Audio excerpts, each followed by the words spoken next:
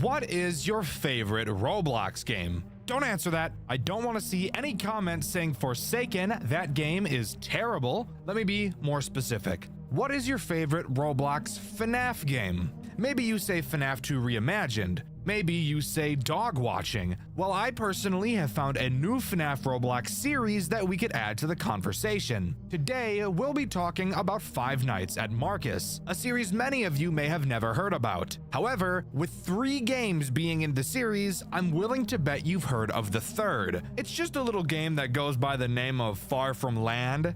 Yeah.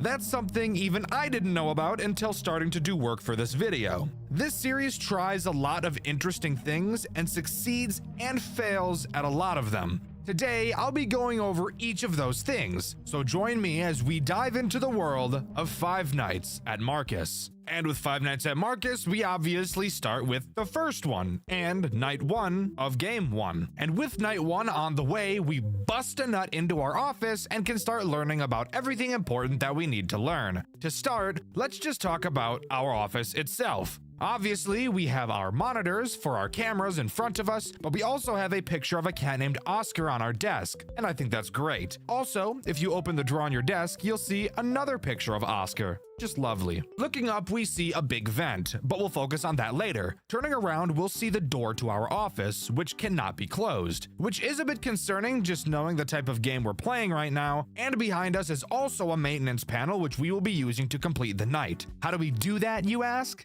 Great question. On this maintenance panel, you will see several tasks we have to complete. That's right, Five Nights at Marcus uses a task-based completion system rather than a time-based one, which can be a blessing and a curse in some instances. The tasks are mind-numbing. Just press a button and wait for it to load 5 times and the night is over. But what about the threat this night introduces? That would seemingly be Marcus himself. You can find him on the cameras just laying on the fucking floor. He has no legs, so we can all laugh at him for being crippled. Where's your life alert, buddy, huh?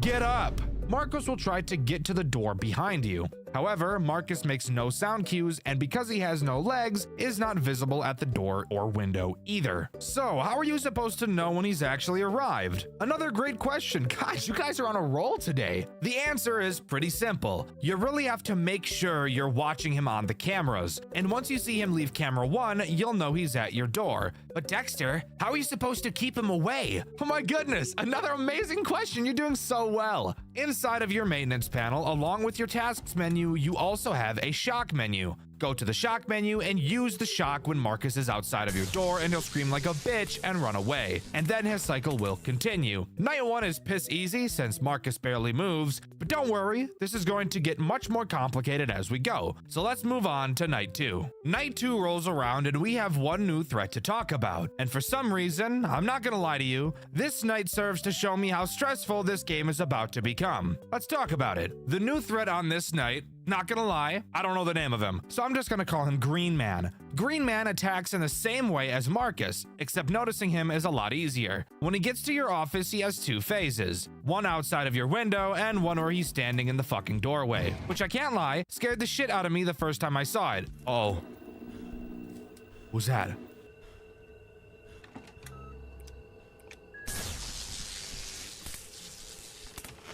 I didn't like that. No, I fucking didn't. What the fuck was that about? Which you can see in my full playthrough over on my second channel, Dxtr Black. Exact same thing as Marcus here. Whenever you see him in your hallway or at your door, shock his ass and he'll reset. Now, if you remember about 24 seconds ago, you'll notice I said that this night is stressful. You might be wondering how that's even possible considering there's only 2 threats and they both do the exact same thing. Well, my reasoning for this surrounds Marcus and the fact you have to watch him so closely on the cameras. Marcus moves incredibly quickly, it seems. Like, way faster than I would have ever expected for a Night 2 character to move. I was expecting to be able to do my tasks in bursts of 50% before checking on him, but that got me killed very quickly. We gotta get this thing to 100 before we go check on him, though. That's my goal. We gotta get you to 100, bro. Perfect. Fuck me in my ass. Okay, well, I didn't expect you to be that quick. He was a quick guy. Then I decided to do them in bursts of 25%, and that was working up until the point in the night where Green Man starts moving. Then I had to start doing my tasks in bursts of 10%, and even that felt like I was cutting it down to the wire with time management. And now, here's the really weird part. Throughout the first half of the night, Marcus was moving at the speed of sound. The moment Green Man activates, Marcus sits in his final camera for the rest of the night without moving. And this is so stressful for exactly the reason you think it is. With Marcus in his last camera, it only takes him one more movement opportunity to reach the office, which means I'm on edge the whole night, constantly checking to make sure he doesn't move. Because he's been stationary for so long, I'm thinking, there's no way he's not gonna move. He's going to anytime now, except nope. He never fucking moved. Just sitting there like a dick, scaring the shit out of me. Whatever. On to night 3. With night 3 coming along, so does another threat we get to talk about. And in all honesty, this threat doesn't make the game much harder, but Marcus 100% does. The threat introduced on this night is once again someone I don't know the name of, so I'm going to be calling him Vent Guy. And I'm guessing purely by saying his name, you can already guess what this guy is going to do. That's right, the exact same thing as Marcus. No, I'm not kidding. Vent Guy will attack your vents, and he actually has 2 different means of attacking you. The first will have him do exactly what Green Man does. He'll go through vent 1 and show up outside of your office. When he does, all you have to do is go to the shock menu on your maintenance panel and shock the vent. His second form of attack will have him attack the vent directly above your head, or vent 2. When you see him in this vent, for some reason, you don't shock the vent. This time around, you have to give him the Withered Foxy treatment and flash your light at him several times to make him go away. Turns out he's epileptic, and there's nothing I enjoy more than giving epileptic people seizures. Also, quick side tangent, I feel like it'd be hard to drive with epilepsy. And who knows, maybe you can't. There have been times where I'm driving on the highway, and on the sides of the road they have the little bumper things to prevent people from flying off the road, but these little bumper things have several support beams holding them in the ground, so when you're driving during the sunset, oftentimes the sun will line up with those fucking support beams and proceed to strobe me for the next 6 miles on a fucking road. Anyways, let's keep talking about the Five Nights at Freddy's game, shall we? Again, Vent Guy isn't really that big of an issue. Who is a fucking issue, however, is Marcus. At first, I thought Marcus was moving at the speed of fucking sound because there would be several, and I do mean several instances where I noticed Marcus leaves camera 1, so I shock the hallway. Then moments later, I get killed by Marcus. At first, I thought this meant Marcus turned into a fucking bullet train, but no. I think I understand what's happening here. I'm pretty sure there's a window of time between Marcus leaving camera 1 and actually showing up outside of your office. And I think I was shocking the hallway during that window of time, which meant when Marcus actually did get to my hallway, I was never actually able to shock him, and I obviously couldn't see him on the cameras. I think this is a very, very bad mechanic. If this is truly how Marcus works, if Marcus can't be seen when he's in the hallway, and he makes no sound cues to indicate he's entered the hallway, and you have a window of time between him disappearing off of all of the cameras and reaching the hallway,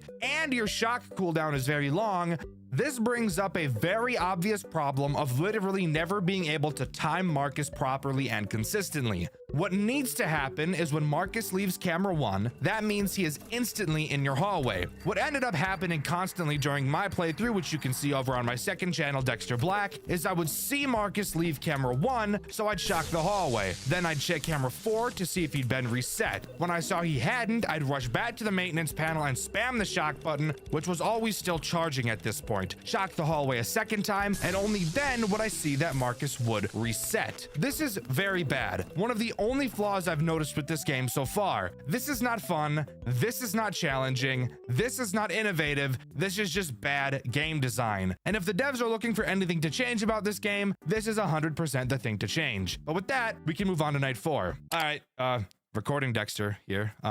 Giving a little note as I'm reading this script and remembering that I wrote this. Marcus, I was told that Marcus, after he is in camera 1 and he disappears, he doesn't go to the hallway. He actually goes to camera 3 after camera 1. However, thinking about that doesn't make sense because quite literally, every time I shocked the hallway and then shocked it a second time, Marcus was reset. So you're telling me that if that's true, what I just said right now, that he goes to camera 3 after camera 1. Camera 3 is his final camera. You're telling me that every single feasible time Marcus left camera 1 and I shocked twice, he made a movement opportunity to camera 3 and then my hallway. He made that every time in that window of time without fail. I don't believe that. I have trouble believing that. I think what I wrote originally is correct, but I don't know. Let me know in the comments. Night 4 rolls around, and with it, another threat is introduced. Once again, the name of this character is currently unknown to me, so I'm going to be calling him Screen Guy. Obviously, as I'm sure you could have already seen, there are 6 screens on our desk, and so far we've only ever used one of them. Well, Screen Guy is here to change that. Throughout the night, at random, he has a chance to appear on any of the non-camera screens. He'll make a subtle sound cue when he appears, and all you have to do is click the monitor he occupies and he'll go away. Incredibly basic character, not really much to worry about. Something about this night I want to mention is 2 things that I learned.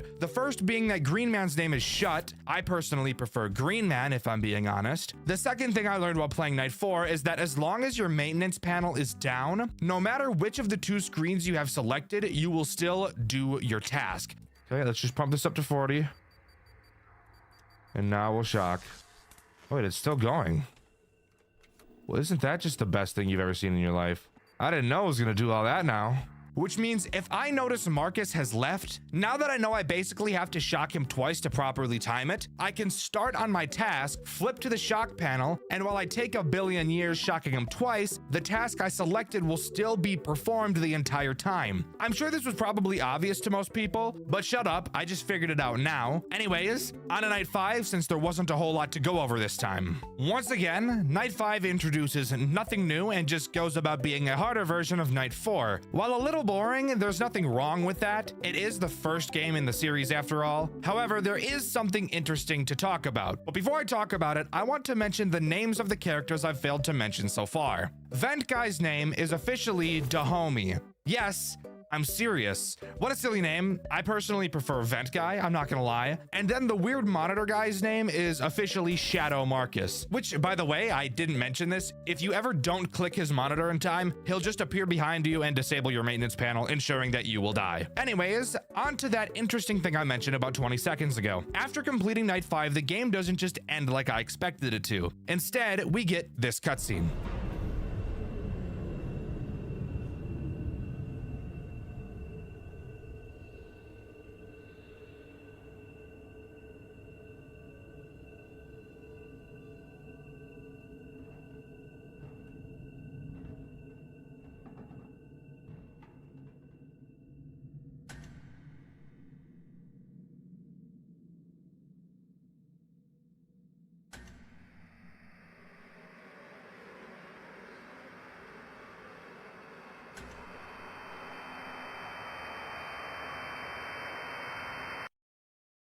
But there we go. After completing Night 5, we get a sneak peek at possibly our antagonist, and Five Nights at Marcus comes to a close. But that's not before we're able to go into the extras menu and read a little bit about the characters. We see that Marcus was never finished being built, which is obviously why he has no legs. Shut was originally designed to be so tall for intimidation, as he was going to be a security robot, but he soon turned hostile. Dahomey goes into your vents because he's so small, and he was the last robot made before the company had to hand over all of their robots for investigation, which I find interesting because they're not being investigated in this game. They're just sitting in a building. And finally, the company has given no word as to what Shadow Marcus even is, so yeah, that doesn't sound weird and suspicious at all. So yeah, that's all Five Nights at Marcus has to offer. But of course, judging by the length of this video, you guys know we've got a lot more to talk about. And that's because this series actually has 2 additional games packed full of content. So let's move on to Five Nights at Marcus 2. Five Nights at Marcus 2, while not a remaster, don't let that fool you, as while graphically it may not look as good as the first game, mechanic-wise, I think it is pretty solid. And this game is much more stressful than the first. So let's get right into Night 1, because just like in the first game, there's no weird mini-games. Night 1 drops us right into the office and really shows us how much more challenging this game is going to be. To start, let's talk about the tools at our disposal. Of course, we have our camera system, nothing special, and just like the last game, we're able to turn around to do our tasks, but we'll talk about what those tasks are in a bit because they are much more interesting than the first. Sticking to the front of our office, we have a flashlight that we can use to flash the large window in front of us. You'll notice there's 3 separate areas of this window you can flash. You'll also notice that this flashlight drains incredibly quickly, like really fast. So what do we do about that? While looking at the front of the office, you can flip down your maintenance panel in order to repair things or shock things. If your flashlight goes dead, simply repair it and it'll fill right back up. Nothing crazy. Now, let's move on to talking about the task-based system this game has, and why it's much more stressful than the first. To start, this time around, we're not just pressing a button and playing the waiting game. This time, it's actually something we have to pay attention to. We will receive several shipping containers throughout the night. When they arrive, we must scan them, which takes a while, and when they're scanned, we'll get some information about them on the left side of the screen. The information predetermined on the right side of the screen is what should be inside of the shipping container. If both sides match, we accept it. If they don't, we deny it. Every time we do this successfully, we gain a point, and if we fuck up 5 times, we lose. Fucking up is pretty hard, but once these nights start to get more and more stressful, it will become apparent how messing this up could be easy.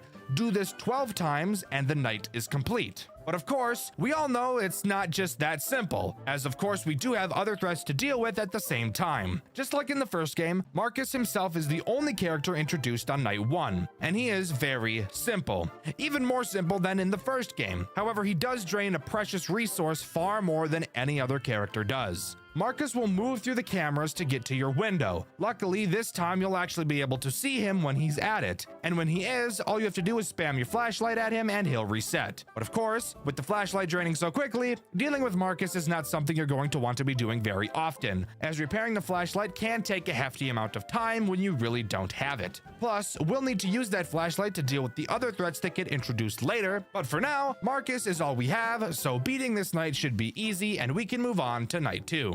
Night 2 honestly does way more than I expected it to, and is where I learned that this game has quite a few more characters than the first. So let's not waste any time and talk about the first threat this night introduces, Shut. Returning from the first game like Marcus, Shut plays a role in introducing a very important mechanic into the game, that being your shock system. Inside of your maintenance panel where you repair your flashlight, you'll notice a shock button at the bottom. Switching to the shock screen, you'll see you can shock either the vent or the office. Shut will slowly make his way to your office, and fun fact, whenever a character reaches camera 5, which is the camera right before they show up in your window, they will actually make a sound cue as you'll be able to hear them walking, which is very nice. When Shut shows up at your window, shock your office and he'll go away, wherein you'll then have to wait for the office shock to recharge. Not so bad. Hopefully we just don't get a fuck ton more characters that also require us to shock the office. The next threat introduced on this night goes by the name of Him. Stupid name, I know, but let's just roll with it, alright? Him will make his way to your office and show up at your window. When he does, all you have to do is shock the office and he'll leave. Uh-oh.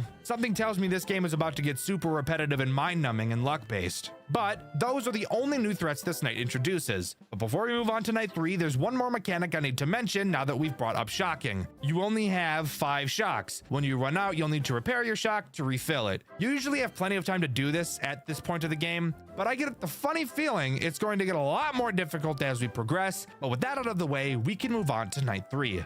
Night 3 only adds one new threat, and the way the game made him sound made me think he was going to be interesting. What are the animatronics? Take a shortcut through the vents to your office. Make sure you flash. What? 17! But I was sorely mistaken. This night introduces Vent Boy again. I already forgot his name, and I don't feel like checking again because I remember that it was something really stupid. Vent Boy does pretty much the exact same thing that he does in the first game, yet they somehow managed to make him more boring. Vent Boy obviously travels through your vents. When he makes it to your window, you'll see him directly in front of you. Unlike the original, where you have to shock the vent, this time around, you just treat him like Marcus and flash him a bunch of times until he leaves. Very boring. I don't know why they didn't make him a vent shot character, that just makes sense. It's also at this point of the video where I want to mention a pretty glaring flaw that this game has, and I'm sure you might have already caught on. There is so far no reason to ever check your cameras throughout this game, and in fact, even the sound cues aren't necessary, as you could pretty easily beat what we've talked about so far with the game muted. Here's what the strategy boils down to right now. Start the night and immediately start working on tasks. Every time you send a container, turn around and very quickly flash the 3 sections of the the window to waste as little flashlight power as possible. If you don't see anyone, do your next task. If you do see someone, deal with them. If it's a shock character, shock them and then repair your flashlight before turning around and working on the next container. The only time you won't repair your light here is if you need to repair your shock instead. Repeat this 17 times for night 3 and you have it completed. Is this night hard? No. Do all of the characters make you feel intimidated? No. Why? Because even though we have 4 characters active at this point, there are still only 2 mechanics to deal with all of them, as this game continues to dive into the FNAF 2 repetition problem. But let's hold out some hope and move on to night 4. Night 4 is nothing special. No, literally, quite literally nothing new is added on this night at all. And for some reason, during my playthrough, which you can see over on my second channel, Dxtr Black, I actually got attacked far less times than I did on night 3, which I thought was really weird. The only thing that actually changes on this night is how many cargo containers you have, which on this night was 18. Boring stuff. Let's move on to night 5 where something interesting actually does happen. Night 5 does something different, thankfully, that being introducing one new threat that actually really changes something about the gameplay loop, which this game 100% needed. This new character is Vent Boy 2.0, and I'm calling him that because, once again, I forgot his fucking name. Vent Boy 2.0 adds something from the first game that I wasn't a super huge fan of. As I'm sure you could have guessed by his name, he travels through the vents, except unlike Dahomey, he doesn't drop down in front of you for you to flash. He works exactly how Marcus does from the first game. He'll travel through your vent cameras. Once you see him disappear from them, you know he's about to attack. During this time, all you have to do is shock the vent and he'll reset. While not a hard mechanic by itself, it does hurt my dick that I actually have to try to beat this game now. Although it is good that at least now finally on night 5, we have a reason to use the camera. Too bad we only get one night with him, as night 5 is the final night Five Nights at Marcus 2 has to offer. However, we still have one last game to talk about, and it's not called Five Nights at Marcus 3. I actually didn't even know that the next game we'll be talking about was even a part of this series, that game in question being Far From Land. So let's jump right into that. Far From Land starts in a very interesting way. Unlike both of the Five Nights at Marcus games, Far From Land actually has something other than just night sections, as this game opens to a cutscene about cargo ships that work for Celadon, and go figure, we play as the person driving this cargo ship. And oddly enough, we're referred to as Marcus by the phone guy. Hey, recording Dxtr once again. No, we fucking aren't. We're not called Marcus. I don't know why I fucking wrote that. We're called Malcolm. Guess I'm retarded. Anyways, let's continue. Speaking of the phone guy, he's nothing special on our first voyage in the game. He tells us how to deal with problems, blah, blah, blah. Let me do that for you guys. To start, once again, like the other games, Far From Land is a task-based completion system, which I really like. And this game's task is by far the most interesting and engaging so far. We have to literally just drive the fucking ship. That's the task. While we're piloting the ship, we will be able to see several icebergs in front of us. We will have to steer the ship away from these to avoid crashes. And once we reach a certain point, which is marked on a monitor in front of us, the voyage will be complete. Of course, it's not just as easy as that. We also have a maintenance room to keep track of. The ship we're on is very old and is prone to breaking down. We can check the ship's integrity with one of our monitors, and once it gets too low, the ship will stop moving and sirens will start to blare. At this time, we must go back to the maintenance room and fix one of a few busted pipes at random. Don't worry about the massive scary vent in front of us. We'll talk about that later. The only other thing for us to talk about on this night is the one threat this game introduces. I'm assuming this character is Shut, just given the fact how large this character really is. On one of our monitors in front of us, we can see a layout of the ship. Unlike every other game so far, we can't actually check the cameras, which is really a good thing since the last 2 games really didn't have any reason to. Every time a character moves, we will get a signal on this monitor to show us exactly where they are. Obviously, Shut is the only character active on this night, so he's all we have to talk about. Shut, being the most basic of the characters, does the most basic thing. He will wander around the ship until he reaches the hallway directly behind you. You'll be able to hear him when he arrives. Turning around will show him inside of the hallway, but you don't have to do anything at this point. The next time Shut moves, he will be right up next to you, so you need to make sure you're facing the hallway when this happens. As he walks up to you, you'll need to hold your breath so he thinks you're not alive or something. He'll check you out, make sure you're a robot or something, and then he'll turn around and leave, and you can go back to driving the ship. Very simple character, but I do think him getting so close to you is super cool. But that's all the first voyage has to offer. But good news for us, in this game, there's actually something to do after each night instead of just moving on to the next. We have the first post-voyage section where we need to fix up our old bum-ass ship. During this section, we're in an area that's dark as fuck. We're equipped with a flashlight and a checklist. We'll have to find several jerry cans around the map, fix several pipes, shut off the power, and find and replace the fuse of the ship's generator. Then this night will truly be over. Of course, it's not just as simple as that, as there is a threat lurking around. Do I know the name of this character? Just like most other characters introduced in this series, no. But I'm sure I'll find out the more that I play. For now, I'm going to call this character the Puppet because its drawing kinda looks like a discount marionette. The puppet will randomly wander around the ship as we're doing our tasks. This place is dark as fuck, and using our flashlight is essential. Every time we move to a new location, we'll have to pause and listen for the puppet's breathing. Even though it's a fucking robot, it still is loud. When we hear it, we must hold our breath until it leaves, wherein we can then continue our tasks. Very simple overall, but I do think it's really cool they're adding something to do after the main night sections. With that, we can move on to Voyage 2. Voyage 2 is much the same as the first. We've got a slightly longer distance to go and a new threat to talk about. This one being a lot scarier than the last. I want you to take a solid guess whether or not I know the name of this character. Do you think I do? What's that? You think I know the name of this character? Well, you haven't been watching this video then, because I have no fucking idea what this thing is called, so I'm gonna be calling him Water Guy. Hey, recording Dexter here, once again, I'm back.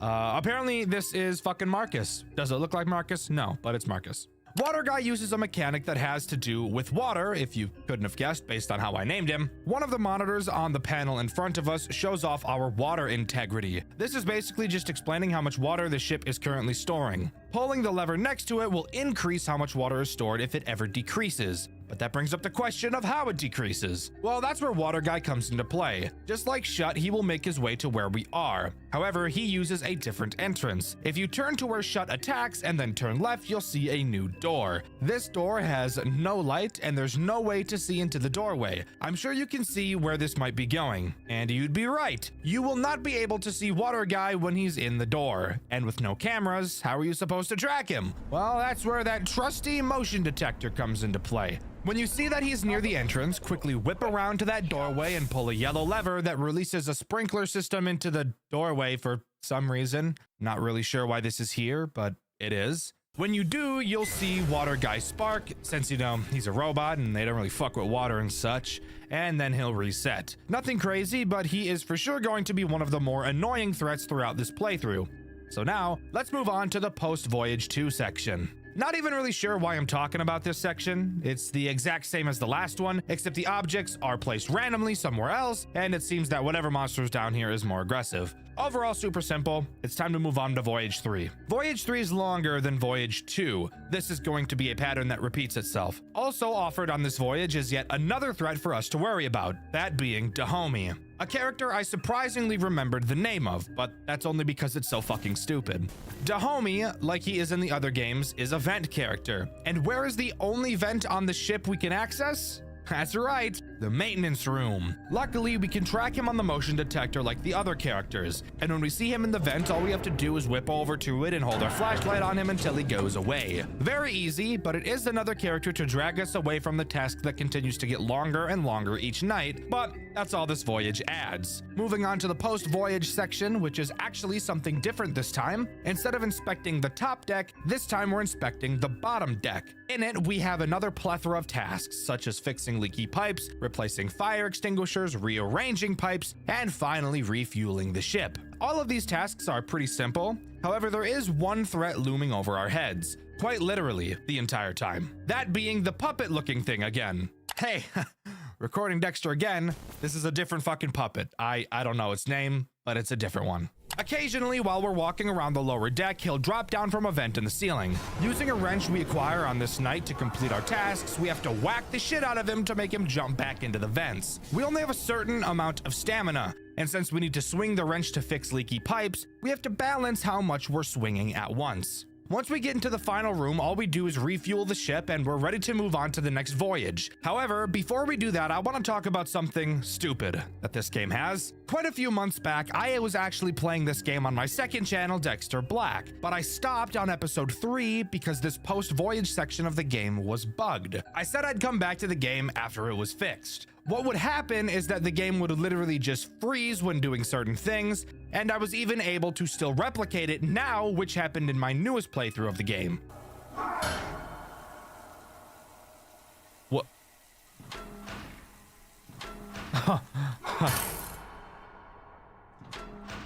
See, look, I already broke the game. Turns out this bug is all tied to the FPS of the game. If you use the highest FPS to 40 like I do, not only can this bug occur, but it will also fuck up your camera movement 6 ways to Sunday, making you whip around so fast it gives you whiplash. This is the same problem I was having all those months ago. So, if you turn your FPS down to 60, not only will it fix the whole whiplash problem for some reason, it will also completely fix the freezing bug I had. I have no idea whatsoever how FPS has to play into any of this, and this is not the first game I've played with this weird problem. Weirdly enough, the Poppy Playtime games also have bugs on higher frame rates as well, the main one being that the grab pack will pull you upwards far fucking slower on higher FPS. Super weird, but I needed to point it out. On to voyage number 4, which is entirely new territory for me once again, and with this voyage comes one of the scariest threats yet. Lore-wise, not really gameplay-wise, I'm gonna be honest with you. During the phone call, it gets intercepted by a guy named Mason. I'm pretty sure I'm supposed to know who Mason is at this time, but I'm gonna be so honest, I have no idea who the fuck Mason is, and I really can't be fucked to figure it out. Mason talks about how this new threat, who he calls the Kraken, has gotten on the ship and that it's very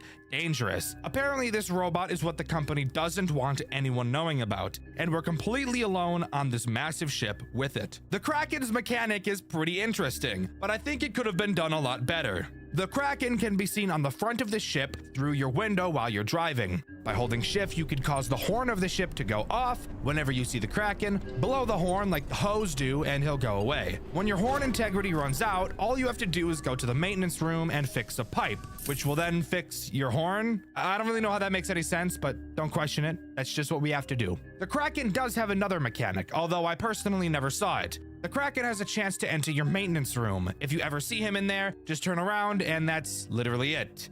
Hey, recording Dxtr again. This isn't the Kraken that does this in the maintenance room. It's another fucking character I don't know the name of, but yeah, no, he was just never mentioned by a phone guy. It's just fucked me, I guess. Overall, I think the Kraken could be a cool mechanic. He kind of hides like he knows you're looking for him, but he always hides in the same spot. I think it would be a lot cooler and a lot more interesting if the Kraken had several hiding spots throughout the front of the ship that he'd hide in at random. Doing this would not only make the gameplay loop more interesting, but also keep the player on their toes throughout the entire voyage. Now, moving on to the post-voyage section. Spoiler alert, it's exactly the same as the last one. Doing the same tasks, albeit one of the puzzles is different, but still very simple, and the puppet thing is still trying to turn our guts into soup. Refill the tank at the end of this section of the voyage, and it is over, and we can move on to the 5th voyage. Voyage 5 adds nothing new to the gameplay loop, just being a harder version of Voyage 4, and a lot harder, that is. The characters really ramp up their AI on this night and get a lot more aggressive, which is an oddly nice change of pace. What really gets interesting is this post-voyage cutscene.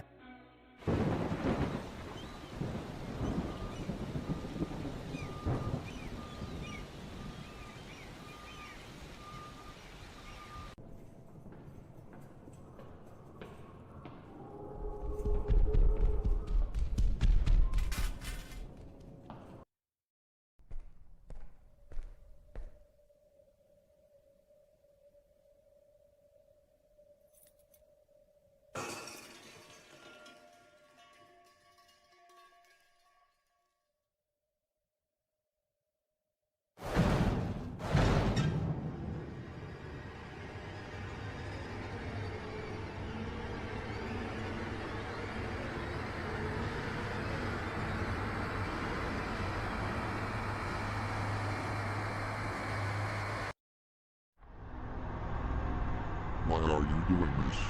You think you can just take us away and destroy us and leave no trace of us left? I don't want that. I don't want that to happen. You have made a mistake doing this, and you know that. Malcolm, I know everything about you. You are just like everyone else I've killed. Weak. Maybe I know why you are even here to begin with. Is it because of your brother? I know you're hurt, and I know you want to take revenge. But you know deep down that you'll never defeat me. Never come back here. Never tell anyone about this. Or else, you'll have to face me.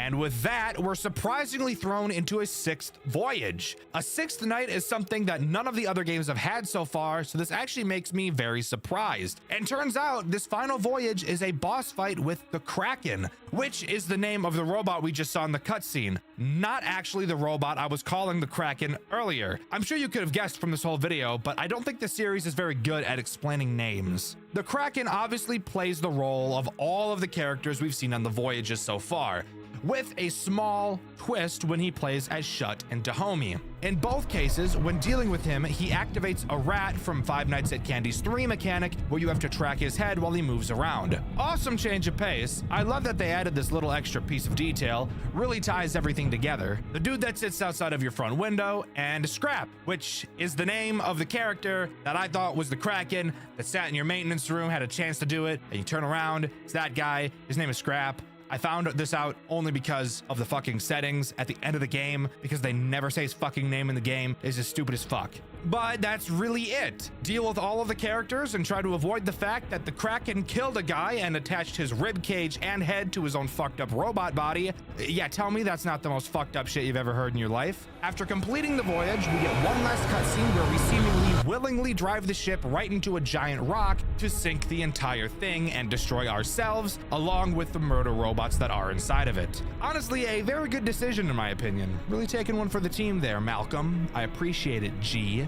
But with that, everything is destroyed. We unlock the extras where I learned Dahomey wasn't even Dahomey the entire time I've been calling him the wrong fucking name, and that there are like 7 human characters that have a paragraph of text beneath them, all characters I'm supposed to be familiar with. Spoiler alert, I am not, so I'm just gonna pretend like I never opened the extras menu, and I'll just say that Five Nights at Marcus series comes to a close. Overall, I really think that this is a great series. I think it started off pretty rocky, but overall it's clear you can see a real improvement from one game to another, especially with how amazing Far From Land is. Even though it has one of the stupidest bugs I've ever seen. I just really hate how lore-wise, I literally picked up none of it. Literally 0 pieces throughout my whole playthrough, which you can see over on my second channel, Dxtr Black. IP crossovers is something that happens quite often in different forms of media, and Five Nights at Freddy's is no exception.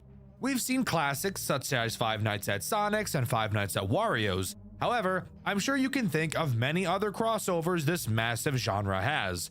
I've recently learned about a FNAF game that has a crossover with another massive horror piece of media, and I'm very excited to share with you my experience with said game today. This game is very cool and incredibly difficult, so strap in and join me today as we dive into the world of SCP: The Endurance. When I first saw this game, I was really concerned that it was going to lean more into being a game like SCP Containment Breach instead of Five Nights at Freddy's. But luckily for me, I'm not going to have to bust through randomly generated rooms. Maybe in another video, I'll be forced to do that. But for now, yes, this game does follow the typical Five Nights at Freddy's formula. In SCP: The Endurance, we play as a Class D personnel. For those of you unfamiliar with SCP, Class D personnel are the lowest level of individuals of the SCP Foundation, consisting mostly of death row inmates. They usually live in solitary confinement cells and are often tasked with doing very dangerous things that could easily get them killed. And of course, this game has us do just that. The game opens to an infomercial designed for these Class D personnel, offering all of them the chance for some major benefits if they take part in the Endurance program, which by the way is slang for kill yourself. We've all seen situations like this before in media, and it's honestly one of my favorite story structures, so I was pretty excited when I first saw this. The task we have to complete, of course, is surviving 6 nights while watching over a section of the facility, while 8 monsters try and mush up your insides and make a nice little inside soup. We obviously don't want that to happen, so what tools do we have at our disposal to prevent such a catastrophe from happening? Well, let's start with stuff you'll always be using that isn't character specific. To your right, you have a door that can be closed. Pretty standard FNAF stuff. The longer the door is closed, the more power it will consume. In front of you, there is a hallway that you can flash, exactly like FNAF 2, except this time around, when something is in the hallway, the most ear-grating PTSD-inducing sound of all time doesn't play. Of course, there's the camera system, which does something that makes my dick hurt when I see it. That being that the camera has multiple levels for you to look at. There's nothing wrong with this mechanic, by the way. Just thought I'd mention how it makes me want to shit out my own organs. And finally, you can turn off the power to both your cameras and the entire building. The reasons for doing both of these things will become important later, so for now, just don't worry about it. Actually, that's a lie. Nothing actually happens on night 1 as it's just introductory, so I actually want to take this time to talk about the fucked up shit that is this game's power supply. This game drains power so fast, it isn't even funny. This is to encourage you to shut off essential systems to save on that power, because if you don't, there is literally zero chance you will survive the later nights. Inside of the cameras, you have the ability to turn off your ventilation. This game takes place underground, so if it's off for too long, you'll just suffocate and die. But it will make your power drain slightly slower, and in a game where you'll be completing each night with single-digit power integers, that is huge. Obviously, that's also where shutting off your cameras comes into play, as that will also save some power for you. However, booting up the cameras does take about 3 seconds, and with how brutal this game gets with character speed on later nights, I promise you that 3 seconds is a lot of time to wait. However, shutting off the cameras will also be essential to actually surviving the nights in this game. Now is the time I should mention how you need to start each night, as it's not as simple as just listening to the phone call. Each night you will have to boot up the computer for the first time by using a password. This password is randomly generated each time you start up a night. So if you die on night 4, for example, when you retry night 4, the password will change yet again. Each night starts with you booting up the PC and typing in the password. I highly recommend that you Control A, Control C, and Control V the password at the start of the night as well. Because if either you or something else shuts off the power to the facility and you have to turn it back on, you will have to re-enter this password. So being able to copy and paste it is obviously a big time saver. We also have access to an SCP library where we can learn and read about the SCPs that we'll be encountering. Most of these entries are mainly for lore reasons, and in all honesty, I don't have a lot of interest in diving into the behaviors of each character, as it's literally pretty much just a wiki page. So I probably won't be doing that much in this video. I'm imagining most of you who are watching my channel frequently also probably know at least a little bit about SCPs anyways. Again, as I said, night 1 doesn't actually have any threats. You just get taught by the phone guy, Ronald, how to do everything you need to do, and that's about it. But now we can hop into night 2. And holy shit, this game goes from 0 to 80 really fucking fast. Night 2 introduces 5 characters. That is over half the fucking roster on night 2. I'm going to start with the easiest characters and work my way to the hardest. Strap in because this is going to get interesting. By far, the easiest character to deal with in my opinion is SCP-860-2, who I will just be referring to as SCP-860. 860 is the only character that uses your door. It will appear outside of the door far away in the trees. Which, by the way, side note, I don't really know why there are trees outside of this door. We are underground, but whatever.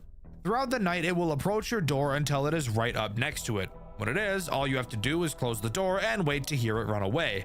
If this door is closed for too long, the power to the building will be shut off and you will have to completely reboot, re-entering the password to the computer and all. I believe this is the easiest character simply because of how infrequently he attacks in comparison to the other characters.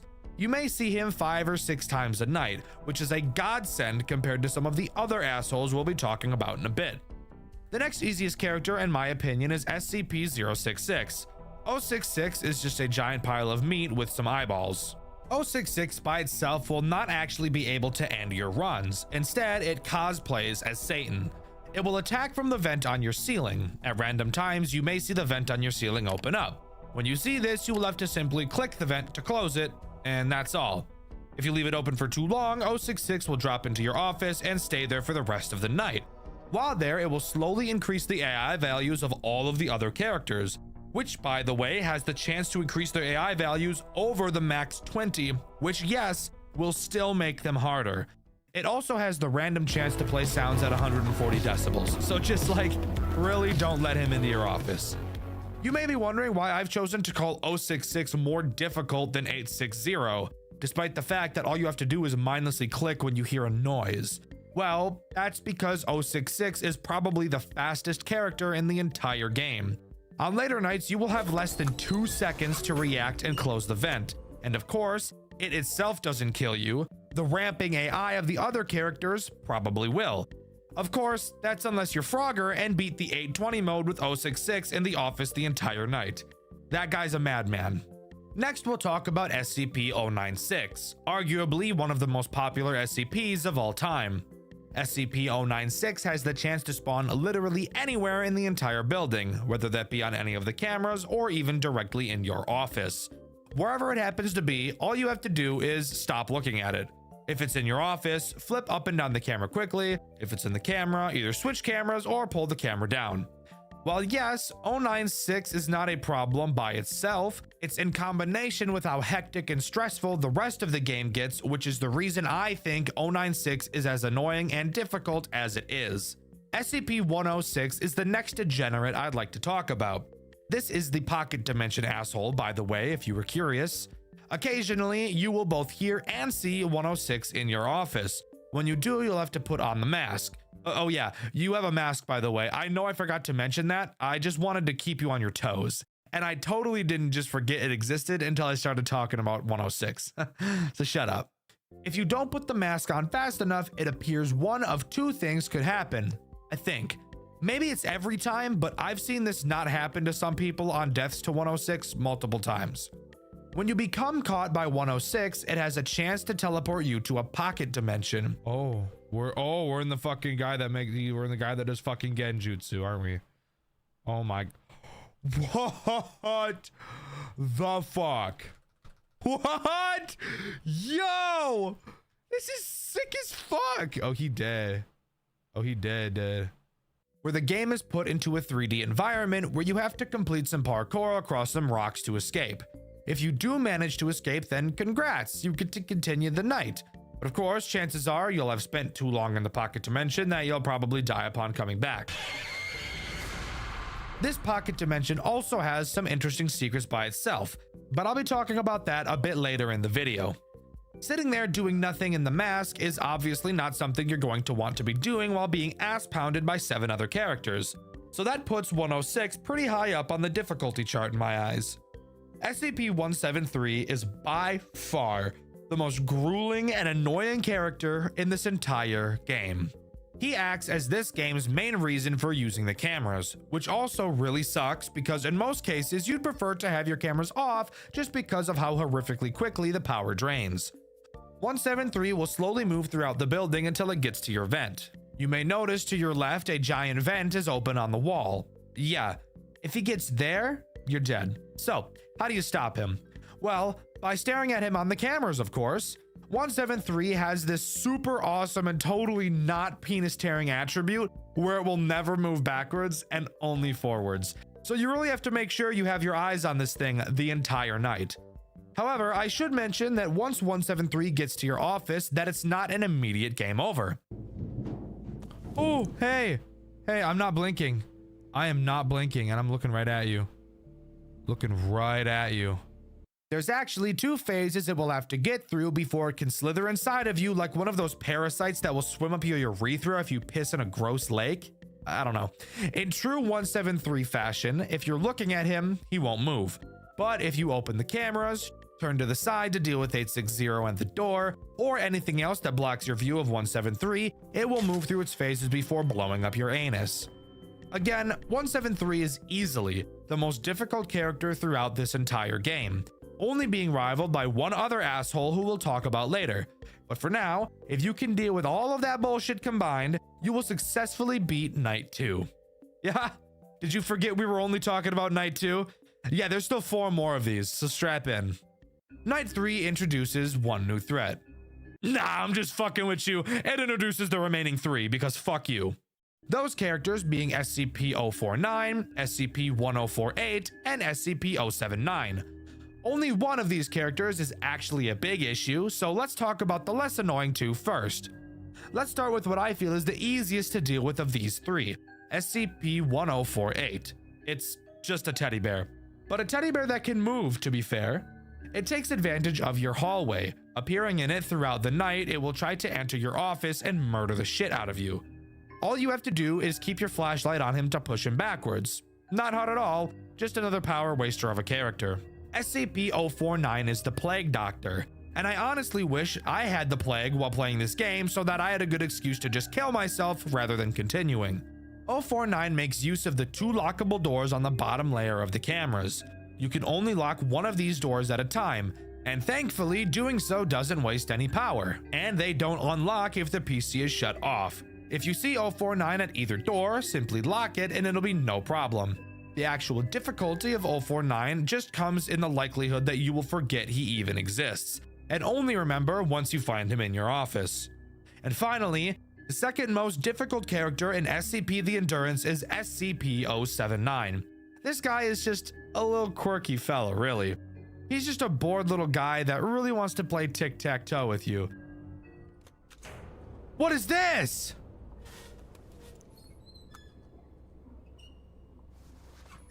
What is that? Yes, I'm serious. There is a special panel to the left of your office. Throughout the night, 079 will play games of tic-tac-toe with you.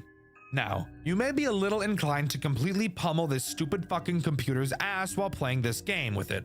But I would actually advise against that, as if you lose too many games or win too many games against it, it'll get pissed off and start fucking with your lights and doors, which will probably end up leading to a death. So it's actually the best practice to just constantly draw against 079 every time you play. And there you have it. That is every single character in SCP the Endurance and how they work, all introduced on the third night. And it's only going to continue to get more and more soul-sucking as your playthrough goes on. I'm gonna be completely honest with you guys. I couldn't complete Night 5.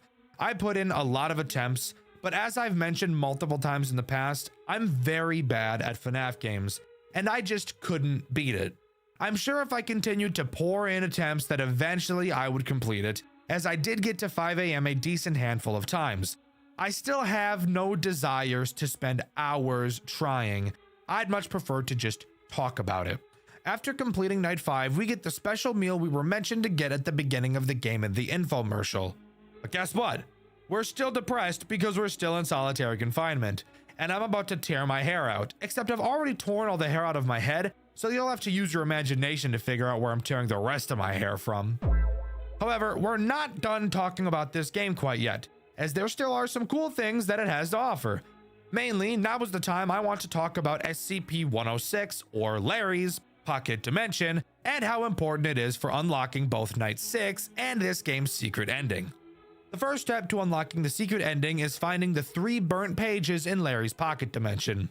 There are skeletons all around this dimension, and every time you enter, a piece of a burnt page will appear next to one of them, which, yes, means you will have to go into his pocket dimension multiple times to acquire them all. The platforming in this game does make me want to skin a puppy alive, but hey, it's a FNAF game, not a platformer, so I guess that means something. Oh, and you want to know the best part? The pocket dimensions are totally random, so you could get the pocket dimension to spawn the same page multiple times, which means in theory it could take hours for you to ever be able to collect all 3. And you can't do the secret ending until you get all 3 of them, even though the code on it doesn't change. So that's realistically probably the worst part of this entire game. Spoiler alert, FNAF fans aren't a super huge fan of RNG. Who would have thought? Once you get all 3 pages and escape, you will be able to put them together in your office to reveal the code PGF4B. Typing this code into the computer instead of the one on the sticky notes will unlock Night 6. Night 6 is where you can get the secret ending. Not only is Night 6 hard as fuck, but getting the secret ending only makes Night 6 even harder. Once in Night 6, you will want to once again type in the burnt note code PGF4B. After it boots, you'll want to type in the command run power manager. This will give you a special tab on your second monitor that you can use to control all of the power in the building. This is where the secret ending makes Night 6 very hard. Obviously, Night 6 by itself is already difficult, having several threats to keep track of and having to react very quickly to all of them. However, the additional tasks this secret ending requires only serves to add more confusion and stress to your plate. In this new Power Manager menu, you will be able to click through every room of every floor in the facility. It looks a lot more confusing than it really is. The only sections that matter are the rooms that contain the elevators. You'll have to go to each elevator room and turn the power to each of them on by manually typing in codes. This section heavily reminds me of some of the tasks you're required to do in Banshee, another FNAF game I've covered on this channel. You should definitely watch that video after this one if you haven't already, by the way. This is the main reason I think this secret ending is so stressful. There is already so much bullshit happening at the same time that to add in precision typing on top of that really makes for a super tense experience. And while no, I never did it myself, I applaud anyone who was actually able to pull this insane shit off. After turning on the power to each elevator floor, our character will actually speak. It worked! I can finally get the hell out of here. Which is where I learned that we play as a female throughout this game. Not that that really matters, just something I wasn't expecting. We get a final cutscene of our inmate leaving the building, avoiding all the characters she'd been going up against thus far, and escaping the facility, only to find out that she was right in the sights of an SCP worker's gun. We never get to see if the bullet hits her, but we can only hope it didn't and that she was finally able to escape. But don't click off the video yet, you little piece of shit! I see you checking how much longer there is, trying to fuck up my retention. Stop it! You stop it! Naughty! Anyways, I've still got something else I want to talk about in this game that I think is really cool. So, it's becoming more and more common for FNAF games to integrate Game Jolt achievements. I think that's awesome. I think achievement hunting is super cool. But something I notice about a lot of these FNAF game achievements is that they're boring. Oh, beat night 1, beat night 5, beat night 6, beat all 20 mode. Stuff you would imagine people are already doing, which I feel makes them not feel like achievements a lot of the time. SCP The Endurance also has these achievements, except I've noticed that it also has a lot of super fun ones. So I'd like to dedicate this section to talking about those achievements. The first achievement I want to mention is called Seriously How. It can be achieved by dying on night 1. You may be wondering how that's even possible, considering there are no characters active and you have unlimited power. Well, there still is one way to kill yourself during night 1, and that's by turning off the ventilation and suffocating yourself. If you do that, ta-da! You've got yourself an achievement. It's a goofy one, yes, but I still think it's pretty cool. The next achievement I want to mention is called Ah, There You Are. This achievement can be obtained by allowing SCP-1048 to completely enter your office. Once he does, if you spam click his nose enough, you'll get this achievement. Yes, quite a few of these are pretty silly by the way, but that's why I like them. The next achievement is called Oh Whoa, What's This? Hey, shut up. I just told you they were silly. This one can be achieved by simply using the command commands or help in the terminal. You're a femboy, aren't you? Don't lie. I said oh whoa and I saw your little stupid ass fucking light up, freak. The next interesting achievement is called One Step Forward, Two Steps Back, and can be achieved by collecting one of the burnt notes in 106's pocket dimension and proceeding to fall out of the world and die. Interesting that they chose to call that an achievement, considering you didn't actually achieve anything at all. There are also 2 achievements that can be incredibly difficult to achieve. The first of which is called Catch Me If You Can. You get this achievement by surviving the night after aggroing SCP-096, which isn't necessarily too hard if you aggro him right at the end of the night, but you also have to hope that you can find him right at the end of the night. The other, much more difficult achievement is Staring Contest. This one is ass, I can't even lie to you. You have to let SCP-173 into your office for at least 1 entire hour of the night, so 1 minute real time. This is disgusting because you literally can't look away from him. And now looking away from him for a minute will require a good deal of luck to not get butt banged. There's also a really silly achievement called L+ ratio, wherein you complete night 3 without ever looking at the cameras, which I'm not going to lie, just sounds like complete hell. And finally, the last achievement in the game which I would actually say is worthy of getting a trophy is called My goals are beyond your understanding, which is achieved on night 6 if you turn off every single light in the power manager, then shut off literally everything in the office that you can, leaving you completely vulnerable in literally every way possible. Doing this isn't hard. Doing this on night 6 definitely is. But as far as I'm aware, that's all SCP the Endurance has to offer. Overall, I think this game is incredibly solid. It was in development by one person for over 8 years, and I think it turned out great. Yes, it's really hard. Yes, I think the burnt notes being RNG is bullshit. And yes, I think the game giving you little to no hints for anything in the game is pretty ass. Overall, I still think this experience was a good one. I think this is probably one of the most high quality FNAF games I've seen in terms of how much dedication was poured into it, and I highly recommend you guys go and give it a try. Juniors is the most unique FNAF fan game I've ever played, and I have played a lot of them. Really, I've quite literally built my entire career around playing FNAF games, and Juniors is 100% the most fun I've ever had playing any FNAF game ever designed. This video is here to go over everything I love about the game and the few things that I hate, because truly, I do not believe there is currently any FNAF fan game that does the formula better than Juniors. So let's waste no more time on the intro that nobody cares about and get into the best FNAF fan game ever made. Before we begin talking about Juniors, I want to tell a bit of a story, or I guess more of a fun fact. I actually wanted to avoid playing and reviewing Juniors for the longest time. I've been getting suggestions for it since my first ever FNAF video over a year ago, and I've always decided that I didn't want to touch it. Why? Because I used to have this really cringy way of thinking. If something is popular, it must be overrated type of mentality.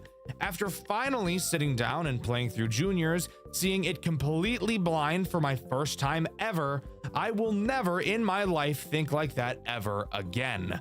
This game truly has made me more passionate to create content more than any other game ever has. Set your expectations as high as you want, and I guarantee Juniors will still blow them out of the water. We play as an unnamed paranormal investigator. We're assigned with exploring the supernatural presence of the restaurant Juniors. As I'm sure you may have guessed, yes, this is the same Juniors that can be seen in the Midnight Motorist minigame from Pizzeria Simulator. We wake up in a place called the Barrens, which seems to be a limbo between life and death. Looking up, we can see what I assume to be our own brain, and we soon meet a character named Paul Bear. Throughout this game, we don't learn much about Paul Bear, but he is the only friend we have throughout the game. Paul Bear explains that there is an evil presence inside of the Juniors establishment, only ever referring to it as the Ghost. Eventually, we strike a deal with Paul Bear. He agrees to help us with our investigation of Juniors, and we agreed to help Paul Bear find freedom from the Ghost by defeating it in one way or another. With that, we head to bed and start our first night. Usually, the way I talk about nights in FNAF games is pretty basic. I bring up which threats are introduced, how to deal with them, and throw in a dick joke or something. However, Juniors does the entire FNAF formula so differently from any other FNAF game I've seen, so covering this is going to be a fun change of pace. To start, Juniors completely gets rid of the sit and survive style of gameplay that most other FNAF games have. The game still has the classic 6 nights, however, each night isn't completed once you've made it to an arbitrary time limit. Instead, similar to a game like Pizzeria Simulator, progression is based on finishing tasks. Except the key difference between the tasks in Pizzeria Simulator and the tasks in Juniors is that one of those games has super fun tasks that I look forward to doing, and the other game is fucking Pizzeria Simulator. But what exactly are the tasks in Juniors? I'm so glad you asked, because these tasks are the sole reason why this game is so amazing. Throughout the night, the ghost Paul Bear was telling us about will enter one of the animatronics at random. It's our job to watch the cameras for weird anomalies and figure out which animatronic is possessed. And each night, you will have to correctly identify where the ghost is more and more times. On night 1, you need to correctly identify the ghost 2 times, and with each subsequent night, that number goes up by 1. But before we really get into that, there's something else that this game does that I wasn't expecting. Typically in FNAF games, the animatronics will make their way to your office and try to attack you. This is actually not the case in Juniors. The animatronics will never come to your office. Well, at least not in the typical FNAF way, but I'll cover that in a minute. The tools at our disposal are pretty minimal. We have our cameras, control panel, and our repair room. Throughout the course of the night, if you check your control panel, you will be able to see the condition of each of the 6 animatronics. Yes, 6. You've got the main 4, with the addition of the marionette and balloon bitch, or as this game calls him, balloon baby.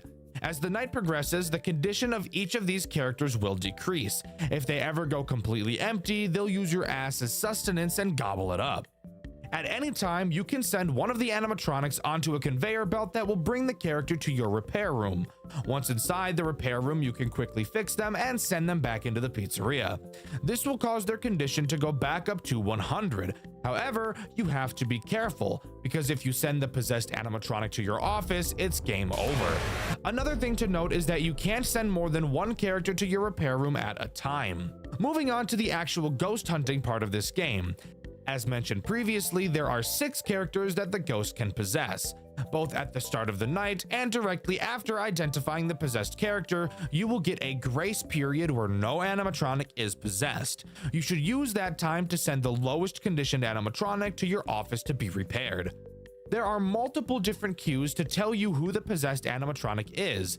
It seems like throughout the nights, new clues are introduced. However, I cannot find a distinct list of what clues get introduced each night, so I'm going to be guessing based on my experience. If you know that I'm wrong, let me know in the comments below. There are 2 clues that are introduced on night 1. The first one is pretty easy: camera flickering. When an animatronic is possessed, they have a chance to cause the camera that they are currently on to start flickering. The cameras by default flicker their lights, so this is pretty subtle, but if you look closely at an actual flickering camera, you'll be able to tell that the ghost is on it, because between the flickering, the cameras will have a brief period where they go black. That sounds pretty easy, I hear you saying, and while yes, it is, this is another part of the game that I think is super cool. There aren't an insane amount of cameras to look through, and it's very common that multiple characters will be visible on a camera at the same time. So this brings up the possible problem. If the cameras are flickering on a camera, but multiple characters are present, how do we figure out which of the animatronics is actually the possessed one? This right here, this conflict that you have to figure out, is the main reason why I love this game so much. It's such a simple problem, but the way you go about solving it can be different depending on your playstyle. This is honestly the coolest mechanic I've ever seen out of any FNAF game, and I don't think it's ever going to be beat. So, what was my strategy? Let's start with the hypothetical that we'll use throughout this video. Let's say we're looking at a camera that has Freddy, Bonnie, Chica, and Foxy present on it. The camera is flickering, so we know that either Freddy, Bonnie, Chica, or Foxy are the possessed animatronic. The first thing I would do is either send Balloon Bitch or the marionette to the conveyor belt, since I know full well it can't be one of them. So I just pick whoever has lower condition. Then I would constantly keep my eye on all 4 animatronics on that camera until 1 or more of them left. Once they left, let's say for example Freddy and Chica leave, I would stay on the camera to see if the flickering persisted. If it did, then I'd know it can't be Freddy or Chica. Let's say Foxy left next and Bonnie stayed on the camera. If the lights stopped flickering, then I'd know for a fact it has to be Foxy. And if I really wanted to double check, I could find the camera where Foxy left to and see that the lights are still flickering. But as I've said, that is only 2 of the clues that are introduced on this night. What's the other? Handprints. I should mention that once the ghost possesses a character, only 1 of the clues will become present in that character until it is found. And from what I can tell, they never switch which clue they have until the ghost is found. Handprints are pretty simple. When a possessed character leaves a camera, they will leave a handprint behind on the lens of the camera. So let's go back to our hypothetical again. Freddy, Bonnie, Chica, and Foxy are all on 1 camera. Freddy and Chica leave, and after doing so, we spot a handprint on the lens. That means we now know that the ghost has to be in either Freddy or Chica. So we can send either Foxy, Bonnie, the marionette, or Balloon Bitch to the conveyor belt, and all that's left is to watch Freddy or Chica. Whoever we choose, we wait for them to leave a camera. If Chica leaves and a handprint isn't seen, that means the possessed character has to be Freddy. And with that, night 1 is in the bag. After the night, we head back to the Barrens and talk to Paul Bear again. He explains that he himself chooses to stay in the Barrens because the ghost won't go there. Pussy-ass ghost Paul Bear is afraid of another ghost. Don't question it. It's kind of like those people who are afraid of other people. What do we call those things? Oh, yeah, moderators. Anyways, night 2 time. Night 2 doesn't appear to add any new clues. However, I will take this time to talk about how Paul Bear can aid in our investigations throughout the night. If at any point you're confused on who the ghost may be hiding in, once per night you can go to the control panel and actually ask Paul Bear who he thinks it is. He'll be able to narrow it down to 2 characters. Do you need this to beat the nights? No. But I do think it's kind of neat that it's available if you're struggling. I only ever used it once throughout my playthrough on accident because I didn't know that clicking on this would actually cause him to give me a hint. Also, if you want to watch my full playthrough, you can do so on my second channel, Dxtr Black. It's also on this night where I want to bring up the Marionette and Balloon Bitch. Since you can never actually see either of them on the cameras, you may be wondering how you're supposed to be able to tell if they are possessed. I'll talk about the Marionette later, so for now I'll talk about Balloon Bitch. His mechanic is actually incredibly simple, and I honestly think it's one of the weakest mechanics in the entire game. All you have to do to check if Balloon Bitch is possessed is look at your control panel. If his condition number is freaking the fuck out, he's possessed. If it's not, he's not. That's it. Again, I don't really think that this has a good reason for existing. Maybe the dev just wanted a 6th character so that there would be 3 on each side on the control panel, but I feel like it would have been much more interesting if you just allowed Balloon Bitch to be seen on the camera like the main 4. He could have been made to be a more challenging character. Since he's smaller than everyone else, having him hide in the cameras and be immune to the motion sensor could have been a super interesting challenge. But let me know what you guys think about Balloon Bitch in the comments. After completing night 2, we find a VHS tape. Watching it shows a claymation of Freddy carrying an animatronic limb up to a door. The door has a note on it that says, "Beware the mangle." Looking up, Freddy appears to see said mangle looming down on him, and the cutscene comes to a close. Heading back to the Barrens, we ask Paul Bear about what we saw on the tape. He says he believes that the ghost is trying to build itself a body in the form of the mangle, and that it's possessing the other characters to bring the parts to it. Appearing that we're now on a timer, we know that we have to do something, so we head to sleep and move on to night 3. Night 3 introduces one new clue that the characters can use: camera movement. This one is pretty simple. However, I should start by explaining how the cameras work a little bit more. Typically in FNAF games, the camera will slowly pan back and forth as you look at them. In Juniors, you have to manually move the cameras to see the full picture using WASD. The camera movement clue does exactly what you'd think. If you're moving the cameras, the ghost can cause it to jerk in a direction you're not moving it in. My camera got fucked a little bit, the weird control. I don't know if that was me fucking around or if that was the heathen. Whoa. My camera just fucking zipped. Using that, you can follow the exact same method as the flickering clue. However, the camera will not jerk if you aren't moving the cameras, so you'll need to get into the habit of doing that often. Although that really shouldn't be a problem since, again, you can't see the whole camera unless you move it. This is also the night where I want to talk about the Marionette and how she works. Just like Balloon Bitch, you can't see the Marionette on the cameras. However, you can hear her. You can tell which camera she is on by listening for the music box.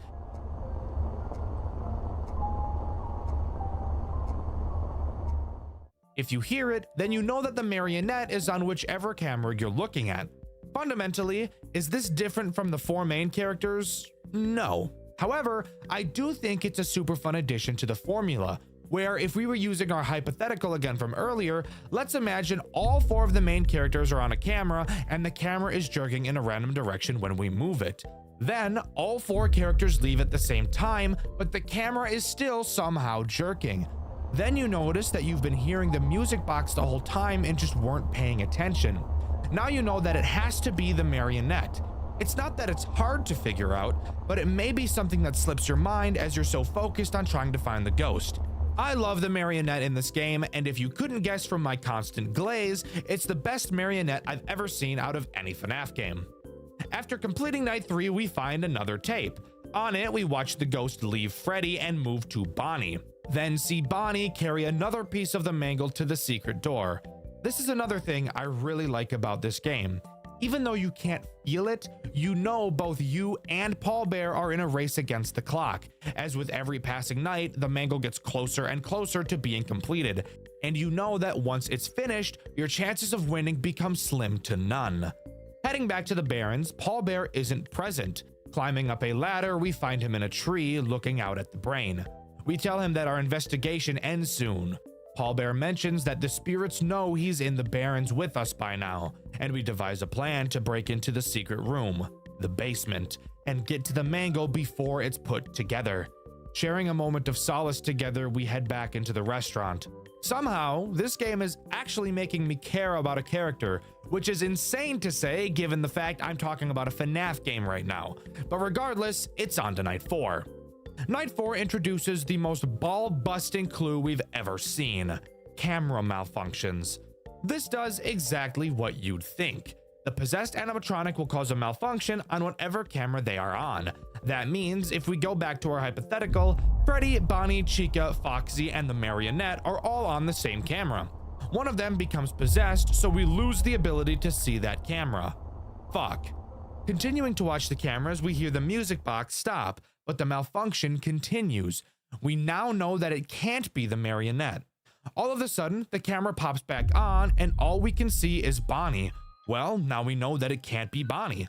Now we look around the cameras until we find the malfunctioning one again. As we look, we spot Foxy on a camera. We now know that the ghost is either Freddy or Chica. Oh fuck. You quickly check the control panel and see that Freddy and Chica are both at 15 stability. What are we to do? We don't have enough time to keep watching. So it is now our time to make a decision you will probably have to make at least once in your playthrough. Praying to the RNG gods that the ghost isn't in Freddy as you send him down the conveyor belt. Freddy finally arrives and you don't die, so you now know it has to be Chica. Realistically, this exact situation doesn't happen all too often, but I do think this malfunction clue is by far the most stressful out of all of them. I think it adds a new type of tension that the game needed. I love this clue. I think it adds a whole new interesting way of analyzing the threat. It's fantastic. After completing the night, we find another VHS. In it, we see the ghost possess Chica while she's sleeping, and she takes another piece to the basement. Heading back to the Barrens, we keep it short and sweet with Paul Bear. He says he knows of a way to the basement, and we tell him that after we wrap up our investigation tonight, we'll meet back up with him and head there to put an end to this. Heading to bed, it's on to Night 5. Night 5 adds no new clues, only being a more difficult version of Night 4, and by more difficult, I mean we have to find the ghost 7 times instead of 6. I'm really out of things to talk about when it comes to the night sections, as I've talked about everything that's relevant throughout them. All we have left to talk about now is in the basement.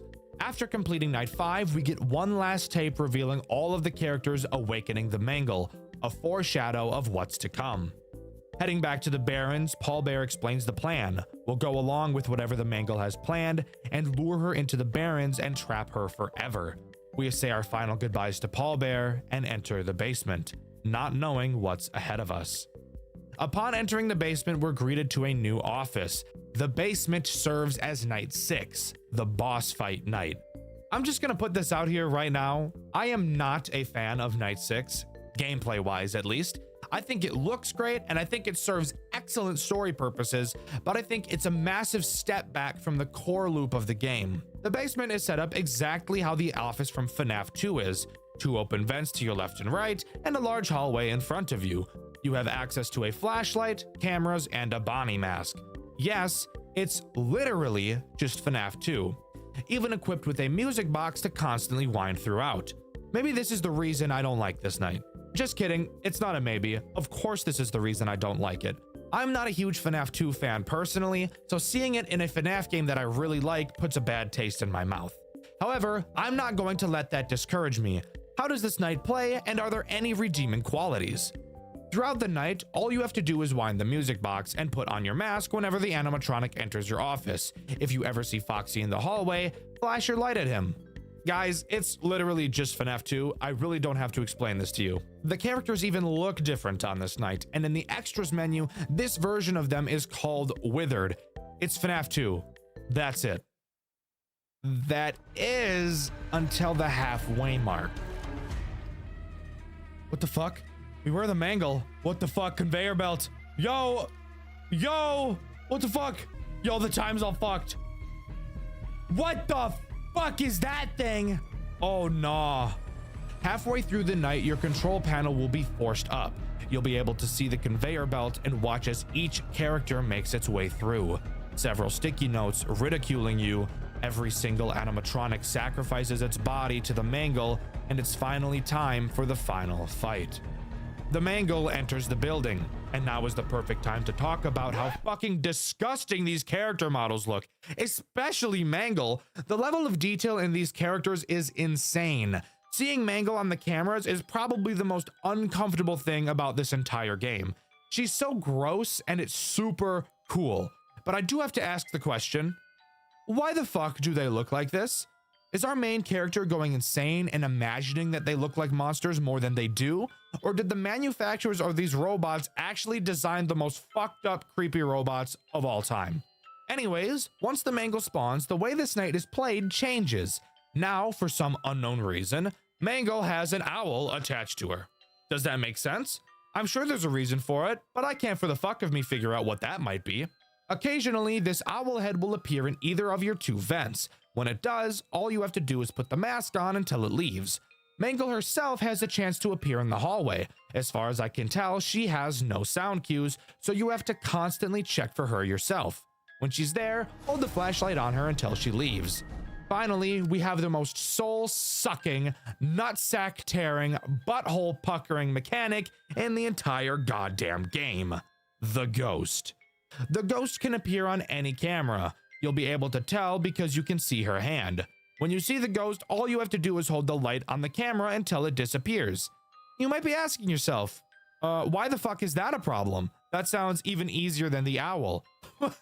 Hell, I almost guarantee you will never be able to see the cameras in your entire fucking life. Why? Well, as I'm sure you're aware if you've ever played a FNAF game before, when a character moves from one camera to another, it's very common for the camera to go black for a moment. This is done so that you don't see the characters teleporting out of sight. However, the Mangle moves so goddamn cocksucking fast through the cameras that they will be black for about, I don't know, 90% of the fucking night. Meaning that very rarely will you be able to check if the Ghost is on a camera. Could we stop? Could we stop? Literally, what the fuck am I supposed to do? She's moving around the camera so fast, I can't even fucking look to hold the light on her. I feel like this is unintentionally difficult, but it's actually so bullshit, it's not even close to fun. This is the main reason why I dislike Night 6 as much as I do. Dying because I couldn't find the Ghost because I can't see the fucking cameras for more than 0.3 seconds every 14 decades is not fun. It ruins the pacing of the game and destroys all immersion I had in the situation. But if you can manage to not get fingered by the Ghost, you'll survive to 6 AM and lure the Ghost into the Barrens. The Ghost grabs Paul Bear, revealing he himself is a costume, not an actual plush bear. Surprise, surprise. This should have been obvious. The Ghost tells Paul Bear she's going to kill us, but we quickly run up behind her while she's distracted and fucking gank her ass. Dead kids! Rah! Rah!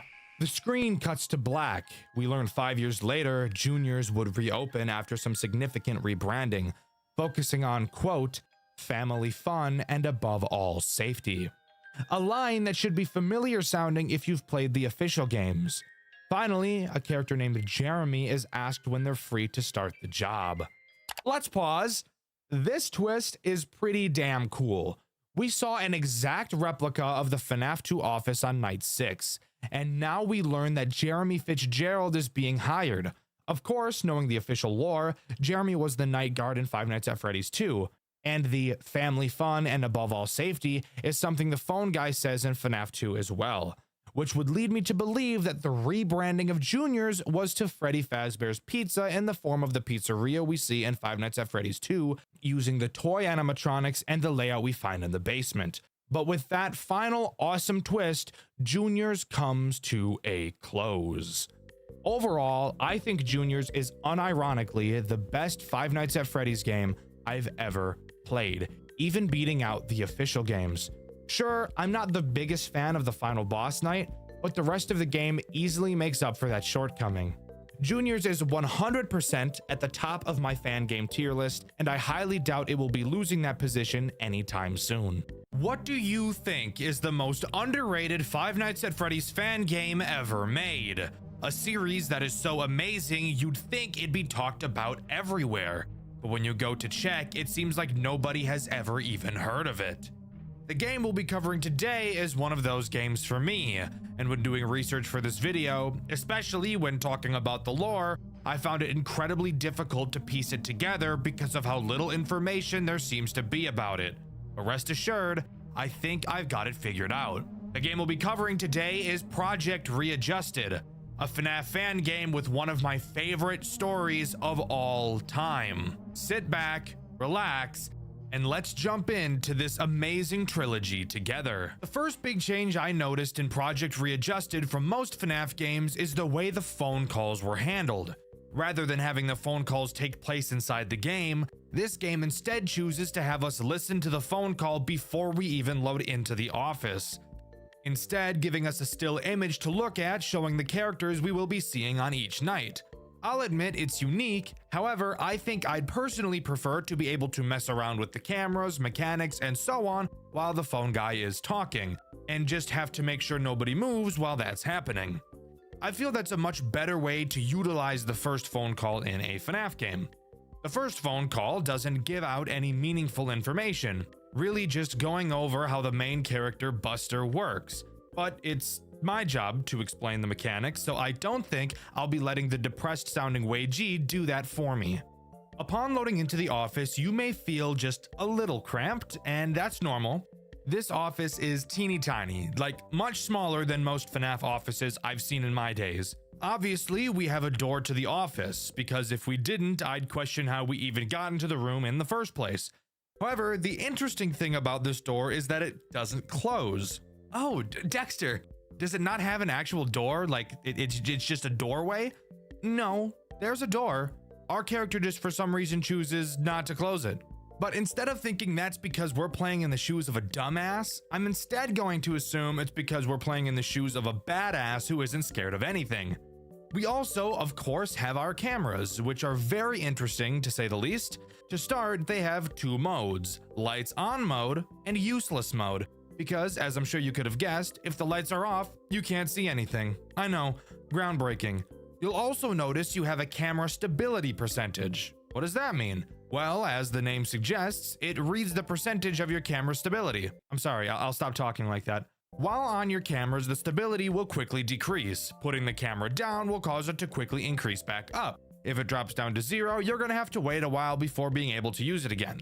So, what about that Buster fella I mentioned earlier? How does he work? Great question, viewer of questionable stench. Buster is as basic as a character can get. I'm sure you could probably guess what he does, but it's my job to tell you. Buster will move around through the cameras with the goal of getting to your office.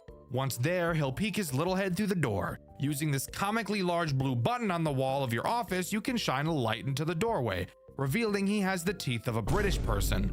Hold this light on him for long enough and he'll go away. Simple sugar. After night 1, we get a short cutscene. You guys seem to like the narration I did in my Maggie's video, so instead of just summarizing what happened like I would usually do, I figured why not narrate this as well. Hey, it's been a long time, you and me. We finally met ends on a good note for now. I'm only implying that our experience will be better. Now, there is something I need to tell you. I know I'm jumping to conclusions without explaining who I am, but bear with me. There is something inside this diner. Just maybe put on some type of gig to make some fool believe you to make them work here. Maybe that person will lure that thing out. I'll tell you more tomorrow, but for now, let's begin to go inside. Let's take the back alley, as it's less noticeable. Come along, we only have 5 days. Sounds like someone's trying to dupe us and use us as bait. That's not very kind, vaguely barbaric. But whatever, we're already working here. I guess it's just in our best interest to not die. Moving on to night 2, you can quickly take a little nap because the phone guy takes a billion years to talk about the new character this night adds and ramble about some arcade machines. The new character added on this night is Old Buster. At least, that's the name that would make sense. However, this character's name is actually Redeemer. Quite literally, being an older Buster model, I can't quite wrap my head around why they chose to name him in the way they did. Redeemer makes use of your vents, something I've neglected to mention thus far. You can't really see it, but the vent is to the right of your office behind the door, so just out of sight. Redeemer does whatever he damn well pleases until he eventually decides to enter the vent. When he does, an obvious sound cue will play letting you know he's entered. Once he reaches your office, he'll dive in. When he's in your office, it's very important that you don't look at him. However, since the office we're in is so small, it may prove very difficult to just look away from him. So you'll have to be looking at your cameras while he's in your office instead. I guess Redeemer has the mindset of, if I can't see him, he can't see me. Stupid ass robot. This, however, may bring up a possible conflict. If your camera stability is too low by the time Redeemer gets to your office, it's safe to say that you wouldn't have a very good time. But luckily for us, at this point in the game, checking the cameras is entirely useless. So as of right now, this shouldn't be a problem. Hey, so I was looking around in these garbage bins and found a key. It's great, I know, the low effort put into protecting this place. Anyways, remember that idea I had, well, a few minutes ago? I got this one guy on my phone now. His name is Hayden Simmons. Pretty dumb fellow. I bet he doesn't even know of this place. Probably a high school dropout or a kid desperate for some easy cash. Well, now let's venture inside this establishment and set up an office for our buddy. So we know the name of our character, Hayden Simmons. Too bad his name is one of the rhyming Aiden names, probably the worst group of names anybody could have. That's besides the point though. It seems like the building we're working in isn't even supposed to have an office. It's clear something sinister is going on here, but we don't quite know what yet. Moving on to night 3, I'm going to spare you the details and have us skip the phone call because he explains what the newest character does in an amount of time that could be an entire video by itself. Night 3 introduces Ned. Ned is ugly, like ugly as sin. He's got a face not even a mother could love. Booger-ah boy. He will try to make his way to your office via the long hallway in the building.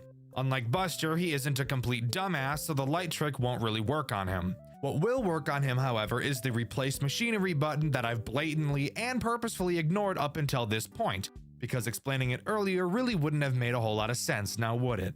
Ned has multiple stages in the hallway. Every time you use the replace machinery button, he will go back a stage. I'm sure you can figure out how this works. Push him back, wait for the button to recharge, push him back again, keep him away from your office, which would in turn keep him away from your genitals. Whoopity-doo. However, this does bring up the issue of us needing to use our cameras now. So in combination with Redeemer, Ned could end up being a big problem down the road. Alright, sorry for keeping you waiting, but I had to run back to my car to get a battery for my phone. It's pretty low percentage right now, but it'll last now. Hayden says he'll be able to work next week, which is great. We'll pay him around $150 for his work, I guess. Maybe it's considered a scam to him, but I don't care. He just said he's not a fan of night jobs, but will do it anyways, and he'll play on his phone. Like that's gonna go down well. Anyways, let's head inside. The Wi-Fi better not be bad inside, I swear. Not much to note from this cutscene. We know we're getting criminally underpaid, and we know that playing on our phone really isn't going to be an option, which just makes me smile from ear to ear personally. Night 4 introduces 2 new characters. However, one of them serves to be more of an annoyance than an actual threat, so we'll talk about him first. Greg is a little asshole. Really, this game's Balloon Boy. Not because he has the same mechanic, except I lied because he kinda does. His main goal is to disable your light and leave you vulnerable to Buster. He'll slowly crawl across your office. You will have to click him multiple times to make him go away. If you don't, he'll park his fat ass on the button and prevent you from using your light. You might be asking yourself, Dxtr, clicking on him? How does the game justify that making sense? Perfect question. From the way the phone guy describes it, it's just poking him. So I guess this motherfucker's just the Pillsbury Doughboy. Ticklish ass robot. The other That's so fucking stupid. The other character introduced on this night is Glancy, what I feel is this game's most frustrating character. Glancy tries to get into the back storage room and just literally fuck up everything in the entire building. Rip wires, killing your lights and your camera. So obviously something you should want to avoid. The way you do so is very easy. Remember how I mentioned the cameras had two states, on and useless? Well, turns out I lied, as the useless mode actually isn't useless. When Glancy gets into this back room, all you have to do is turn the camera lights off and he won't be able to see shit, making him decide to travel into another room by accident. I'd imagine it's an accident since he can't see, but he could have easily just gotten pissed off and left on his own accord. Which, if he can see where the exit is, you'd probably think he could see the wires, but I guess not. We're inside. Now, let's just put some of these cameras around the building and we'll be all set. Oh, never mind. There's a panel lying down on this shelf. Wait. You hear that? Well, anyways, you'll record calls just to convince him, Andrew. Just do a casual voice or whatever. Nice, these'll work. What the? Did I just hear walking? Wait, who are you? Andrew, run. He's looking for me. I'll see you around, friend. Dope. So we know the name of our phone guy, Andrew. Sounds like whoever is heard in these cutscenes isn't Andrew then. And apparently upon entering the building, something found them. Andrew ran, leaving whoever he was with behind, not knowing what the outcome was. Night 5's phone call actually has something interesting in it, if you could believe that. Andrew tells us that the character introduced on this night has something they want. Finally, a motive for what they're doing. Apparently this new character, Vinard, has a special chip that they really want. Andrew doesn't explain why they want this chip, but I'm sure we're gonna find out. Speaking of Vinard, what does he do? Well, he will try to hack the cameras so that you can't use them, and then wheel his way over to your office to kill you. Not sure why he has to disable the cameras to do that, but he does, I guess. Occasionally, you will see a purple error next to his camera. When you do, all you have to do is go to that camera and turn the light off so he can't see. Because like some people, he can't type without looking at the keyboard. Embarrassing. That's a talent you probably want to learn if you're on a computer all day. But that's really all he does. It really starts to show on this night how difficult this game can be, requiring you to be in the cameras very frequently. The only real chance you'll get to recharge your stability is when Buster is attacking, and I think that was on purpose for the sake of balancing, but maybe I'm being too optimistic. Unlike every other night, Night 5 doesn't have a post-night cutscene, so I can't talk about that. What I can talk about, however, is an Easter egg and a fun piece of trivia about one of the characters in this game. After completing Night 5, you will unlock Custom Night. Inside, if you set everyone to max and click the Fox plushie in your office, you'll get this jump scare. And if you're interested in something about Vinard, he's actually a character made by Mixlass, the guy that made Tyke & Sons Lumber Co. and Baby's Nightmare Circus, which I've covered on this channel before. Definitely go watch that video after you finish this one. And as a result of using Mixlass's character, Mixlass then used one of Mechless's characters in his game Tyke & Sons Lumber Co. Pretty cool if you ask me. But that is all Project Readjusted has to offer. Overall, I think the game is surprisingly mechanically complex for a first game, something pretty uncommon with fan games that take place in a series like this. But don't let the lack of lore fool you, as Project Readjusted has one of the most interesting stories I've ever seen, and it continues in Project Readjusted too. It's been so long since I've seen Matthew. He just disappeared.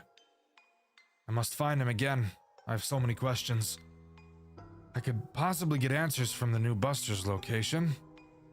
The location is currently being renovated, but they must need some kind of guard. Could be hiding there after all this time. Well, let's see where this takes me in my hunt to find him. Project Readjusted 2 opens with a mission already in mind, finding a man named Matthew. I'm unsure who Matthew could be. My only guess at this time is it's the guy that got left behind by Andrew in the first game, but that is obviously unconfirmed as of now. Our player, Andrew, enters an old Buster's location to look for answers, throwing us right into Night 1. Loading into Night 1, we get a call from the phone guy who goes over the basics of what we'll be doing. He mentions that they're currently working on newer models of all the characters. Not a whole lot of interest to point out during this call. However, what is of interest is how scared I was when I first saw the equivalent of 3 fucking music boxes in one camera.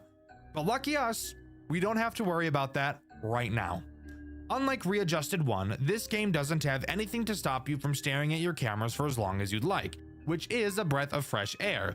But that only means that this game is going to be AIDS in a different way, and we'll figure out how soon. Let's talk about the first and only threat Night 1 introduces, Cable Buster, who I'm just going to be calling Buster because I'm lazy. Buster makes use of a new mechanic this game introduces, the showtime tapes in camera 1. When Buster gets to either camera 5 or camera 7, you will have to look at him. He will be repeating a day of the week. I don't know why he feels the need to say it out loud constantly. Phone guy explained that apparently that's what he's designed to do, walk around the building and inform people when the show is about to start. But why would he say the day of the week if that was the case? I have no idea. Once Buster says what day of the week the show is on, you will have to quickly go to camera 1, set the sound file to the day of the week he stated, and play the audio track. This will cause him to meander back to camera 1 and do a little jiggy. Just kidding, he doesn't dance. I just lied to you. Something isn't right. Papers are coming in about a missing person. A missing person at the old Buster's. It must have been the spy that Matthew took care of. He's on the prowl and I will end it in this place. There's no way I can fail this. His tracks are so hidden yet so predictable. I just need more clues. So, Matthew killed a guy, and not just any guy, he killed a spy. So clearly Matthew is probably a bad and dangerous man. So we should approach with caution. Not knowing anything else, we move on to Night 2. Night 2, the phone guy introduces some new mechanics, but fuck him, my voice sounds better. Night 2 introduces Infested Glancer, but before we talk about what he does, we should talk about the second thing our cameras can do. Show some air ducts. Hooray! The air duct menu is very reminiscent of the ones from Ultimate Custom Night. You have a radar that you can use to detect anything moving inside. Spoiler alert, Glancer is inside. You may also notice that there are 3 things you can repair.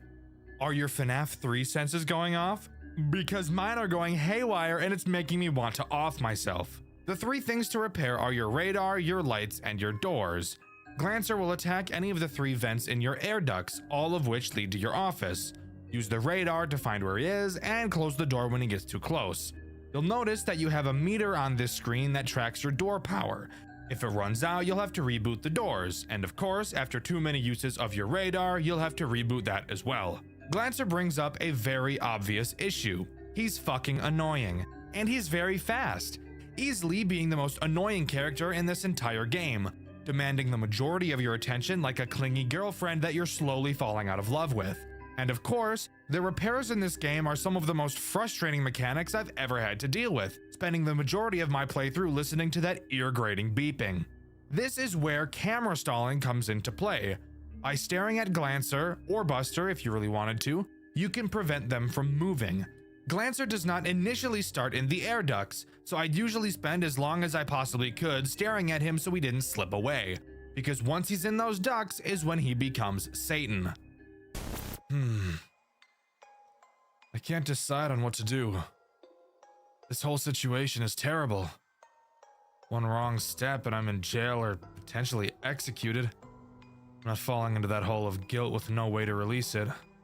But damn, corpse inside that Glancer suit has definitely gotta be the spy. What else would Matthew have done to the body? Thrown it out? No way. I got my evidence. Now I just have to find Matthew himself. He can't be stopped now. So apparently there's a body inside of Glancer, the spy that Matthew killed. So yeah, that checks out. It really wouldn't be a FNAF game if people weren't getting stuffed into mascot suits, would it? Night 2 introduces 2 new characters, Magic Suit and Wraith Ned. Let's talk about Ned first since he's less annoying. He's this game's version of a Phantom Chica. Occasionally, he can start to appear on one of your cameras. If you don't look away from him fast enough, he'll jump scare you and cause you to need to repair everything. Your radar, your lights, your doors, your dick. Not super annoying, just get some reflexes and you'll be fine. Magic Suit, on the other hand, is very annoying. This is the guy who thought it'd be really funny to have 3 fucking music boxes at the same time. His 3 plugs will slowly decrease in power. You'll have to keep them charged up if you don't want Magic Suit to Magic Mike you. Fuck.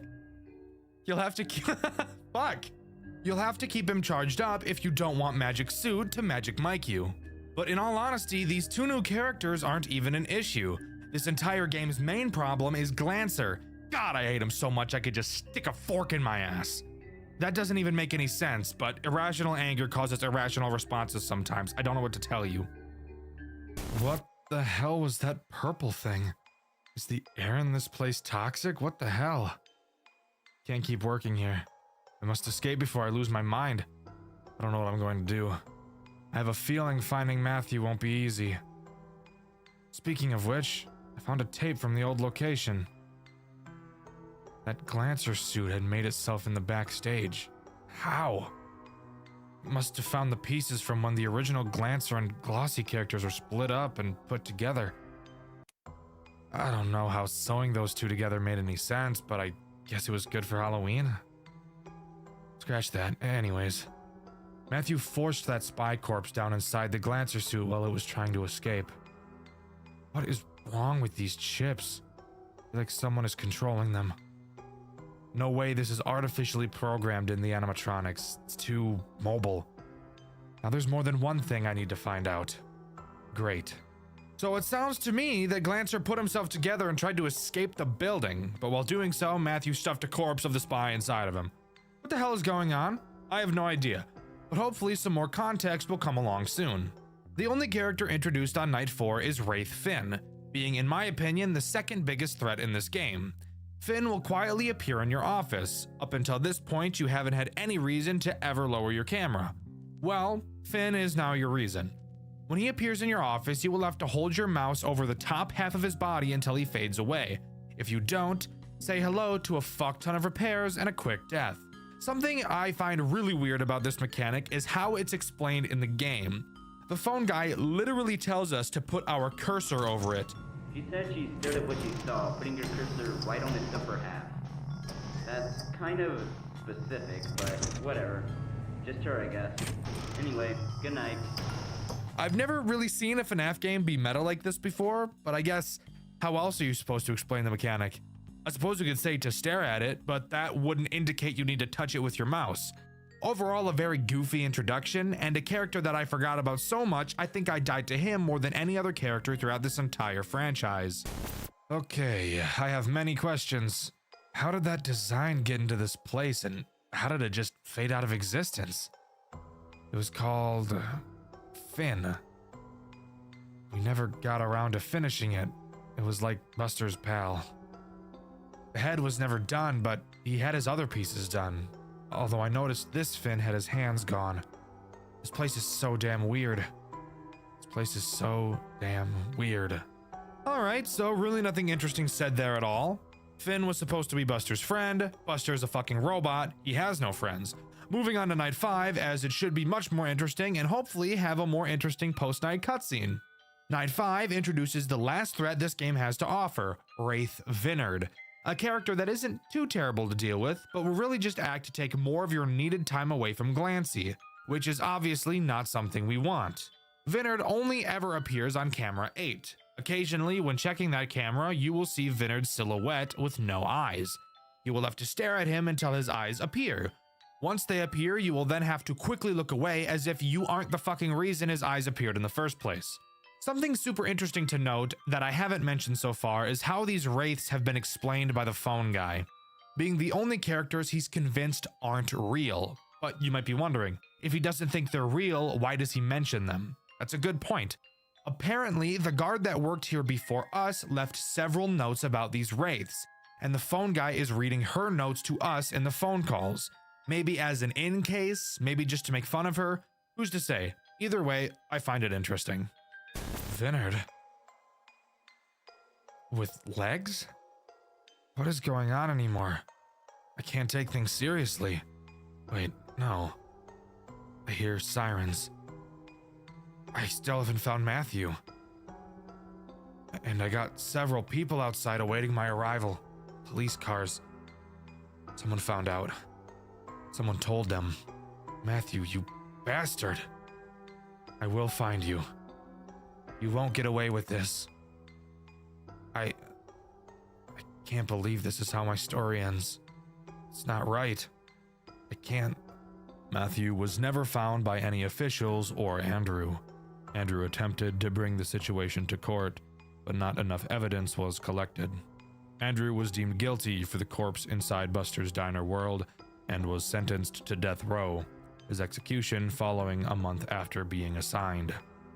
This was not the outcome he had thought of. It could have been worse. This story is false. Well, goddamn. Quick recap. In this game, we play as Andrew, the phone guy from the first game. We still don't fully know exactly who Matthew is, but he called the police and informed them that Andrew was at the building and had killed someone. They arrived, found the body in the Glancer suit, and had Andrew killed, giving us the fake ending. Oh god, endings, Dexter. Let's quickly go over what it takes to get this true ending, please. Well, there are several minigames you will need to complete throughout the game in order to get this true ending. Let's blast through how to get them. During each night, a specific camera will have its name flickering slightly. Clicking on the name will shoot you into the minigame. On night 1, it's the main supply camera. On night 2, it's the West Hall. Night 3, it's the secondary supply entry. Night 4, it's the secondary supply entry again. And night 5, it's the power breaker. After completing all the minigames and successfully beating night 5, you'll get the true ending instead. The minigame. It spoke the words I couldn't find myself. Matthew died with his baby. A tape left on him. I can't explain what I've experienced here. I can't go on with this sudden guilt.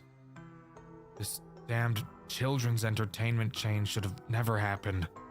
This outcome was not proper. And I can't handle it. I don't know what will happen next. I'll report the death of him and the corpse to the police. At least I can get off with no charges. I can't put myself to do it. I can't go the route my gut wants me to go. Later the same night, Andrew had a heart attack. No evidence was ever turned into the police due to this. Nearly a week later, police arrived after suspicion from pedestrians roaming the streets. Police had not told any officials about what was found and began to demolish the location. Andrew's story is over. An ending to a tragic story. There are no solutions to the problem. Diner World Entertainment was shut down immediately and ran out of business, seeking a new opportunity to reach into kids' hearts. This is the true story. Well, goddamn. Turns out it didn't matter what he did. Andrew still died, and no word of Matthew was ever heard from the police. We just can't win, can we? Well, luckily for us, this storyline does continue, and even more lucky for us, it continues in the best game in the series, and arguably one of the most creative FNAF games ever designed. I know who you are, Andrew Vargas. I've seen your name in records before. I know what you're doing. You want information. Lots of it. I'm no provider, but I can lead you to what you want. I know that man, Matthew, has been nothing but a mystery to you. His image is shrouded in a dense fog that your gaze cannot penetrate. But you want to break it, do you not? You can either go the full walk or fall short. There is no try this time. All the information you want to grasp so badly can be obtained. All you have to do is satisfy us. There are 3 captives full of knowledge below the storage facility. Treat them to our satisfaction, and they will live out to the 5th and final day. On that day, they will be free. They will be able to tell you all that they know. This is what you want, right? The data you seek is waiting for you. And here we are! Project Readjusted 3, the last game in the series and undoubtedly the best. This opening cutscene throws us right into the world of this twisted game. We play as Andrew. That might seem a bit confusing since Andrew died in the last game. But guess what? Apparently, both of the fucking endings weren't real. So what the fuck? I'm not joking, by the way. I'm being completely serious. Both of the endings in the second game aren't real. The true ending isn't real. Both the fake ending and the true ending both didn't fucking happen because it takes place before this one. So like, what the fuck was that all about, huh?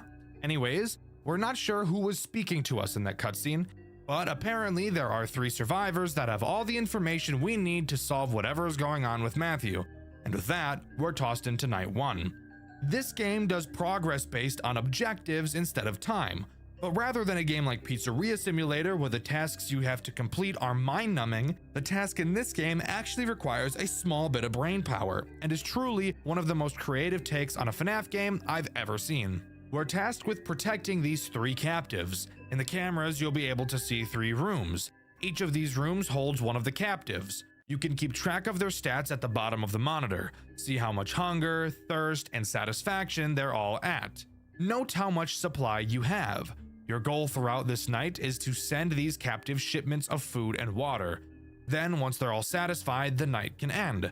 When you open the gate, food and water will slowly be dispensed. You can control which room these packages will go to.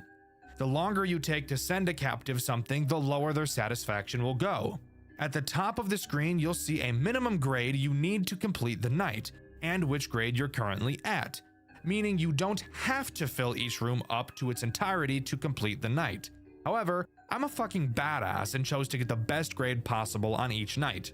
In order to refill your supplies, you will have to complete a task. A set of numbers will appear in a random order and you will have to click them in that order. When you finish, your supply will be slightly filled. Side note, if you ever see this sliding minigame instead of the number 1, that's because in that specific moment, I'm using footage from Indie Fuel, and in his playthrough, he was playing an earlier version of the game that used a different minigame. And that's all that happens on night 1. I could talk about the cameras for sure, but I think that'll become much more important in night 2, which actually brings on the first and main threat this game has to offer. But before we can get to that, in true final game lore dump fashion, after each night we get a post-night minigame to have fun with. In this minigame, we just kind of walk around. We check the stage in the main room and notice that there's supposed to be 2 animatronics on stage, the other being Finn. You may remember him from the second game. We go backstage where we believe Finn should be, only to find a dead child on the ground, bringing this minigame to a close. Something really awesome about this game is the patient hub. Dexter, what's the patient hub? If you'd shut the fuck up and watch the video like a normal person, instead of continuously asking questions like the girl you're watching a movie with that you really wish you didn't invite over because you're just trying to watch the fucking movie, I'd explain it to you. Sorry, lost my temper a little bit. Anyways, the patient hub is on the menu. Using it will actually let you go to talk to the 3 people you're protecting throughout the nights. Throughout the nights, heading to the patient hub, they will give you different pieces of information as the game goes on. On this first night, they don't tell you anything since they've been told they can't yet, probably by whoever put them here. This is such a cool and interesting integration into this game, and I think this is one of the big reasons why this game in particular is so underrated. Night 2 is where this game really starts to get real, introducing the first main threat of the game, Busted. Inside of your monitor, you'll notice the left half that I haven't really mentioned. Well, I'm about to mention it. You'll notice that it only has 3 cameras, but don't let that fool you. Busted will move around the cameras, not only trying to get to you, but to get to the captives as well. If at any point you can't find him on your cameras, that means he's in your office. Your office, by the way, is another thing I've neglected to mention. There are 4 entrances to your office, 2 on each side. You have the 2 obvious hallways in front of you, and then the 2 holes in your walls to the sides of you. Busted is very quiet, so you will have to make sure you're tracking him. Once Busted enters your office, you will have to scare him away with the light. Now, you may think, like most FNAF games, that we'd be given a flashlight, but no, that'd be too easy. In Project Readjusted 3, you're given a fucking glow stick to defend yourself. You know, one of those crack and shake things? Yeah, that's our main means of defense. When Busted is in your office, you have to hold the glow stick on him to scare him away, but there's a catch. Your glow stick cannot be used for very long at all. It has a very short lifespan, so you have to check really fucking quickly. Obviously, if you don't, you'll die. But if you remember, I mentioned Busted being able to attack the captives as well. While watching Busted on your cameras, you may notice that on any of the 3, he may get a bit too close to some of the patient doors. If he does, that's how you know he's about to attack them. When you see him doing this, you must ring the bell on your desk. The noise will attract him to your office and away from the patients.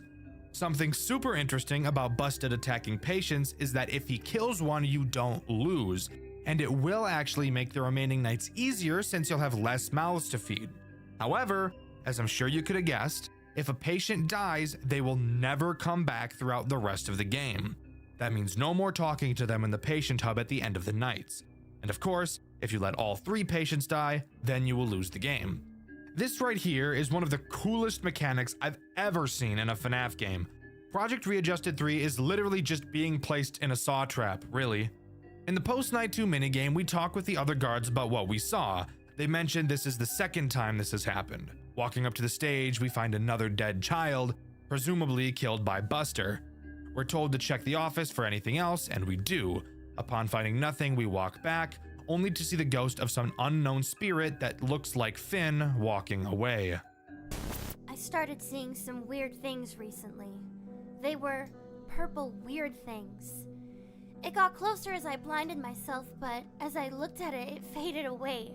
I don't know what to do. At least the leader himself isn't down here. He is very strict. He would be looking at me, making sure I was staying put and acting appropriately. He threatened to stop liquids from coming into my room if I didn't listen. He really wants this to go his way, so just send us supplies like he wants, at least when he is nearby. As long as he doesn't notice you aren't doing what he wants, you should be fine. This place is a crazed house, and it's all your fault. I can't believe this. You better get out of here in the end. With me alive! I've started hearing screams. It sounded like it came from a room adjacent to mine. Maybe I'm hallucinating. After all, we are under that old building. You know it had the fume problem, right? Surely you do. You used to work there. You told us all about you. My sister used to work there, but she hasn't touched it since. I think I've figured out why now. Just don't forget about your main threat, but don't let yourself get too paranoid about it. You got this. On night 3, we get introduced to the last threat this game has to offer, the purple hallucinations, explained by the fact that there are strange fumes coming from the facility above. These hallucinations act as a nuisance, but a nuisance you're going to want to maintain. They can appear in any of your cameras or in your office, and they're very quiet. If they're on your cameras, you have to stare at them, and if they're in your office, you have to flash your glow stick at them. They will never kill you themselves, but they will scare the patients if you don't get rid of them. And if the patients get scared, they'll scream, and Busted will kill them. Not at all a difficult threat, but an annoying one nonetheless. The game doesn't really start to get too difficult yet at this point, so let's just move on to the post-night 3 minigame. In the post-night 3 minigame, we really just want to get out of the building at this point. We meet a guard who says that the crowd outside is still going spastic. As we try to walk outside, I'm assuming we start hallucinating? I'm not really sure because I have no idea what else I'm looking at could possibly even be. And the minigame comes to a close. I'm too paranoid. You need to just get us out of here. The creatures are multiplying. Just more staring. Listen out for a squeal if something goes wrong over here. Those purple figures always come for us. Just make sure to get rid of them, please. What's going on over on your end? I keep hearing such strange noises. If you want something out of me, you better keep me satisfied. I don't want whatever is coming for you near me. Ring the bell you were given if one of them is heading to my room. I want to ring that bell all the time, since it is causing noises, of course. Don't be stupid. Hey, I still can't talk about what I know yet, but I think I know something that may help you in your endeavors. I know some of the quirks of that thing that is hunting you right now. It's very stealthy. You need to keep an eye on it all the time. It may hide in various spots, so make sure to be up to snuff with your surroundings. I don't know much about its chip data, though. I only ever overheard my sister read out some blueprints she picked up on her last workday a few years ago. Night 4 doesn't introduce anything new, however I do want to take this time to mention a mechanic this game has that makes the entire experience way more difficult than it would normally be. Switching cameras. I know, that may sound like a mechanic that most people wouldn't even think twice about, but but it's on this night that Busted can start to get pretty quick when moving around, so quickly moving through the cameras will become important. However, even though there's only 3 cameras, switching through them quickly can prove to be quite nerve-wracking. You cannot click any camera at any time. You can only move to cameras adjacent to the camera you're currently on, which means if you're on camera 1 and want to get to camera 3, you will first have to click on camera 2. Typically, this wouldn't be an issue, but you have to wait for a static animation to play each time you switch a camera before you can switch it again. Sure, the animation itself isn't very long, but when you have to switch as much as you do, that time will quickly add up. Overall, this is more of a nitpick than anything, but it is something I noticed during my playthrough, which you can see on my second channel, Dxtr Black. The Post-Night 4 minigame is a little bit weird. We play as the ghost we saw at the end of the Post-Night 2 minigame. We walk around the building, talking to children and guards, hearing messages like, "I blame you," and "How can we punish you?" Eventually, we find the body of another child. We say that we can restore it, and upon coming into contact, we get the message, "You must kill them for me." Just one more to go. Once you left last night, I heard a strange tumbling noise outside. It was metallic and heavy. I don't know what it was, but it may be coming for you this time. Nothing rings a bell, but every time I heard some alarm, it would scamper. I don't think whatever it was likes noise. You have something to play noise? Yes. Please use that to keep yourself safe, but only if it sounds like it's coming close. Using noise at the wrong time may cost you. You better get me out of here ASAP! I'm done playing these games. If it weren't for that guy holding a pistol to my hand for telling you my information early, I would have been long gone. Get it together! I'm tired of talking to you. Get on with it! I heard some ruckus outside, friend. I recognized the weird noise pattern from the debugging process from upstairs. Someone was altering the mascot's code. I know this just because of my sister's curiosity. She brought back some pink robot from her workplace to show me how messed up her work environment was. That thing was tossed in the end. It couldn't move regardless, but the same debugging process intro pattern she used was similar to the one I heard upstairs last night. I can only assume that the two systems are related, most likely by the same manufacturer. All I know is that those old models never liked being looked at after some wear and tear. We flashed a light on the pink thing and it sparked a little. It was a very strange find indeed. Well, I hope you can use this information to your advantage tonight. Let's hope we can see the sun once more. Night 5 introduces one final threat. I know, guys, I've been lying constantly throughout this video, but I prefer to call it keeping you on your toes. The final threat introduced is Subject Model 3A, being another annoying character. He will wander around your cameras and you just have to make sure you're not looking at him. If you look at him for too long, I'm assuming you can guess what happens to you. Major bun pounding, salad tossing, you get it. Don't look at him. Overall, he really doesn't add anything new to the mix, really just making it more annoying to keep track of Busted. But if you can complete it, we'll move on to the final minigame. In this final minigame, we play as a child, walking around the restaurant following what appears to be the ghost of a child. We follow them into the back room where the first kid was killed and speak to one of the animatronics. They apologize for what they did to us, probably in reference to killing us. They said their chip made them do it and explained that someone else is pulling the strings and making the robots kill people. It ends off by telling us we will never see it again and to leave. Then the minigame comes to a close. Andrew Vargas, it seems you have found your way. We cannot say we are surprised at your feat, especially considering your perseverance was quite equal to your past endeavors. You found your sources, exactly what you wanted.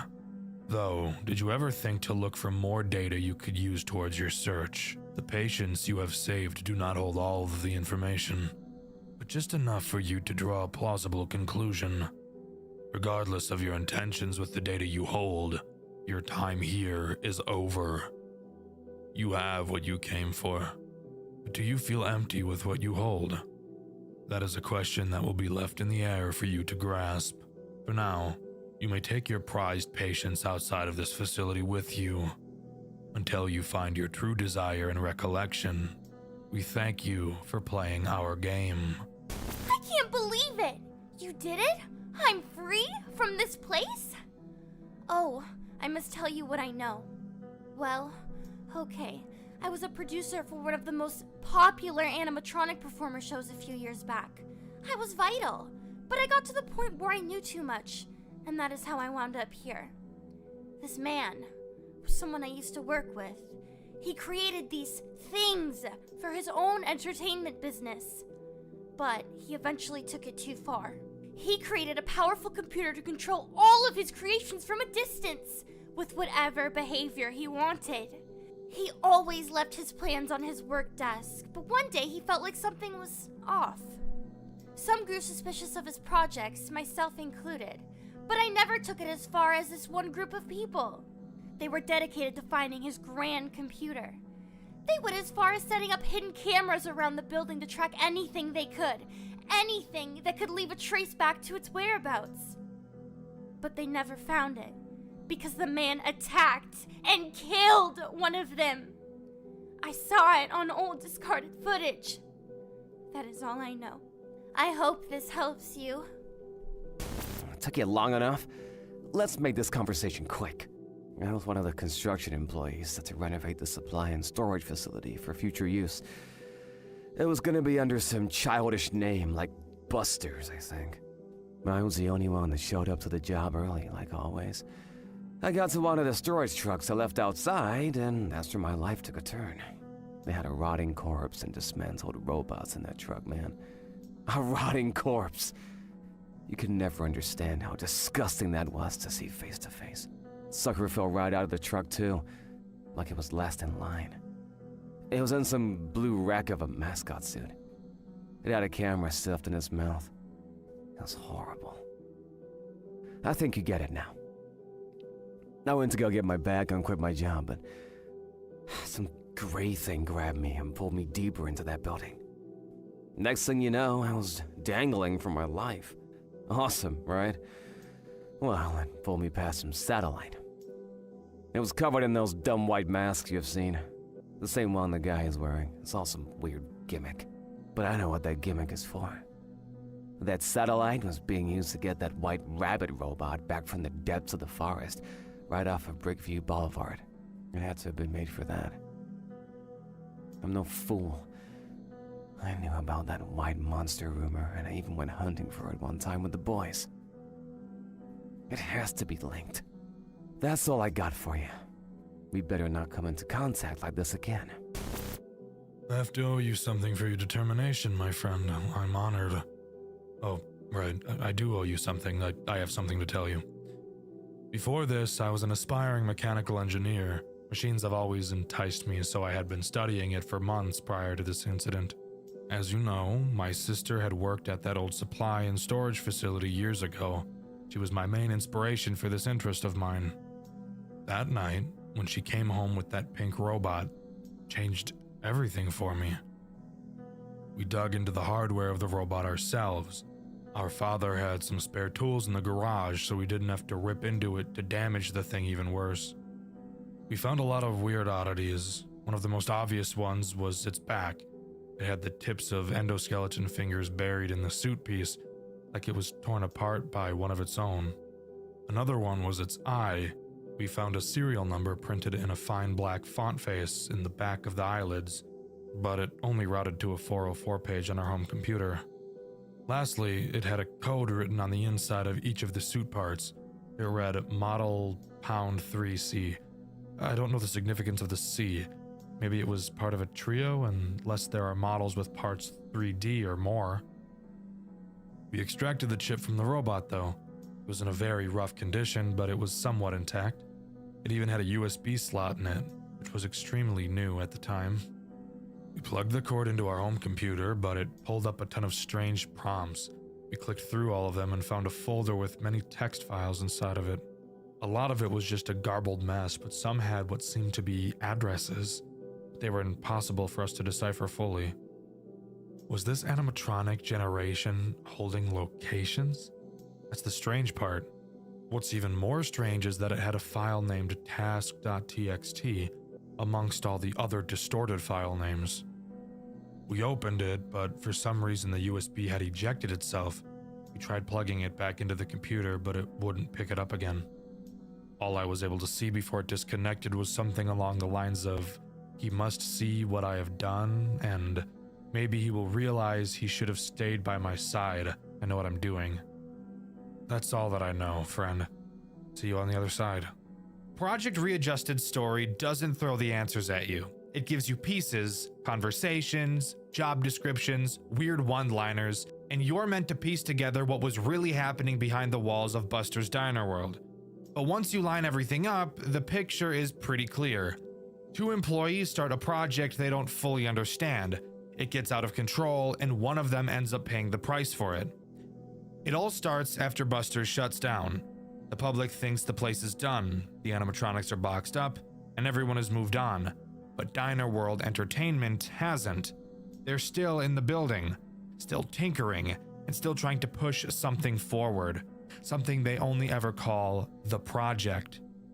And at the center of it are two people, Andrew Vargas and his coworker, Matthew. The two are exploring the closed building long after hours, checking the animatronics, looking through old hardware, and trying to locate something hidden deep inside the cast. Something the company wants extremely badly. A special chip connected to a hostile presence in the animatronics. They can't pull it out safely, they can't study it while it's roaming, and they can't risk handling it directly. So their entire plan is built around one thing: lure the entity into range, pull the chip, replace it, and get out. But they can't do it themselves. They need someone to sit in the office every night, act like a regular night guard, and unintentionally draw the animatronics towards them so Andrew and Matthew can track the patterns. That's where Hayden comes in. On paper, Hayden is just watching the cameras for 6 short nights. In reality, he's bait. Everything he sees, Buster, Glancer, Redeemer, all of it is part of a larger plan to drag this thing out. And for the most part, the plan works. The animatronics are active, the patterns are recorded, the project moves into its second stage. But then something happens that completely derails Matthew. Someone else breaks into the building. A man who isn't supposed to be there. Someone snooping around who gets far too close to whatever Andrew and Matthew are doing. The fandom calls him the spy, and Matthew panics. Instead of letting their secret get out, he kills the intruder. Not an accident, a choice. And it's the moment everything changes. Andrew is horrified, Matthew goes quiet, and from that point on, the two of them aren't on the same page anymore. Not long after that, Matthew disappears. No goodbye, no confession, no explanation. He's just gone. And Andrew is left with two things: a project he no longer trusts, and a friend who might have destroyed himself trying to finish it. When Project Readjusted 2 begins, we're not playing as Hayden anymore. We're someone closer to the company, a technician finishing their final assignment for Diner World Entertainment. This job isn't about survival, it's about data. Watching animatronic behavior, tracking motion patterns, feeding information back into whatever the project is turning into. And in the background of all of this, someone, heavily implied to be Andrew, keeps repeating the same thoughts. He's been gone for so long. I need answers. Where did he go? The entire game feels like Andrew trying to keep the company satisfied while quietly searching for any clue about Matthew's disappearance. Meanwhile, the animatronics are no longer just mascots. They're infested, corrupted, wired shut, and torn open. The prototypes that were experimented on long after Buster's closed. The project has clearly moved forward, and whatever they pulled from those animatronics is now being pushed into something else, something bigger, something human. And Andrew eventually gets the lead he's been waiting for, something that points away from Buster's, away from the diner entirely, and into a new location, a facility the company is tied to, a place where living subjects are being kept alive for testing. And to follow this trial, Andrew makes a deal, a job offer he can't refuse, something that promises answers about Matthew at a cost. That's where Project Readjusted 3 picks up.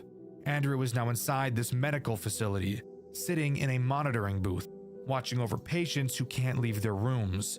His job is to keep them alive by sending supplies down long, empty hallways making sure they don't lose consciousness, and trying not to get killed by something stalking him in the dark. A twisted, hulking version of Buster that shouldn't even exist in a place like this. But the deeper Andrew goes, the more obvious it becomes that this facility is just the project's final phase. The animatronics were only the beginning. The chip, the patterns, the experiments, all of it was leading to human testing. And somewhere inside this building, one of the patients isn't just another victim. He's the thing Andrew has been searching for since the moment Matthew vanished. Matthew didn't run. He didn't escape. He didn't move on. He was taken, absorbed into the same project he helped build. In Project Readjusted 3, Matthew is the subjected member, a living test subject altered by the very experiments he and Andrew once tried to control. And that's the real truth behind Project Readjusted. A company digs up something dangerous hidden inside their animatronics. 2 employees tried to pull off a secret extraction, someone dies, one of them vanishes, and years later the entire operation has grown into a human experimentation program, with Matthew trapped at the center of it, and Andrew desperately trying to undo the damage. This game never spells everything out, and the dev has even said the full story was never completely written down, but from everything we do see, the trilogy comes down to a single idea. They started the project together, Andrew survived it, Matthew didn't. But as far as I could gather, and as far as I'm aware, that's all Project Readjusted has to offer. There was supposed to be a final installment, Project Readjusted 4 Jet Black, but it was cancelled due to scheduling conflicts and the pair incident of Game Jolt, which I'm not going to dive into today. Maybe another time. Overall, I think each game in this series progressively got better and better. I think the story I was able to piece together is really interesting and very good, but I really wish it was more concrete so I didn't have to speculate as much as I did. Project Readjusted 3 is a phenomenal FNAF game and one of the most creative I've ever seen, and I highly recommend you give this series a try. The lore of Five Nights at Freddy's fan games, something I'm typically not interested in. However, occasionally a fan game will come around that actually catches my attention, and the game we'll be covering today is one of those games. However, I actually didn't care about the story at all until I got to the 3rd game. That's right, the game we'll be talking about today is a big one. 3 games in total to go over, and I promise there will be plenty of salt along the way. Join me today as we dive into the ups and downs of Five Nights at Maggie's. Maggie's doesn't throw us into a story right away, instead just starting how the original FNAF begins, with a newspaper of a job notice for a security guard. We take the job, not knowing who our character is, and jump right into the first night, where we can already talk about a game mechanic choice that I can't quite wrap my head around. First, let's talk about the office. It's so incredibly simple that it is somehow more basic than the Five Nights at Freddy's 1 office. You have 2 directions you can turn. One direction has the cameras, and the other side has a single door. Now let's talk about the mechanic that makes me question what the developer was thinking. How do you think the camera system operates? Maybe a camera map with buttons, maybe using the arrow keys to surf through the cameras? All wrong. You have to use the number keys on your keyboard. I have to use the number keys? Really? That's awful. I actually have to use, I can't touch the buttons with my mouse. Let me tell you why this is so awkward. Because of your flashlight. Your flashlight is used to flash the doorway behind you and the vent underneath your desk. Your flashlight is controlled by your control key, and of course, because it's a FNAF game, you have to use your mouse for everything. So you have one hand to use 8 of your number keys and the control key. This leads to an overall awkward controlling experience, but that could just be a nitpick. It was just the first thing I noticed. Now, to talk about the characters that Night 1 introduces. Let's start with the main character herself, Maggie. Maggie is as basic as you can get in this game. Spoiler alert, all of these characters are basic. Maggie will move around the cameras and eventually make her way to your door. When she's there, all you have to do is hold the door closed until you hear her leave. This is where you'll notice something interesting about this game. There is no power system in this game. And if you think that it will be balanced somewhere else so that this generosity isn't easily abused, you would be wrong. You can hold the door closed the entire night, but we'll talk about the strategy of this game a bit later. The next character introduced on this night is Lola. Lola does the exact same thing as Maggie in the exact same way. Kinda got fucking, you got an hourglass going. Lola is the best. In bed? What is wrong with me? She even goes through the exact same cameras and is also dealt with by using the doors. Something you'll notice about later nights is that Maggie or Lola is pretty much consistently in your hallway at all times, leading to you needing to hold the door closed pretty much the entire night, forcing you to look at this stupid fucking John McAdam in the fucking eyes. The final character introduced on night 1 is Chanchy, the fat ass pig, aka your mom. Chanchy has a random chance to appear on any camera whenever you switch to one, acting exactly as Phantom Chica. If you look at him for too long, he will fuck your shit up like my buddy fucks up grilled cheese sandwiches. And let me tell you, that guy eats the shit out of grilled cheese sandwiches. However, once we talk about the ultimate strategy a bit later, you'll quickly learn how Chanchy will pretty much never be a problem. Overall, if you know how to use your noggin a little bit, you may notice that all 3 of these characters can be dealt with by just holding the door closed the entire night and never doing anything. Hold your left click down, take a nap for 6 minutes, and then we'll start talking about night 2. Night 2 introduces the final 2 characters this game has to offer. That's right, guys, it's about to get crazy. Not really, but let's talk about these 2 new assholes. Let's begin with Hank. Hank will try to enter the vent underneath your desk. Once he's there, he'll make a sound cue. Simply look under your desk and flash him with your light and he'll go away. However, there is a chance he will stay in the vent instead of going back to the stage, except the side effect is he will still make a sound cue when you have to flash him again, so this really isn't as scary as it sounds. Flower is the other character added on this night, and guys, come in real close for me. Would you believe me if I told you Flower was exactly the same as Hank? Well, guess what? She is. Quite literally the exact same mechanic. So nothing too much you'll have to worry about. There you go. That's every character in the game. Just kidding. I actually lied to you. There is one final character we have to talk about, except here's the thing. I don't know its name. I think it's Guppy, but that could be entirely wrong. Guppy appears on the cameras in camera 3. Guppy acts as this game's Foxy. You will have to watch him on the cameras to prevent him from moving. If he gets up and leaves, guess what? Dead. Ass souffle. However, since every main night after this one doesn't add anything new, it's time we talk about this game's disgustingly broken strategy. So, stay focused because it's super complicated. Basically, once the night starts, instantly turn to camera 3 to stall Guppy. Then turn around and hold the door closed, even if nobody is there. If at any point you hear a vent noise, quickly turn around and flash the vent. Then turn back around and hold the door closed again. There you go. You've just beat the game.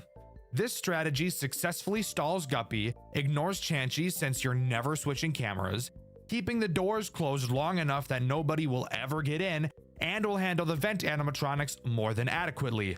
Nights 2, 3, 4, and 5 can all be handled using this strategy.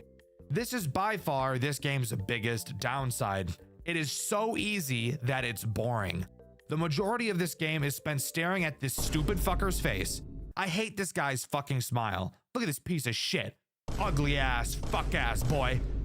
John McAdams. More like John McFat-ums. Am I right or am I right? Yeah, I'm right, I know. You guys can laugh. No, you can laugh, it's okay. It's okay, I know I'm funny, it's okay. Now, you might have noticed I mentioned that strategy only works up to night 5, and that's because I lied again. There's another character we have to talk about that's integrated on night 6. I don't know his actual name, and fuck you, I'm just gonna call him Porky since that's what I called him in my playthrough, which you can see over on my second channel, Dxtr Black. Porky Pig acts as this game's final boss character. Night 6 is impossible. Kind of. Porky Pig can attack both your door and your vent. He also moves at the speed of fucking sound. He will go from your door to your vent in the span of 2 seconds. Now, here's where it gets impossible, and the funny story that goes along with this. So, Here's the hilarious extra mechanic with Porky. He can actually be at your door and in your vent at the exact same time. If he's at your door and you close it, you will hear him in your vent. Not there's a chance. No, you will hear him attack your vent. So you might think you should flash him in the vent. So you go to turn around. But the moment you let go of your door, you get fucked. What the fuck, dude? What the fuck is that? I hear the vent noise. I did not hear noise hearing him enter the hall. He's in the hall. If I open the fucking door, it doesn't matter where he is in the hall. He just fucking kills me. Since once again, he will be in both places at the same time. Dexter, that doesn't sound very fun at all. Well, listen to this. Apparently, I played a version of the game where Night 6 was broken, as I received a comment from the game's developer telling me so. So yeah, that's pretty interesting. So what actually happens if you beat Night 6? We get one final newspaper article explaining that the owner of Maggie's, Robert Madden, was found dead in his office from a shot to the head. Of course, since we were the only ones left in the building, we are the main and only suspect. We also learned in this newspaper that our name is Stephen Cadell. The article finishes off by informing the public that the pizzeria's new owner will be Robert's son, who isn't named. Now, I don't know about you guys, but this seems like the perfect murder for a son who really wants to take over his father's restaurant. I'm not throwing any fingers, but I'm just saying, I wouldn't be surprised if that's what this ends up being. Now, you may think I got through this game really quickly, and that's because I did. Five Nights at Maggie's 1 is an incredibly easy and boring game. However, it does pave the way for the super interesting story that the rest of the series tells. So if you can get over that, then we can talk about Five Nights at Maggie's 2. And I promise, these games are only going to get more and more interesting. Let's dive down the rabbit hole. Five Nights at Maggie's 2 is significantly more interesting than the first game in terms of actual gameplay. To start, there are more than two things to look at. This time, on your desk, you have your cameras and a vent. To your left, you have a big hallway, and to your right, you have Guppy sitting dead as fuck in the corner. Want to hear something really great? The cameras in this game also have vent cams. Isn't that just awesome? Just kidding, I know it isn't. In terms of new characters, there really aren't any, just the returning characters from the first game, except this time, they're all withered. Night 1 introduces 3 threats. Let's start with the most basic of the bunch, that being Maggie herself. Maggie will wander around the cameras in an attempt to get to you through the hallway on your left. Once she enters your hallway, she will make a sound cue letting you know that she is there. When she is, you will have to turn to the hallway, pull up your shock button, and shock the hallway to make her piss off. Except you want to hear something really funny? Maggie has the chance to not leave the hallway when you flash her. Why? Because fuck you, I guess. I really dislike blatant RNG mechanics like this in games. It's the same reason why I hate Five Nights at Freddy's 3 and its bullshit 1 in 7 dick that it pulls. So maybe you don't want to have to deal with the chance of that RNG AIDS. Can you stop Maggie from reaching your hallway? Well, yes, actually you can.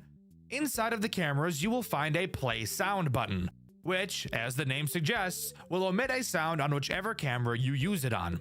Maggie does not like this sound, so if you use it on the camera she's on, she will move backwards. Except I actually just lied to you. Remember how I said this was a way to avoid the stupid fucking RNG that Maggie pulls at the door? Well, guess what, fucker? That's right, she pulls the same RNG bullshit in the cameras too, except somehow it's even worse. Maggie has a chance to move forward a camera instead of backwards a camera when the sound button is used, actually making her progress to your hallway even faster. Isn't that just what you want? Hey, I just fucking sounded you, asshole. Don't act like I wasn't on top of that shit. So the way to deal with Maggie comes down to just completely ignoring her in the cameras and letting her attack your hallway, since you're going to have to deal with the RNG regardless. You might as well just put your focus somewhere else and only focus on her when you hear her in the hall. The second character Night 1 introduces is Chanchy. Wanna guess what he does? If you said the exact same thing as Maggie, you'd be absolutely right. And the best part, he also has the chance to be a complete dickhead and ignore everything all the time. Want to shock him out of your hall? Well, maybe he's feeling like keeping his fat ass right there. Want to prevent him from parking his fat ass right there with the sound button? Well, maybe he's feeling like getting to your hallway even faster. Fuck it. Okay, fine. So another character that's better off being ignored until an attack. That's not so bad. What about the final threat, Dexter? Is that one any different? Yes, actually. The final threat introduced on night 1 is Guppy. I fucking hate Guppy so much it isn't even funny. If you remember, Guppy is in the office with you to your right. Throughout the night, Guppy will try to... how do I say this? Slide his fingers down your crack? Hey, back the fuck up. Back the fuck up, Miss Missy. I tabbed out of the fucking game. The way you stop him is simple. Occasionally check on him and flash your flashlight at him to make him move backwards. The reason why I hate him so much, he makes no noise whatsoever.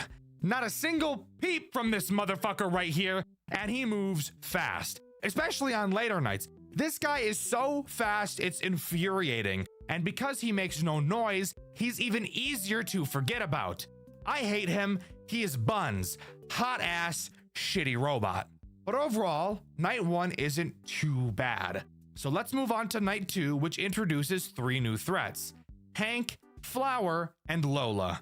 Let's start with Hank and Flower since they both do the exact same thing. These two take advantage of your vents, crawling through them to attack you via the giant vent directly in front of you. If you see them in the vents, you can close whichever vent they're in. When you do, they too can choose to RNG fuck your ass instead of cooperating. The ideal situation will have them go back to the stage, but in all likelihood, it's much more common for them to go nuh-uh and just move to another fucking vent. Isn't that just so awesome? What's the point of even closing the fucking vent if they're just gonna phase through it? Fuck it, I don't care. Here's something really sick about these guys. Once they enter the big vent, that doesn't mean you lose. If they get to the vent in front of you, if you just stare at them for a few seconds, they will go back to the stage. So this brings up another flaw in this game's design. Using the close vent door button is completely useless against these two, because you can deal with them so much more easily by just allowing them to attack and looking at them. So why even bother checking the vent cams for them at all? Well, whatever. What about Lola? What could she do? Well, she acts as a Phantom Chica type of character. She will appear on the cameras randomly. If you stare at her for too long, she will pile drive towards your office through your vents to attempt to kill you. However, you may have noticed a slight flaw. We've already established that there is no need to check the cameras whatsoever. Maggie and Chansey are easily dealt with by letting them attack the hallway, and Hank and Flower are easily dealt with by letting them attack your vent. So is Lola ever a problem? No, and even if she was, when she gets to the vent in front of you, if you just literally look in any direction that isn't directly at her, she will go back to the stage. So again, yet another character that doesn't even need to be worried about. If she's in your vent, just don't look for a few seconds. Sure, she will also disable your cameras for a little bit when she attacks, but we've already established your cameras are pretty much a fucking rock, so that really doesn't matter. Something interesting about Maggie's games is that they don't have any post-night bullshit nobody cares about. So we can just get right into night 2, where we can talk about the first legitimate threat of a character, Porky Pig. Remember him? Yeah? The guy that made my version of Maggie's One Impossible? Which, by the way, I found out in this game, his name is actually Surdy. Needless to say, I already had some pretty bad blood with this guy. But how bad could he really be, right? Very.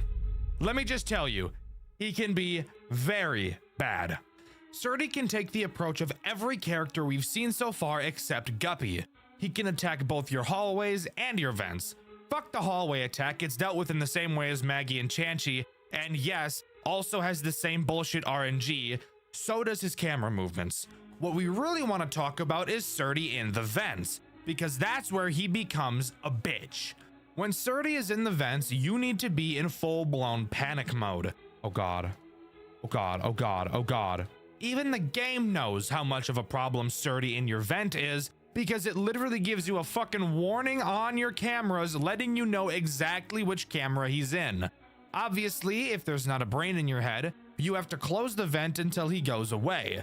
And now's the time I should mention how these vent doors actually work, and why they make me want to shove a pencil down my urethra and snap it in half. Since there is no power in this game, there obviously has to be some nerf to these doors, but the nerf chosen just makes me piss blood. But that also might be from the pencil, I'm not sure. If at any point you pull down the cameras, the door will open. I don't think there's anything wrong with that. What really makes me want to die is that the door will open even if you switch cameras. So when a door is closed, you're locked in looking at it until whatever is inside leaves. And let me tell you about that. These fat motherfuckers don't move a goddamn inch! Literally, these fuckers will sit there in those vents with the doors closed for what feels like a fucking eternity. And on later nights when Guppy turns into a fucking track star, it makes it really easy to clench your legs so hard your testicles shatter into 32 small ass pieces. Fuck me in my ass. I was literally turning to you. Literally was turning to you. I got stuck. I was fucked, dude. I was fucking everything had to be fixed. The sound had to be fixed. The fucking vents had to be fixed. My dick had to be fixed. Fixed as fuck. Because you can't just stare at him in the vent to make him piss off like you can with the other vent characters, if he gets to you, your onion rings. Completely Jover. But surely this game can't get any more bullshit, right? Surdy was the last character introduced from the first game, and Dxtr already said that there wasn't any new characters, and Dxtr wouldn't lie to me. He's a YouTuber, and a YouTuber has never lied before, right? Hate to break it to you, Buster. I lied. Night 4 introduces Jerry, the blue fucker. Who the fuck is Jerry? Well, let me tell you about Jerry. Have you ever thought to yourself, golly gee, one Surdy is already a headache to deal with. If only I could add another one. Well, if so, then you're in luck. Did you like one fucking Surdy in your ass? Why not two? Because that's exactly what Jerry is. Surdy 2.0. Except there's one key detail that doesn't really matter, but does just show Jerry was supposed to be the most AIDS character of all time. He's not even affected by the sound button, period. So there was quite literally no way to stop him. And he is fast, like really fucking fast. If he gets to your hallway and decides to bullshit RNG you, guess what, fucker? Game over, because by the time your shock recharges, you'll be dead. But in all honesty, that's not even the worst part. The worst part is without a doubt the fucking Tyson gay guppy over there in the corner. You piece of fucking shit! This motherfucker is so goddamn cocksucking fast it hardly seems fair. Everyone in Night 5 is so fucking fast they will be sharding in your eyes from the moment you start the night. But the only place they aren't fast? The fucking vents that you can't look away from lest the doors open wide, allowing for any cold metallic robot to penetrate me in the ass and rupture my colon. Fuck! Fuck! Not to mention that Night 5 is so fucking loud, you won't be able to focus on the sound cues whatsoever. I gave up on Night 5. I don't care. This night was bullshit. This game was bullshit. Butt plug. Heart attack inducing fuck. So no, I didn't beat it. I'm not going to beat it. I'll beat my dick, but let's pretend like I did beat it. What happens then? Well, you get given Night 6, which is even fucking harder. Just a full-blown ass pounding with you as the main victim. I'm glad I didn't make it this far. I'm glad I chose to piss off when I did, because the rate at which all of my teeth would have been plucked out of my skull would have been astronomical had I forced myself through this AIDS. What about beating Night 6? Has anything amazing happened? No, not really. And that's the most upsetting part. We get a final newspaper clipping explaining that the building we were in burned down for an unknown reason. The only suspect is, of course, once again us, since we were the only ones in the building at the time. We also learn that everything was salvaged in the fire and will be used for a new attraction later down the line. So that would lead you to think, how shitty was that fire that everything was salvaged? Must have been a pretty piss poor fire. Perchance the fire started by a person? Very interesting thought, dear viewer. Let's keep our theory heads turning and move on to the next game. But wait, Dexter, what about that text that says fake ending in the corner? Well, to be honest with you, I have no idea why that's there. I've been unable to find any evidence of another ending existing in this game, and my only thought is that the third game is meant to serve as the actual true ending, not only to the story, but to my suffering, because I actually really liked the third game, and I think you will too. So please, let's stop talking about this fucking slop and move on to something a lot more appealing in Five Nights at Maggie's 3. Five Nights at Maggie's 3 is nothing short of a masterpiece, truly a stark contrast from the two games we've touched on so far. I was honestly incredibly surprised by the amazing step up in quality that this game brought to the table, not only in terms of story, but also in terms of graphics, and most importantly to me, game mechanics. To start, Maggie's 3 opens to a repair minigame. We're tasked with charging up Maggie. We have to open up her chest, snip some wires, and charge them up. Seems simple enough. You'll notice during this minigame that you're able to turn around to see a dark void of a room behind you that you can flash with your light. But you'll also find that nothing is ever there. After charging up Maggie, we're shown 7 rectangles. One of them fizzles out, symbolizing what I can only assume to be the souls of some dead children, even though child murder hasn't even been mentioned in this series so far. But we're not done yet. We're tossed into a minigame directly after this. A man covered in blood walks into a room, explains he needs to hide again, saying he's trapped here and he won't go anywhere. Not knowing who he is, we're thrown into Night 1. Night 1 actually only introduces one threat, that being Lolo, a new character. But before we can start talking about characters, we need to talk about this office and the tools at our disposal. We have 2 doors. Finally, something we can be familiar with. These work the exact way you'd expect them to, so nothing weird there. Of course, we have our cameras, but you might notice something a little bit different about them. There are 3 menus to surf through on your monitor, and only one of them are your typical cameras. The other menus are your main vent and your breakers. The main vent allows you to look at and shine the main vent, and the breakers allow you to remotely turn off the power to the entire building and specific cameras. But we'll talk about why those are important later. The final interesting mechanic is the vent door button on one of your cameras, but that will become important once we talk about 2 certain rascals later in this video. For now, we have to talk about Lolo. Lolo is as simple as a character can get. He is this game's Bonnie. He will move through the cameras and approach your right door. When he's there, simply close the door until you hear him leave, and bada bing bada boom, that cycle will repeat. Again, it's Night 1. I don't think you expected anything crazy. Now we can talk about the post-Night 2 repair minigame, this time having to repair Bob. Side note, every character in this game aside from 2 are brand new. Same formula as the last minigame, except this time there's actually something in that darkness behind you, Surdy. But this time, it's just his endoskeleton. No mom skin. Your mom specifically. Get it? Because she's a pig? Oink. He will slowly try to creep up on you to kill you. Whenever you hear him, simply turn around and hold your light on him to make him go back. He's very slow these first few nights, but trust me, these minigames can get a little out of control on later nights. After completing the minigame, another rectangle fades away and we get another 8-bit cutscene. This time we see 2 men. One of them goes to make coffee while the other sits to read the newspaper.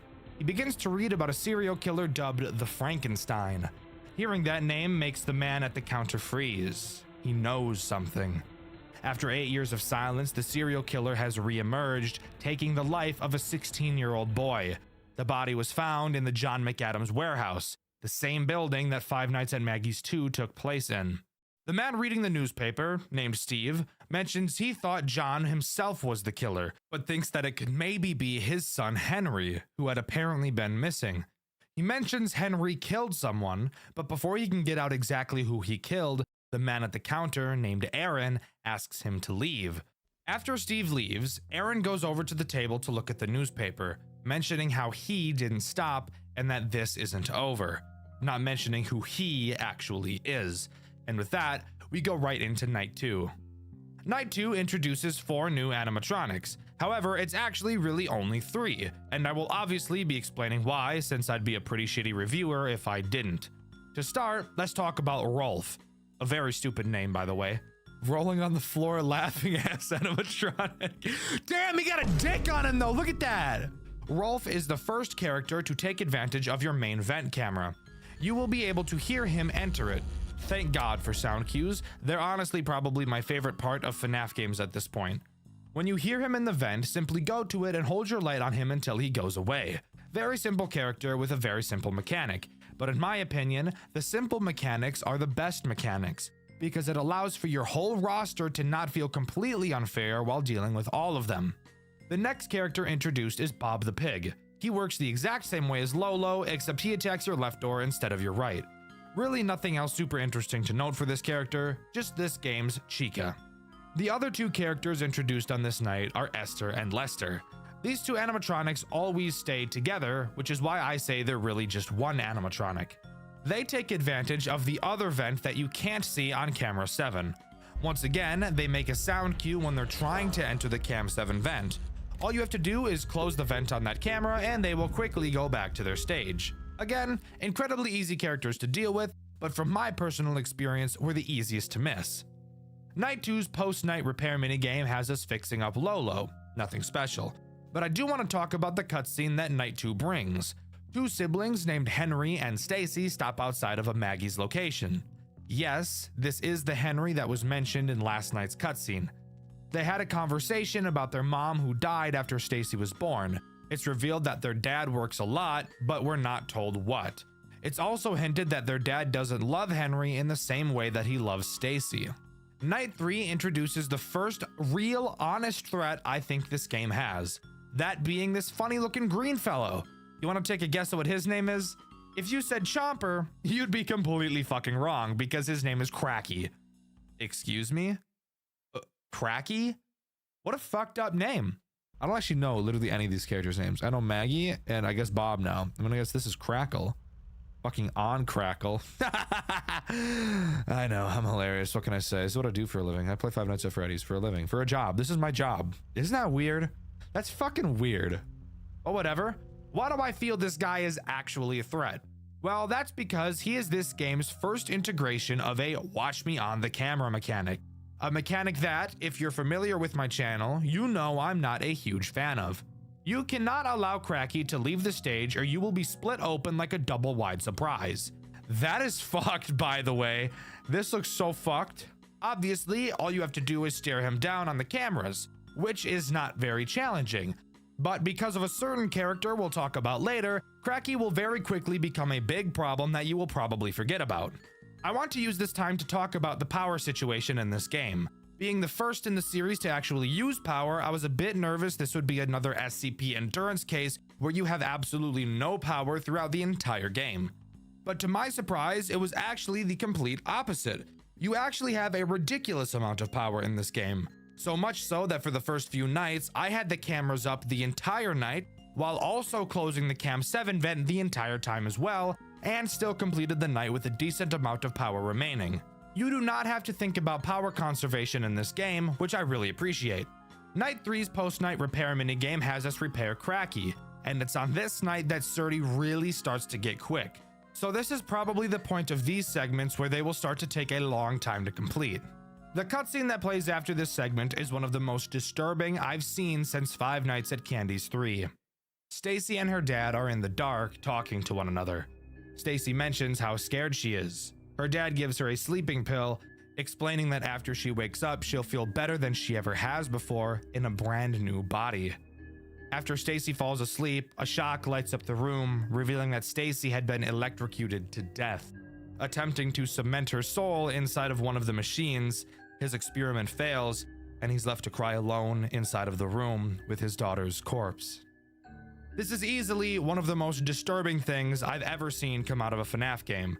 Not because of what we directly see, but because of the idea of what John did to his own flesh and blood.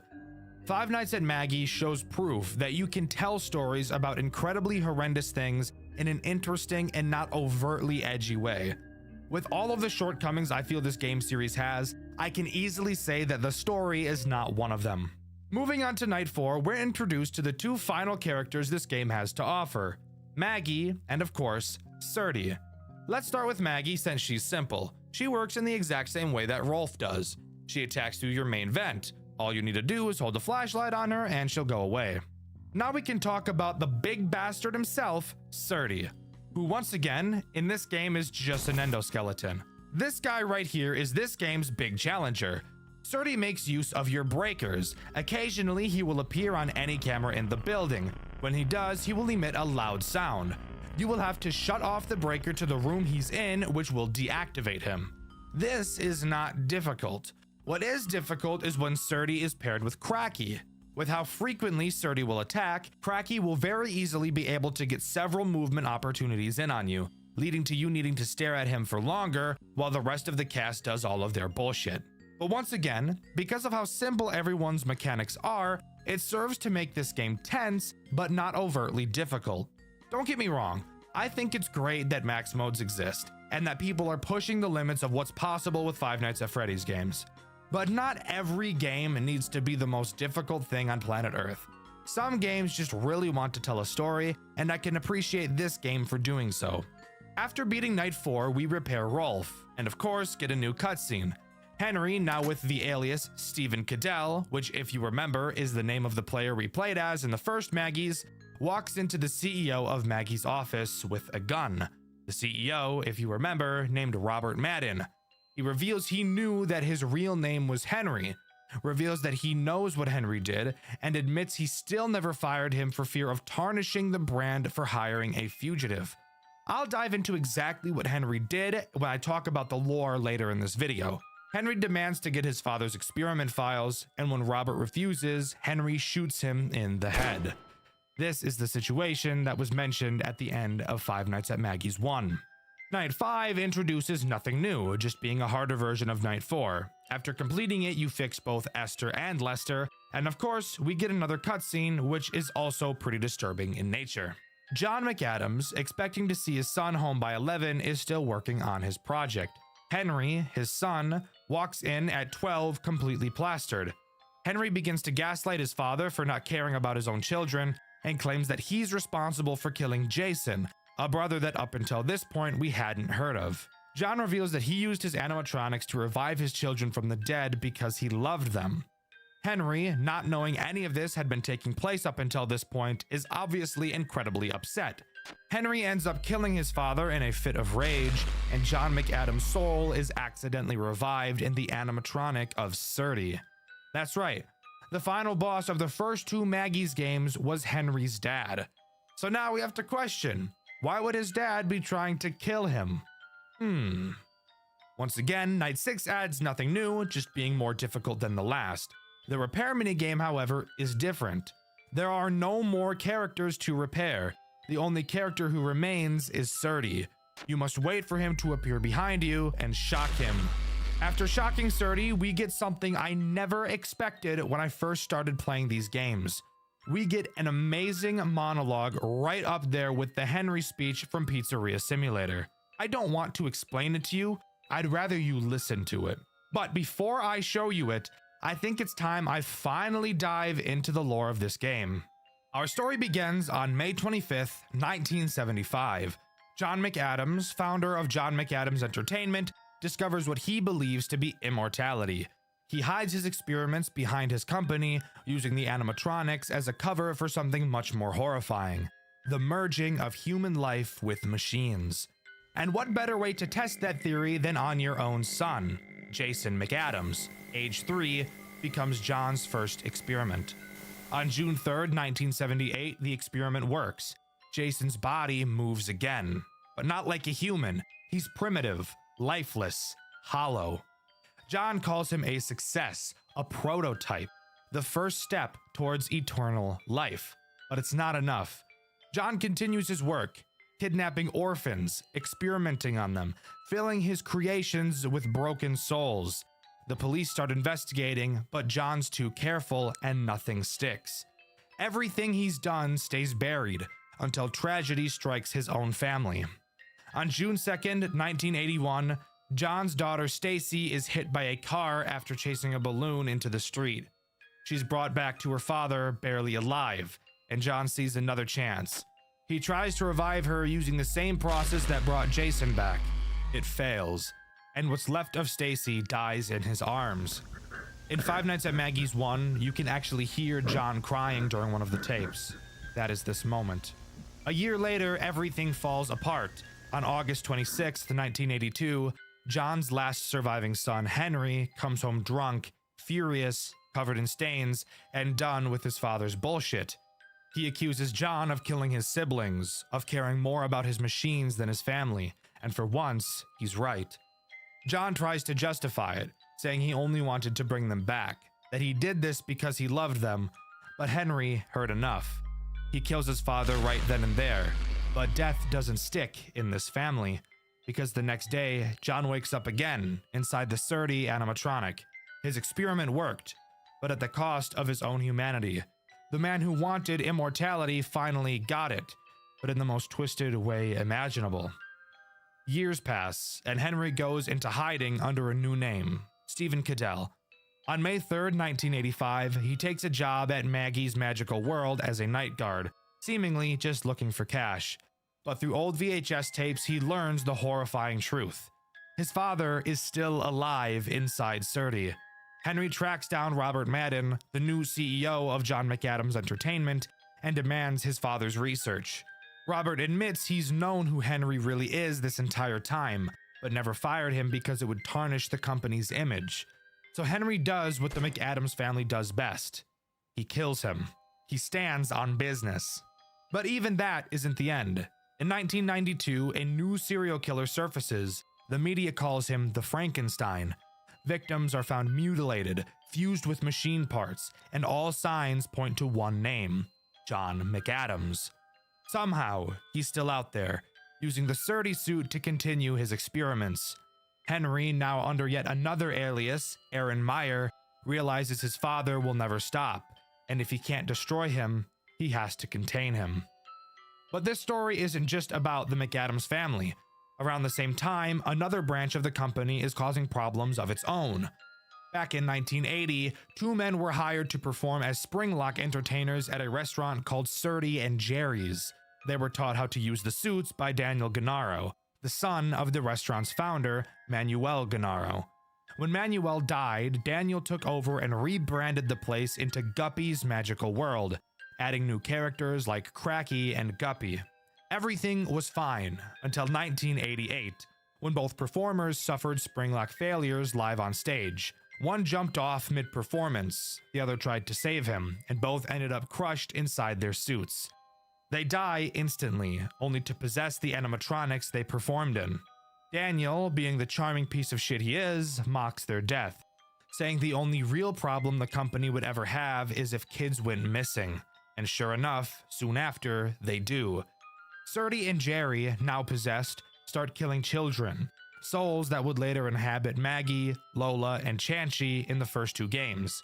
Eventually, in 1990, a sister location called Maggie's Magical World opens and the pattern repeats. More kids vanish, and an investigator, our playable character, takes a job trying to uncover the truth.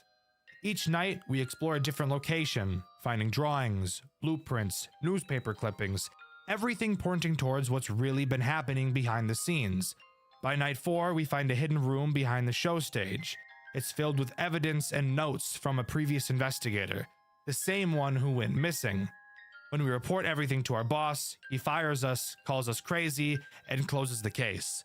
So we leak the evidence online, the internet takes over, and the investigation reopens, exposing both Maggie's and Guppy's for what they really were.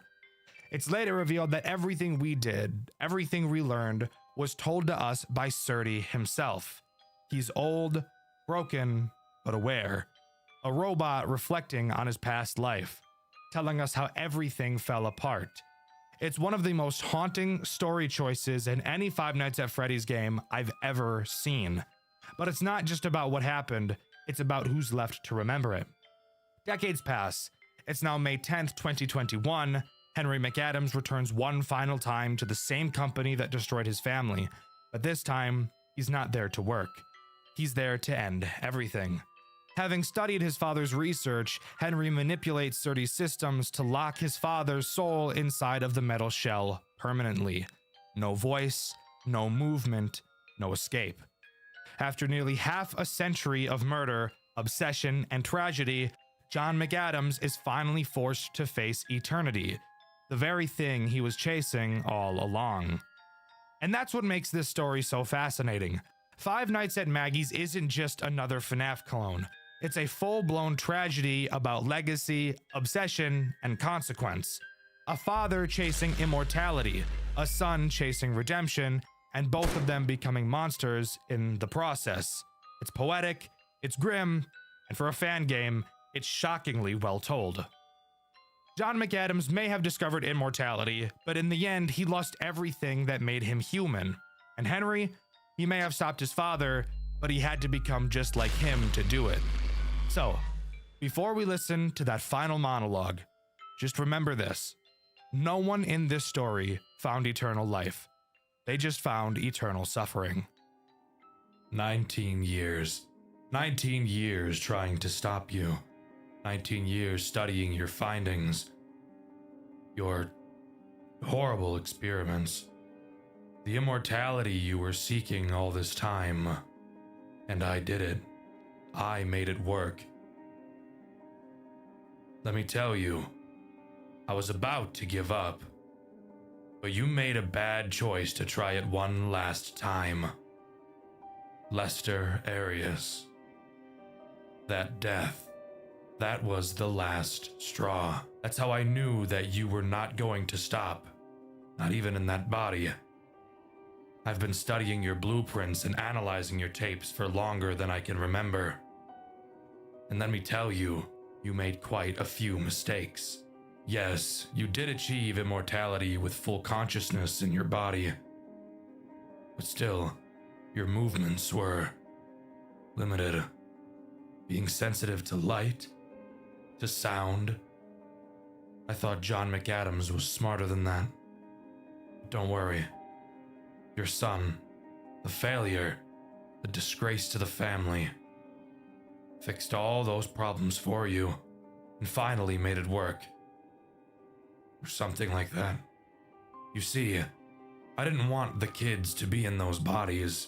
They deserved a better life. They deserved a normal childhood.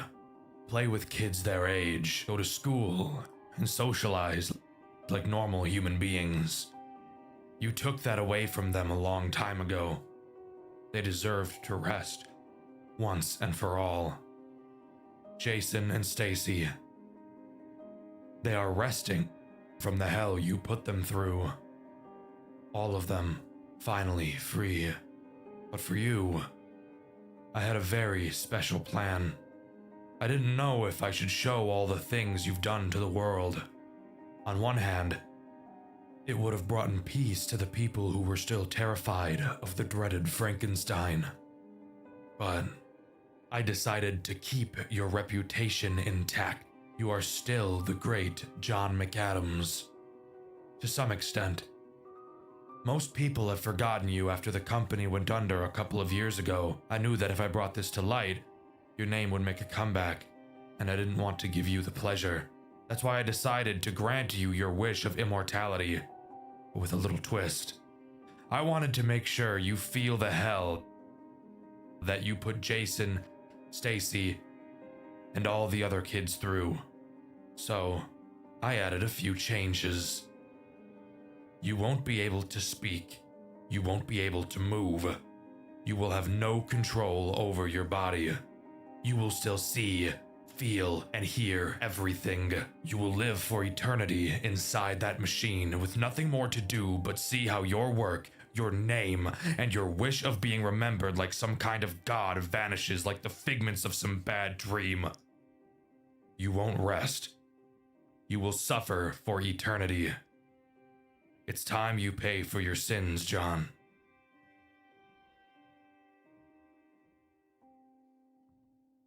And there you have it. As far as I'm aware, that is everything that Five Nights at Maggie's has to offer. A game series that started off on a sour note for me and ended up becoming one of the most interesting and engaging stories I've ever experienced. I'd highly recommend you give the third game a try, as it is actually a very enjoyable game. The jump in quality between these games is astonishing, and it's so clear that the developer poured everything they had into it, and that's something I can totally appreciate. I've covered several overwhelming FNAF games on my channel before, and I'm sure I'll cover many more in the future. Today is no different. I've recently stumbled across a fan game dev by the name of Solar Neon, responsible for Late Shift at Nintendo World, which is in a video I've made recently with a very good song along with it. Well, call me surprised when I found out that Solar has actually been working on an entire series of FNAF games, and that 2 of the 6 of them have already been released. Knowing that, I couldn't help myself but get sucked right in, and now I'm going to force you to be sucked in as well. Today, we're going to be talking about Swingshift at Farley's, a FNAF fan game with some of the darkest and most sinister storytelling I've ever seen. Before we start talking about the actual gameplay loop this game has to offer, I first want to talk about the stylistic choices of this game. Something I noticed is that Swingshift at Farley's really feels like FNAF 1. A lot of games try to replicate the style and feel of FNAF 1, but I honestly don't think many are capable of doing it. Farley's is definitely one of them. The overall look and feel of the game really reminds me of the original Five Nights at Freddy's, which makes the game feel nostalgic. I love it. Anyways, moving on to talking about Night 1. There is plenty to talk about. Look at the length of the video. Again, the person that made this game also made Late Shift at Nintendo World, so you know we're about to see some of the most creative shit you've ever seen in your entire life. To start, there are a lot of places you're able to move, but before we go down the list talking about them, describing the doors is very important. Swingshift at Farley's doesn't use a typical power system, which I love. It makes my dick not feel like it's on fire. However, the doors do have their own type of power system involved. When a door is closed, the door's fuse will quickly decrease. If it empties completely, then obviously the door will be forced open. So that bodes the question, what the fuck are we going to do about that? Very epic answer, I will say, and this brings up probably my favorite mechanic. As I said, there are multiple rooms you can go to from the office. Turning to the left door, you can turn once more and go to some weird back room area. I think this is a hallway. Then, turning once more, you can go to a storage room. Inside of this storage room, you can grab a new fuse. But of course, it's not just as simple as grabbing the fuse, as there is a minigame you have to complete first. A bar will appear at the bottom of your screen, and an arrow will slide back and forth. You have to time and click when the arrow is in the middle of the bar 3 times in a row for you to be able to pull out the fuse. I guess we have to really put our backs into picking up this fuse that probably weighs as much as all of the food in your mom's fridge combined. Get it? Because a fuse is very light, and your mom's fridge is empty because she ate it all? Yeah, you got it. Directly behind you while looking at the camera monitor is where your fuse box is located. You can remove an empty fuse and replace it with a new one you grabbed. However, the fuse has to be empty before you can replace it. So this will lead to you having to forcefully make your door run out of power at times. But that will make more sense once we start talking about the actual threats this night introduces. Speaking of which, let's do that now. Night 1 only introduces 2 threats. However, they both go on to serve a very important purpose. So let's talk about Basil first. Basil is this weird fucking dog thing. His goal is to attack your left door. He will make his way through the cameras and eventually make it to your door. However, something interesting you'll notice about Basil and your hallways for that matter is that they have no lights. So you won't actually be able to see Basil at your door, nor does he make a sound cue informing you he's there. So that poses the question. How are you supposed to know he's there?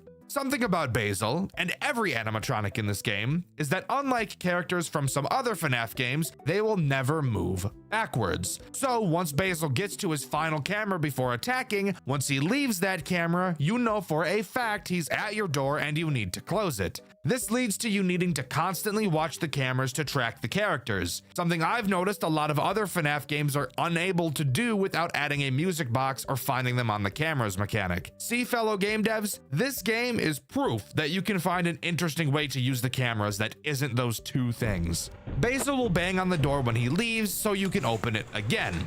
In general, 1 fuse usually lasts about 2 attacks from characters before you should let it run out and replace it. Charlie is the next character introduced, and she does literally the exact same thing as Basil, except she attacks your right door. Not much more to say about her. Night 2 introduces 2 new threats, each of them doing something different, adding a lot more stress to this game. It's during this night I noticed just how hard this game was truly going to get throughout the later nights. Because even just on night 2, you're already getting dogpiled, and the reflexes and balancing skills you'll need drastically increase. The first and most recognizable threat added is Florence. He is the Foxy equivalent of this game. He is in fucking jail.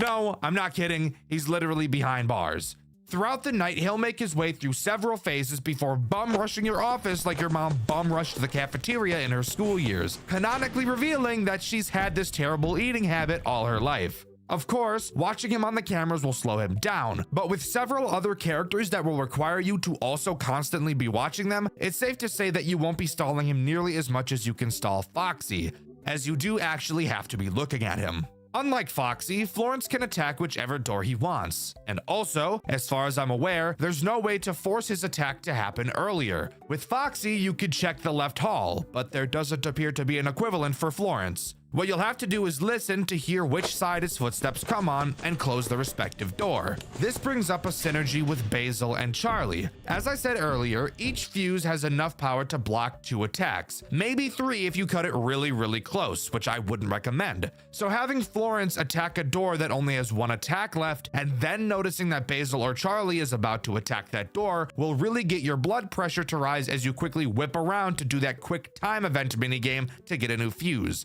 I love the stress this character brings, I can't lie. The final threat this night introduces is Dominic. He brings on an entire new mechanic into this game. In your office, you'll now see that you're able to look up.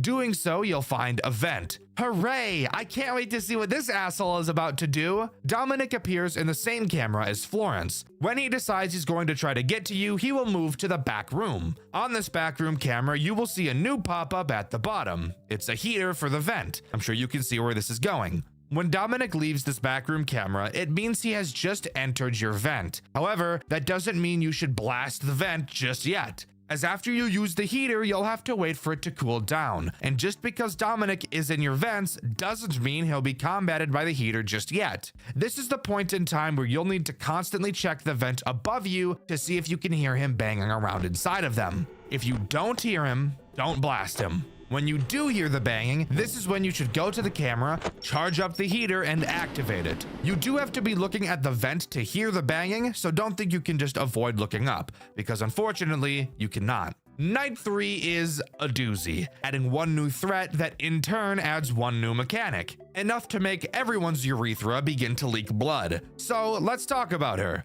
The threat that Night 3 introduces is Whitney, and Whitney introduces your flashlight. I bet you can already guess what she's going to do. Whitney has 3 avenues she can attack you from: your left door, your right door, and the vent above you. She will wander around the cameras and eventually pick one to attack. When she is at one of those locations, you have to spam your flashlight at her until she goes away. However, something you may have wondered, and no, this flashlight does not work how most FNAF flashlights tend to, as this one is much worse. The rate at which the battery drains from this flashlight is a lunacy. So, to compensate, you're able to charge it back up. But how do you do this, you might ask? Well, on the cameras, you will see a new pop-up. Using this pop-up, you can slowly recharge your flashlight. The problem with this?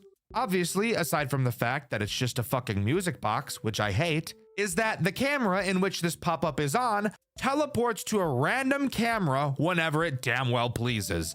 Did you just fucking hear me?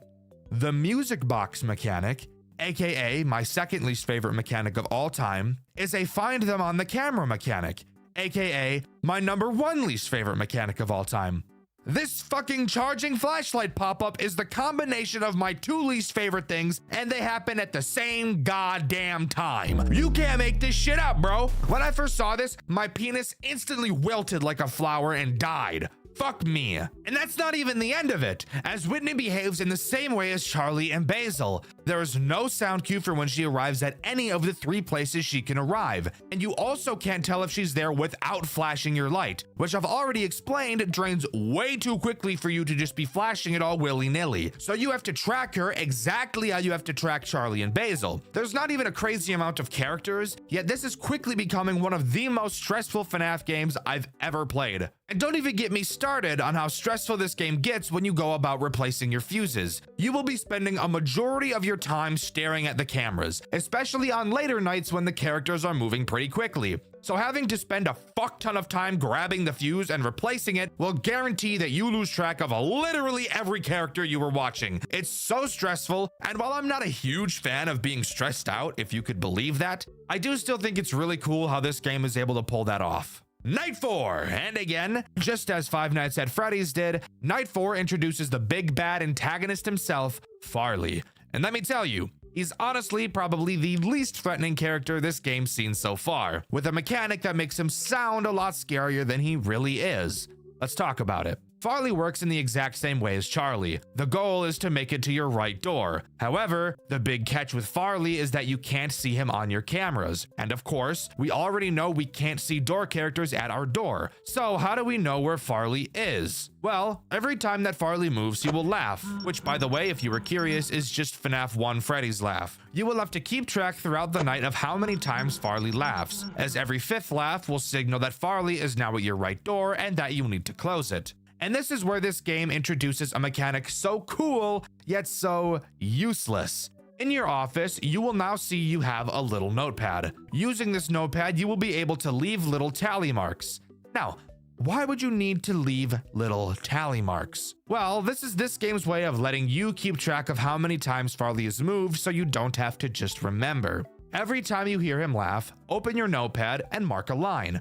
Once you deal with his attack, switch to your eraser, erase it, and start again. I think this is super cute and unique. I've never seen a FNAF game do something like this before, as most would probably prefer you just remember it yourself because that's way more AIDS inducing. However, the way the rest of this game controls does bring up an issue with this otherwise awesome mechanic. I have 2 hands, in case you weren't aware, and on my 2 hands, 5 fingers are attached each. What's stopping me from counting Farley's movements on my hand? Doing this is actually a much better choice in my opinion, since it eliminates the time it would otherwise take to drop the camera, open the notebook, mark it down, close the notebook, and then reopen the camera. I think there's a very simple way to solve this problem and further encourage the player to actually use the notebook. All you would have to do is make another mechanic use a keybind. For example, instead of Whitney and the QuickTime event to get the fuse being controlled by the mouse, why not bind both of those systems to your control key? That way the player will have one hand on the mouse and the other on the keyboard most of the night, making it so that using the in-game notepad would make much more sense since you wouldn't have that open hand. I think the idea of the notepad is super nice, and while totally unnecessary, I think if it was encouraged in a more natural way, it would actually be one of the most interesting mechanics I've ever seen in one of these FNAF fan games. But as it exists right now, I just don't see any real reason to use it. Night 5 doesn't have a whole lot to talk about, really just being a much more stressful version of Night 4. On my playthrough, which by the way you can watch over on my second channel, Dxtr Black, there was a point where I had to pretty much get 2 fuses in a row because I got unlucky with attacks. Honestly, one of the most stressful moments I've ever had playing a FNAF game. It was so cool. One interesting thing I do want to talk about on this night is the lack of a phone call. Just like FNAF 1, on Night 4, the phone guy gets beamed out of existence by an enemy. On Night 5, if you check the back room, you can see what I can only assume to be the phone guy with his head on an endoskeleton body. If there's one thing about Solar, the developer of this game, she does not hold back on the shock value of her games. That's what I love so much about them. Night 6 time, here we are. Spoiler alert, there's pretty much nothing to talk about, except 2 things. To start, there's no new threat. Night 6 is just a harder version of Night 5. However, if you look in the back room, you'll notice that the corpse is now missing. And this time around, we actually get a phone call. I'm not going to explain it because I literally can't, so just take a listen.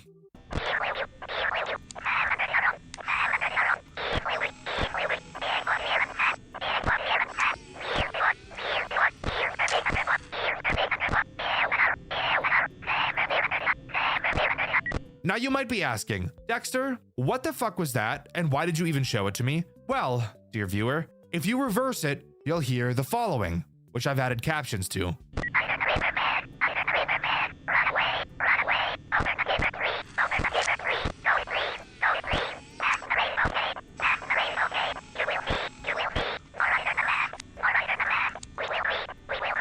For those of you wondering what any of that means, at the time of writing, I have no idea. And by the way, that inaudible line, I'm gonna need your guys' help with that. Let me know what you think it means. I even reached out to the game's creator, and even she told me that she forgot what the line said. So that's just awesome.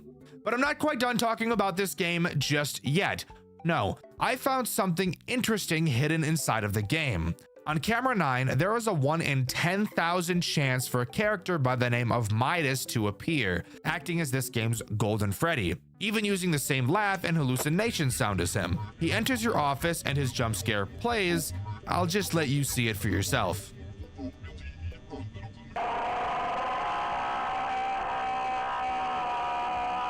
So yeah, that's disturbing. As mentioned, that character's name is Midas. I have no idea who this character is supposed to be. However, I do know that we will be finding out, as Solar Neon plans on creating 6 games in the Farley series, and I'm totally looking forward to them. There are still a few more secrets I was able to uncover. In the room where you grab a new fuse box, you'll notice a stack of papers on the ground. Upon picking the papers up, you will see one of the following 3 papers. The first shows a wanted poster for a man inside of what appears to be a bunny costume. It's only a police sketch, but we can see they're wanted for murder. The second paper reads, "Bodies found in local river." In a shocking turn of events, the body of missing boy Thomas Fiver has been found under a bridge in Shantytown. According to the Utah Police Department, Thomas's body was stuffed inside a garbage bag with his head removed. The head has still not been recovered. A note addressed to the police was also found with Thomas's body, written by the guillotine killer. This has been revealed to be his 3rd victim. The guillotine killer, possibly giving a name to the killer in the previous paper, obviously being called that name for decapitating his victims. Another kid killer. Fantastic, but what did we expect, I suppose? And victim number 3. I wonder how many there are in total. The 3rd paper reads, 6 children now reported missing. Over the coming weeks, 6 children have vanished in Shantytown, Utah. While 2 of the missing children have no leads, it is believed that they are further victims of the infamous guillotine killer. Utah Police Chief Edward Cal has stated that they are expecting letters from the killer soon, potentially tying the 2 other children to his spree. Police are hoping to apprehend the killer soon. Well, that answers my question. 6 children this time around. Quite the hefty number, but nothing compared to my 12, but that's not important. What is important is that I lied and there's actually 1 other paper to be found. However, the only way you can get it is if you've been attacked by Midas. So, 1 in 10,000. Your chances aren't great, but lucky you, I'll just show you what the paper is. So it appears Midas came from another restaurant by the name of Midas's Galactic Pizza Palace. Also on this paper, you can see some possible other names for this character, being able to make out Mike, Monty, and Max. As you can tell, this is a napkin, clearly showing that this was a very early idea for a restaurant, even having multiple food ideas like burger and barbecue before settling on pizza, apparently stating that burgers are, quote, too easy to fuck up. And then of course, the sketch of Midas with his absolutely fucking massive veiny head. Disgusting, by the way. So, with the 5 other confirmed games on the way, there's still a lot to unravel this time. And you better believe I'll be here to cover it when it comes around. But as far as I'm aware, that's all Swingshift at Farley's has to offer. Overall, I think this game is easily one of the most creative pieces of fan game work I've ever seen. Solar Neon is so open to trying new and unique things, and I love that. I'm super looking forward to the other 5 games, and I can't wait to cover them on Dxtr Black, and of course, over on this channel. Hold up, guys! As I was working on this video, the 2nd game in the Farley series, Swingshift at Farley's Jr., actually released. And I thought, well, why not add that game to this video as well? So instead of ending the video right here where I was about to, let's go ahead and jump into Swingshift at Farley's Jr. So, this is kind of awkward, isn't it? I bet you were getting ready to click off the video and now we have a whole nother game to cover. Well, be grateful, I guess. Farley's Jr. starts with a very FNAF 2 style opening. We're sitting in the POV of who I can only assume to be Farley. We can look left and right and see Basil and Charlie accompanying us. Shortly after the minigame ends, we're booted to the main menu where we can see the toy animatronics. What the fuck? Like, these things literally look like the FNAF characters, but rest assured, they are not. Upon starting the game, we're greeted by a newspaper stating that this time around we aren't monitoring a restaurant, but an entire mall. Awesome. That doesn't sound like there's about to be a metric fuck ton of characters, now does it? Night 1 has a phone call that's like 5 fucking minutes long, and I'm not going to waste my time talking about it. It's your typical Night 1 bullshit, and he explains the characters we'll have to deal with. But of course, if I just let him do that, then I wouldn't really have a job, now would I?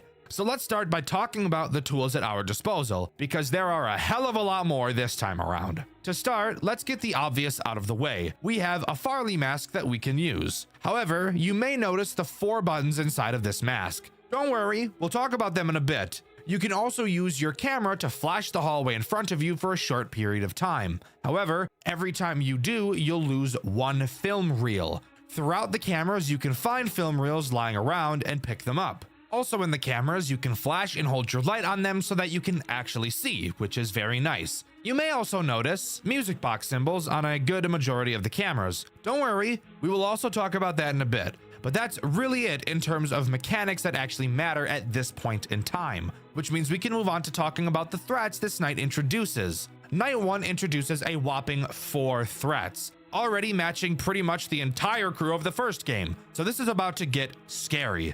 The first ones we'll talk about are Basil Jr. and Charlie Jr., these being the toy variants of the originals. The reason I mentioned talking about both of them is because they both literally do the exact same thing, so no point in talking about them individually. If you couldn't guess because you have a brain deficiency, their goal is to make it to your office through the big hallway in front of you. Since this hallway in front of you is so dark, you won't actually be able to see them if they're there. However, there are 2 things you can do to verify if they are. To start, you can obviously flash the hallway with your camera and check. However, if you don't want to waste a film reel, there is another way. Characters in Farley's Jr. will not move backwards, so once they make it to the hallway camera, if you ever see them leave that camera, that guarantees they'll be in your hallway. So once you know they're in your hallway, all you have to do is put your mask on. Except, as I'm sure you could have guessed, the buttons don't work like a normal FNAF mask. Upon a character entering your office, their eyes will glow one of 4 colors. Depending on which color they are is which color you'll have to press inside of the mask. Once you do this, their eyes will switch to another color. Repeat this process until you've pressed 4 buttons and they will finally leave your office. I don't think I need to explain to you how fucking awesome this is. Solar Neon was able to take one of the most overused FNAF mechanics of all time and add a twist to it that makes it feel new. Does it make a whole lot of sense? No, not really, but it's still really fucking awesome and I love it. The next threat this night introduces is Farley Jr. He works in the exact same way as Basil and Charlie Jr., but with one very frustrating difference. Remember how in the first game Farley would hide in your blind spots? Yeah? Well, Farley Jr. does the exact same thing, except this time around, he doesn't make sound cues when he moves. So that brings up the very appropriate question, how the hell are you supposed to know where he is? Fantastic question that is. If you look at your cameras, you'll notice a large tracker button at the top. Whenever you click that tracker, it will show you which camera Farley Jr. is currently in. However, every time you use the tracker, you have to wait an entire century to be able to use it again. This is literally the only way to tell where Farley Jr. is, so you'll have to get pretty lucky with your timings of this, especially on later nights. With the juniors out of the way, we can move on to the final threat that Night 1 introduces, that being the marionette. Oh boy, I promise you this thing is way worse than you could ever imagine. Of course, this marionette uses a music box mechanic. However, the music box is located on the desk in your office, so you don't have to open your cameras to use it, which I honestly thought was great. But is there a catch? Are you retarded? Of course there's a catch. There's always a catch. The marionette can move throughout the night. The way she moves? Take a fucking guess. Exactly! At random, she'll make a sound cue signifying that she's teleported to a random camera. Another find them on the camera mechanic, mixed with a music box mechanic. Fuck! All right, fine. I've liked everything Solar Neon has done so far. Maybe if I look deep inside my cold, dead heart, I can find it in me to look past this. Maybe. When the marionette moves, you'll have to find which camera she went to and toggle the music box to said camera using the music box button I mentioned earlier. So while yes, you can wind it from your office, you're still not free of the worst fucking mechanic ever thought of by man. So, that was a lot to introduce in one night, and we've still got 4 or 5 more of these to go. To discover how bad it's going to get, stick around, because I get the really funny feeling that the further we jump into this game, the further my sanity is going to split. Oh my god. I don't even know what to say.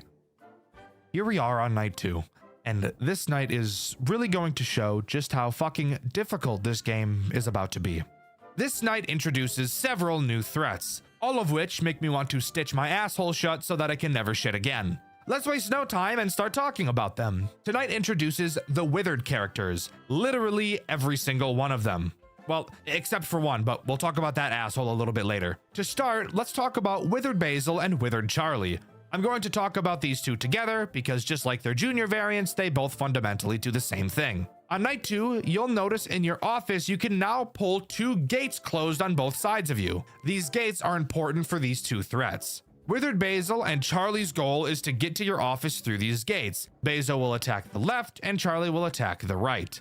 Just like seemingly every other character in this game, you won't be able to see these two while they're at your doors, so you'll have to track them on the camera to be able to tell when they've disappeared to them. Once you know they're at your door, close their respective gates and wait to hear them hobble away. You know when I said their goal is to attack these doors? Well, I kind of lied because they both have one other form of attack, that being the hallway in front of you.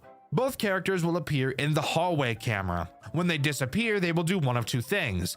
The first will be moving to a side camera to make their way to their gate. The other will be moving to your hallway just like the juniors do. When you know they're in your hallway, all you have to do is flash them and they'll go away. These 2 characters alone already add a bunch of stress to this gameplay loop, especially with them being able to attack in more than one way. But we're still not done. We have yet to talk about the final threat this night introduces, the Jailhound. Jailhound is an incredibly frustrating character, mainly because he forces you to use 2 means of defense against him, both draining a crucial resource and wasting a lot of time. Jailhound can only attack through your main hallway. You'll know he's there because thankfully he'll start talking to let you know that he is there. The first thing you'll need to do is flash him, using up one of your film reels. Then, and only after you flash him, must you put your mask on. If you put the mask on beforehand, he'll kill you. This is explained by the flash disorienting him enough for the mask to fool him. Pretty interesting explanation, I will admit. Once you put the mask on, he'll enter your office for a short period and leave. Unlike the juniors, you do not have to play the Simon Says minigame inside of the mask. So yeah, a metric shitload of stuff thrown on top of you on only the second night of the game. And let me give you a little spoiler. There's a lot more characters that are going to be added to this loop. And with each one, years of my life are plucked away like nose hairs. I only want to die a lot, guys, don't worry. But I'm not quite ready to move on to night 3, as during my playthrough of night 2, which you can see over on my second channel, Dxtr Black, I of course died a few times trying to beat night 2 as I got used to everything. One of those times that I died, I actually got thrown into a death minigame. So let's talk about that. In this minigame, we play as a girl named Crystal. We go to the house of a man named Mr. Martinez, which, judging solely based on the color of his dialogue tech, I'm going to assume he's this game's William Afton. Crystal asks if Terrence, who I can only assume to be his son, is around, as he hasn't been answering messages. Martinez says he's been locked inside of his room after what I can only assume to be a supposed incident. Crystal apologizes about someone named Toby, and at this point, we're not totally sure who that is. Martinez allows Crystal inside to go see Terrence, but when she goes to his room, Martinez is seen pulling out a syringe and following after her, clearly showing that he's about to do something terrible. The only question we'll be left with now is why, and who is Crystal? But with that, we're ready to move on to night 3. With night 3 coming along, we have even more characters thrown onto our shoulders, and I'm really not excited for it. We have another duo group of attackers that pretty much do the exact same thing. So let's talk about them first. These 2 characters are Balloon Boy and JJ. Yeah, that's right. Solar made JJ an actual threat in this game rather than just the Easter egg that she is in FNAF 2. Let's talk about Balloon Boy first. He will make his way to your left gate. Of course, like every other character, you won't be able to see him in your doorway. However, you won't have to watch him on the cameras either, as every time he moves, he'll make a sound cue. And the second sound cue he makes will signal that he's at your gate, and that you either need to close it or put your mask on. Either will make him go away. JJ is identical, except she attacks the right gate instead. Now, I mentioned these two were slightly different, and what they do if they get into your office is how they're different, since neither of them will actually end your run directly. If Balloon Bitch makes it into your office, he will quickly leave, but not before taking every single film reel out of your camera, forcing you to have to go through all of the cameras to find more. And at this point in the game, you really don't have the time to be doing that. Now, if JJ gets into your office, she'll do something so foul, I'm trying to hold back the vomit from spewing out of my mouth just thinking about it. If JJ gets into your office, she'll steal your fucking mask off the table. She will then teleport to a random camera in which you'll have to fucking find her and click on her in order for her to return it to your desk. Oh my fucking god, that is literally the most evil thing I've ever seen a character in a FNAF game do. Oh fuck. Oh, she took the fucking mask. I'm cooked. I didn't know she took the mask. I thought that sound cue from JJ was her. I thought the sound cue from JJ was her leaving. It was not. It was her grabbing my shit. She copped me. She copped on my shit. I'd rather JJ kill 6 more children than take my shit. I'm being honest. Oh, but guess what? We're still not done because there's still 2 more threats to talk about. I know I said 3 at the start of the night, but these 2 characters are basically 1 character, which is why I'm saying there's 2 more. These characters are Candy Cadet and Astro. The fuck me silly, backwards, forwards, upside down, flip me, bend me combo. Let me explain it. So you'll need to watch camera 10 to see when either of these 2 leave. It's important you know who leaves first. If Candy leaves, he will approach one of your gates at random. You of course will not be able to see him at your gate without either flashing your camera or watching the cams to see when he enters. He also makes no sound cue either, so that's great.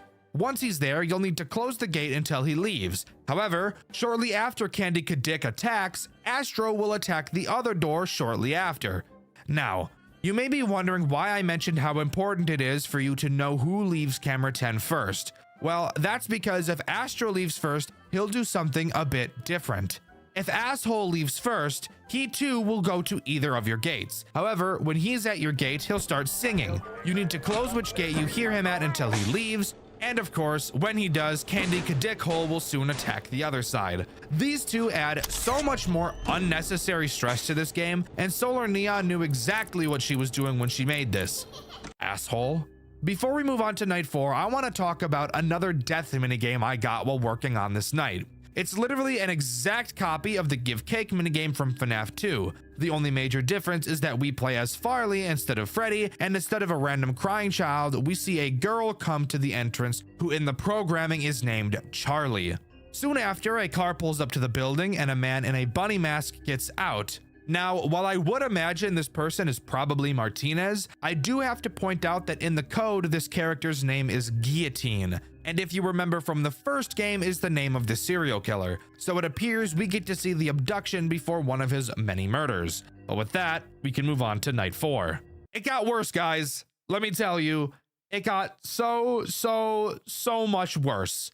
Way worse than I could have ever imagined. Not only does night 4 add 2 more characters, but it also adds a brand new mechanic that makes this game far more stressful than it already was. To start, let's talk about the new mechanic, being able to turn off the power to the building. I bet you can take a solid guess where this is going. When the power is off, you obviously can't check your cameras. However, you can still put your mask on and close your gates. With that in mind, now on to the 2 threats this night introduces. Let's start with the simplest one, Mangle. Mangle has 2 ways of getting into your office, the big hallway in front of you, and the vent that's on camera 9. I've neglected to mention this vent up until this point, because Mangle is the only character to interact with it. Plus, you can't even see or interact with this vent in any way regardless. When you see Mangle in your hallway in front of you, you'll have to shut the building's power off. She'll swoop into the office for a few seconds and then leave, wherein you can then turn it back on. The vent is pretty much the same, but since you can't see the vent, the way you'll know you have to shut the power off is when you hear her in your vent. Turning off the power throughout the night when watching the cameras is so integral to this game's cycle is absolutely brutal, and the final character introduced on this night doesn't help with that at all. Withered Farley is the last character introduced on night 4, and he serves to be one of the most stressful yet. Once Withered Farley makes a successful movement opportunity, he will teleport directly to your main hall. Every time you flash the hallway, you'll be able to see him. Throughout the night, he'll slowly creep his way towards your office, and once he enters, as I'm sure you could have guessed from my intro of him, you'll have to shut the building's power off until he leaves. Mazel tov! I want to die. This is every single threat in the game. And let me tell you, completing this night was honestly one of the hardest challenges I've ever put myself through. And we're not even on to night 5 yet, so I'm really not excited for all that. But there is still one thing I want to talk about before we move on to night 5, and that's another death minigame I got while playing night 4. In it, we play as an unknown character seemingly on a camping trip with another unknown character. Child number 2 wanders off and we go to follow him, only to go deeper and deeper into the forest as we lose track of him. When we find him again, we see him trapped in the back of someone's car as it drives off. Maybe got some inspiration from the FNAF movie, just a hunch. Shortly after, Farley jump scares us. And this leads to a small theory that I have. I get the feeling that for each of these minigames, depending on who jump scares us at the end of them is meant to hint at who the stolen child in said minigame would go on to possess.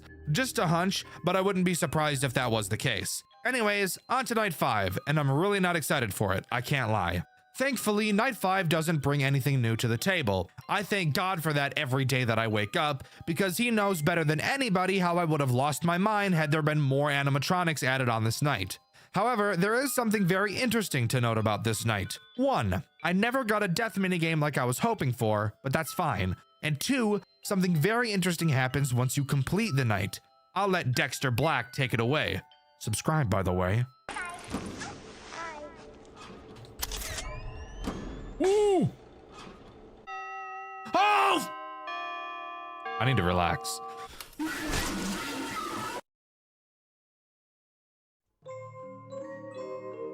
Wait, what? Mangle still kills you? What the fuck?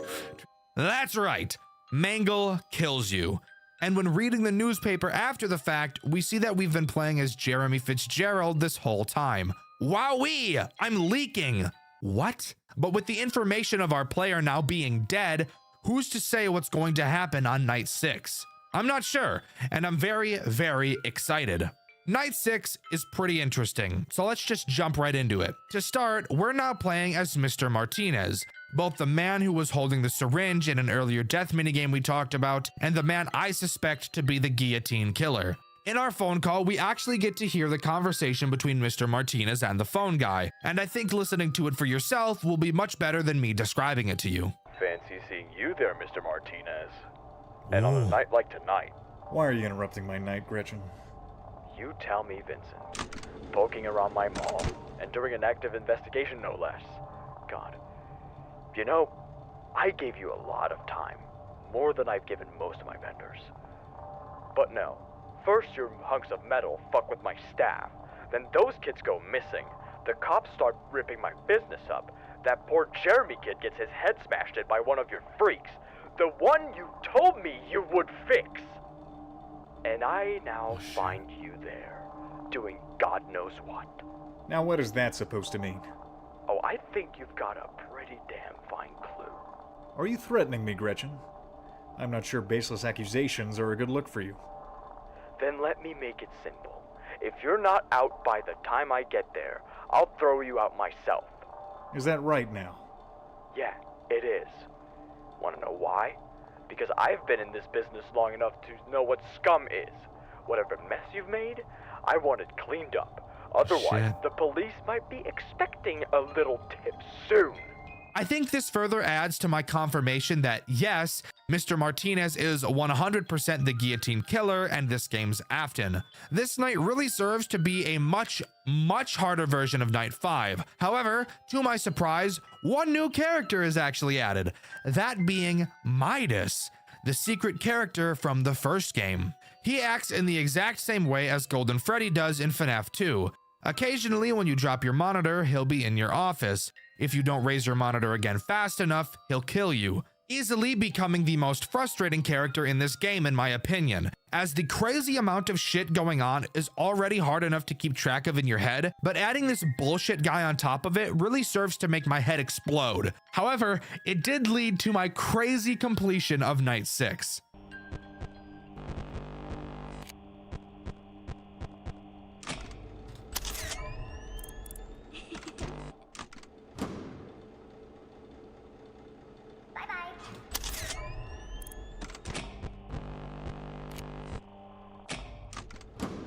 Fuck, I'm dead. What?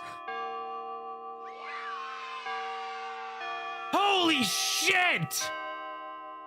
Tell me that's not the craziest completion you've ever seen. Yeah, I thought so. But with that, Farley's Jr. closes down due to a bunch of bullshit that was completely expected, and Swingshift at Farley's Jr. comes to a close. At least, that would be the case if we didn't have a bit more lore stuff to talk about, since with Midas actually showing up, I'm sure you could have assumed there's some stuff I was able to find. To start, by going into the extras menu and checking out the characters, moving over to the withered characters, you'll actually see missing posters for each of them, adding to my theory of depending on who jump scares you equating to who the dead child possessed, with Garrett possessing Farley, Charlie Emily possessing Basil, Terrence Martinez and Crystal possessing Jailhound, and an unknown person possessing Charlie. Why is this unknown? Well, because I never actually got Charlie's death minigame. But let's go take a look at it, shall we? In this minigame, we play as Susie Rosa. We walk around town until we eventually stumble across our dog, dead in the middle of the road, clearly being hit by a car. Shortly after, a car pulls up next to us and the guillotine killer steps out, telling us that he can fix our dog if we get in the car with him. And I'm sure you can imagine what he does to her next. And speaking of minigames, there's still plenty to cover. Let's rapid fire through the minigames I never got in my playthrough over on my second channel, Dxtr Black. Starting with the minigame called Riverbed. We play as an unnamed little boy in the rain. We walk past the place where Susie's dog was killed, and continuing forward, we see the guillotine killer dropping the body of presumably one of his victims in the lake before he is then attacked. And if you remember, this is probably his third victim, which was referenced in one of the papers in Farley's 1. The next minigame is called Save Them. We play as Withered Farley as we follow the marionette through the building. She spells out save them as we travel, but before we can get to the exit, the killer steps in and smashes the marionette to pieces. And finally, we have Late Night, a minigame that's really just a cutscene. We watch a mother talking on a payphone while her daughter is clearly trying to get her attention. Eventually, she wanders off, only for us to see the killer's car whiz by, presumably, I would imagine, hitting her with it, although no sound cue is heard to indicate that. The mother goes to look for her, and then we get jump scared by the marionette, which would tell me that this little girl would go on to possess her. Oh yeah, there actually is another minigame that I got, I just didn't mention it for some reason, so I'll mention it now. It's called I'm Sorry. This one is also just a cutscene, and in a much different style from the others. A boy is sitting in the hospital with Mr. Martinez. They're watching the corpse of an unknown person completely wrapped in gauze. Looking back at Martinez, we see this unsettling image. And with that, that's all of the cutscenes in this game covered. However, we're still not quite done talking about stuff I was able to find. To start, there are several newspaper articles to read just like in the first game. Each appears at random when you click the paper stack in your office. They read, Marvelous Mimic Man. The winner of the 1995 Henton's Robotic Fair has been announced to be Vincent Martinez's Marvelous Mimic Man. This robot won due to its impressive state-of-the-art AI that allows it to near perfectly mimic the actions and poses of anyone around it. Vincent Martinez, the proud creator of the Mimic Man, has made a statement on winning first place. I am honored to receive this award. Thank you to the judges and especially the voters who made this happen. I hope to show you more of the Mimic Man and other creations like him soon. Farley's closes its doors. Lawsuit from Showbiz Pizza Time Incorporated closes down beloved family restaurant. After a long and grueling trial, Showbiz Pizza Time Incorporated has won its lawsuit against New Edge Incorporated, the owners of Farley's Fun Zone. The lawsuit alleges that New Edge Incorporated not only plagiarized multiple of its characters, but also stole confidential blueprints and schematics for their animatronic mascots.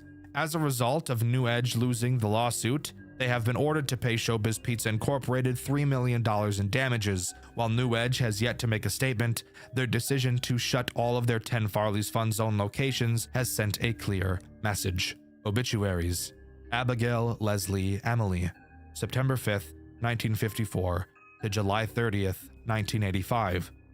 Abigail was born on September 5th of 1954. She grew up in a lovely house down north before moving to Utah and marrying a brilliant husband and having a lovely daughter, both of which were unfortunately taken away from her too soon.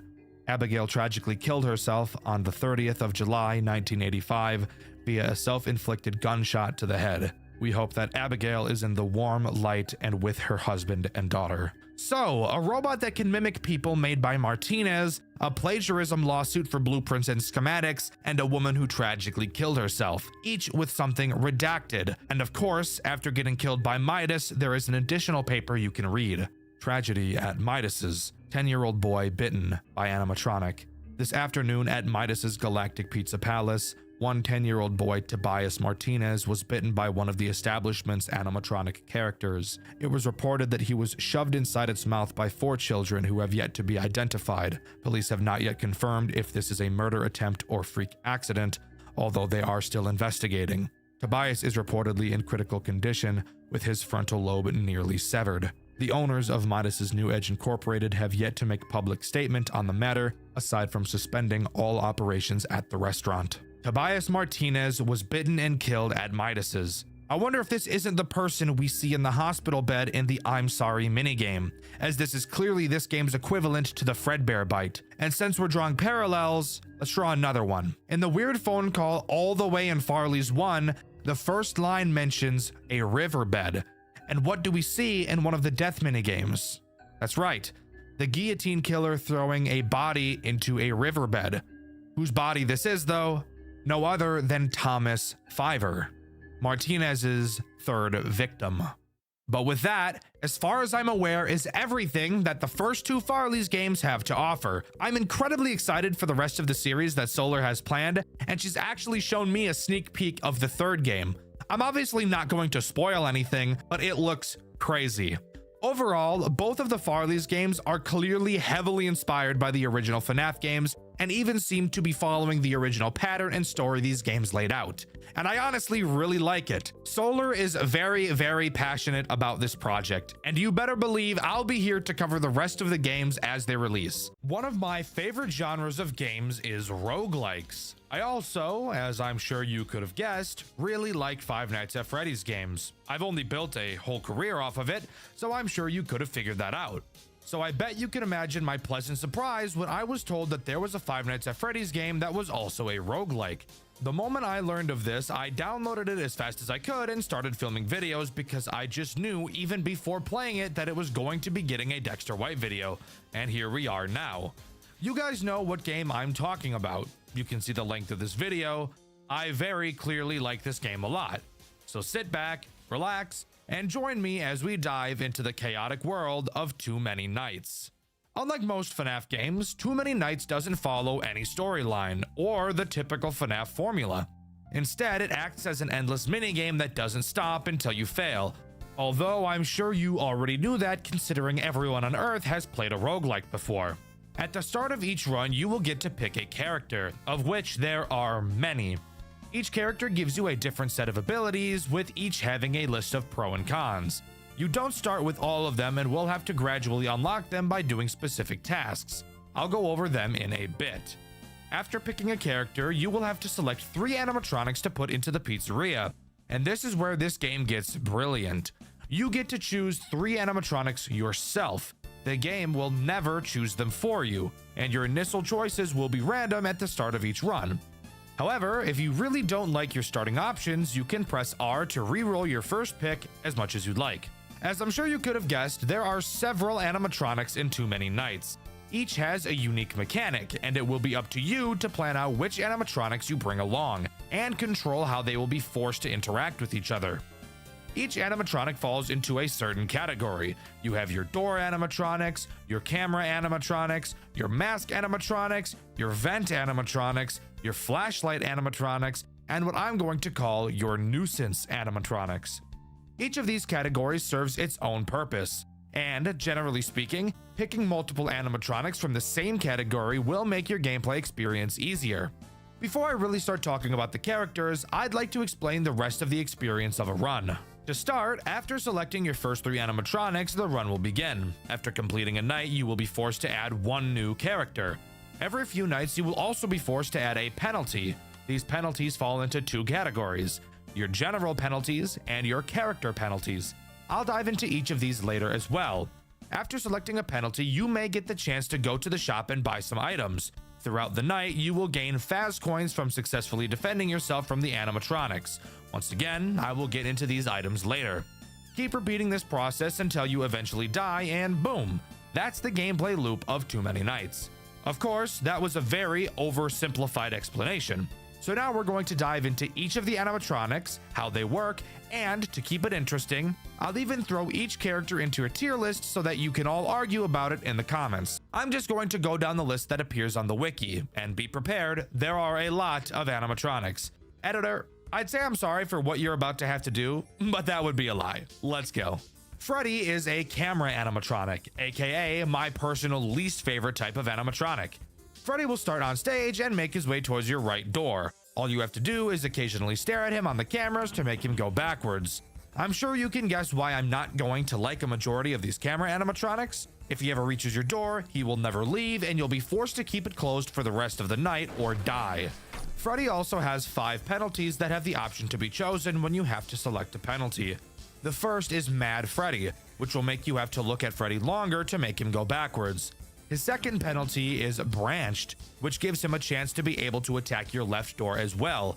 And when you're playing this game, you will very quickly fall into a pattern, so having a character be able to switch up on you like this would very obviously throw you off. Stare Down is another Freddy penalty. This one is horrific. It makes Freddy never move backwards. Staring at him will only stall him. However, to compensate, he moves a lot slower, and the camera doesn't have to be up for you to be able to stall him. Invisifreddy is a penalty that I'm sure you could take a solid guess at what it does. That's right, it makes him fucking invisible. Isn't that great? Sure, a sound cue is added to his movements, but fuck that. That just sounds like AIDS. Finally, we have Nuh-uh, a penalty that's just so silly. When Freddy gets to your door, he will prevent the door from ever closing again throughout the rest of the night. Isn't that awesome? No, it isn't? Yeah, I know. Don't choose this one if you can help it. Overall, I'm not a fan of Freddy, but without penalties, he isn't the worst character in this game, so I'm going to give him a C tier. Bonnie is a door character, aka a character I usually like to pick. Bonnie starts on stage and makes his way to your left door. Once there, a sound cue will play, and you'll have to close the door and stare at him on the camera until he goes away. Then you can open the door again. Incredibly easy character, however he does have 3 penalties. Cutting is a penalty that makes both Bonnie and Chica take shorter paths to your doors. Because of how easy both of them are to deal with, this penalty isn't too bad. Quiet Steps makes Bonnie and Chica not make sound cues while at your door, so yeah, fuck that. No other words need to be said. And finally, Flip Side is a penalty that will make Bonnie and Chica swap doors immediately after leaving the first door. Easily the second worst penalty these two have. Speaking of Bonnie and Chica, Chica is literally identical to Bonnie, except she attacks the right door instead of the left. And because of this, and how quick I am to pick these two, I'm putting both of them in S tier. Foxy isn't the worst character I've seen, but I did avoid choosing him for a very long time. Foxy will try to leave his stage in the ticket booth. Have your camera on him to stall him. If you don't, he'll charge at your door and bang on it, and make you lose a poop sock full of power. Foxy has 3 penalties and 1 item, which is pretty cool. Insta-Foxy is a penalty that will cause Foxy to instantly start in his last phase at the start of a night. This penalty actually isn't that bad at all, just let him charge right away and it's like the penalty isn't even there anymore. Henhouse is a penalty that forces the camera to be up to stall Foxy, which actually is the most cancerous thing I've ever heard of. Haywire is the final penalty, which will make him attack your other door directly after attacking the first door. The only bad part about this is that him banging on your door drains power. And the item that Foxy has is called Good Guy, which makes Foxy not a threat. Looking at him will make him progress, and when he comes to your office, he'll give you a nice little gift like a good boy. Because of how much of a non-issue he is if you balance him properly with the other characters, I'm putting him in B tier. Mangle is a vent animatronic, and she's honestly not that big of a problem. She'll move through the cameras into one of your vents. All you have to do is put your mask on when she's in a vent. She will enter the office for a short period and then leave. I personally hate having to use the mask in this game, so I try my best to avoid characters that force that, but Mangle is probably the easiest of them. Mangle does have 3 penalties. Anger management is a penalty that makes looking at Mangle speed her up. Aggressive Mangle is a penalty that makes Mangle force you to put the mask on for longer. And finally, slithering in is a penalty that causes looking at Mangle in the vents to make her immediately appear in your office. Overall, I hate the mask mechanic. However, Mangle isn't the worst mask character in the game, so I'm giving her a C tier. Caroline, or the marionette, behaves exactly how you'd expect her to. She's a music box. Hooray! Who could have expected that? If the music box winds down, for the rest of the night she will randomly teleport to a camera with a sound cue at random intervals. You will have to find her and stare at her if you don't want her to kill you. She does, however, have a whopping 6 fucking penalties, so that's just amazing. Let's go over all of them quickly. Winding down makes you have to wind the music box for longer. Moving box makes the music box move to a random camera every time you pull the camera down. AIDS. Muted music makes her not make a sound cue when she teleports to a camera. Show Stealer gives you less time to find her while she's away from the music box. Last Stand is really ass, by the way. When it turns 6 a.m., Caroline will teleport to a random camera, and the night will only end once you find her. Dude, there's nothing I can do about that. I can't do anything about that. That's just fucking cooked, bro. I can't do nothing about that. And finally, the worst penalty yet, Caroline Carousel, which will make her be away from the music box the entire night. Genuinely, never pick this penalty. Caroline is definitely annoying, but in all honesty, the music box is pretty forgiving until much later nights. So, because of this, I'm only putting her in D tier. Lizzie is the first non-FNAF canon character we'll be talking about. Fun fact, there are a lot of non-canon characters, but I think that's what adds to this game's charm. Lizzie herself isn't actually the threat. She spawns down bitty buds in your office while your camera is up. Simply hold your flashlight on them and they'll disappear. If there are too many, they'll call Lizzie and she will then kill you. Lizzie has 2 different penalties as well. Speedy Bud will make the bitty buds call Lizzie to your office faster, and Help Wanted will turn the brightly colored bitty buds into dark colored plush Lizzies, which are much harder to see in the very purple office. Lizzie is one of my favorite characters to see in my runs. I love flashlight characters, and I really love office characters. So because of this, I'm giving her S tier. BB is a bitch, but I'm sure you didn't need me to tell you that. And of course, they gave him the worst mechanic of all time. At random times, he will teleport to a random camera with a sound cue. Hello? You will have to find which camera he's on and hold the flashlight on him. If that wasn't bad enough, his penalties make him even worse. Mute BB makes him not make a sound cue, which is actually just fucking torment. Don't pick this. I'm Moving will make him teleport to a second camera after you find him the first time. Little asshole. And Aggressive BB will force you to hold the light on him for longer. Literally, fuck that. I'm sure from the tone in my voice, you can tell I really don't like BB. So because of that, I'm obviously giving him an F tier. Sparky the dog is a camera character that makes me piss blood. He's in the storage room and has 4 phases he will move through before appearing in your office and forcing you to put the mask on for a decently long time. To prevent this, all you have to do is stare at him on the cameras, something I've already made clear I'm not a super huge fan of. He also has 3 penalties if your urine wasn't already red enough. Mad Sparky will force you to look at him on the cameras for longer to push him back. Sparky Speedy will make Sparky move faster, obviously. And Aggressive Sparky will make you put the mask on longer if he enters the office. I don't like camera characters. I hate the idea of staring at a character to stop them. D tier.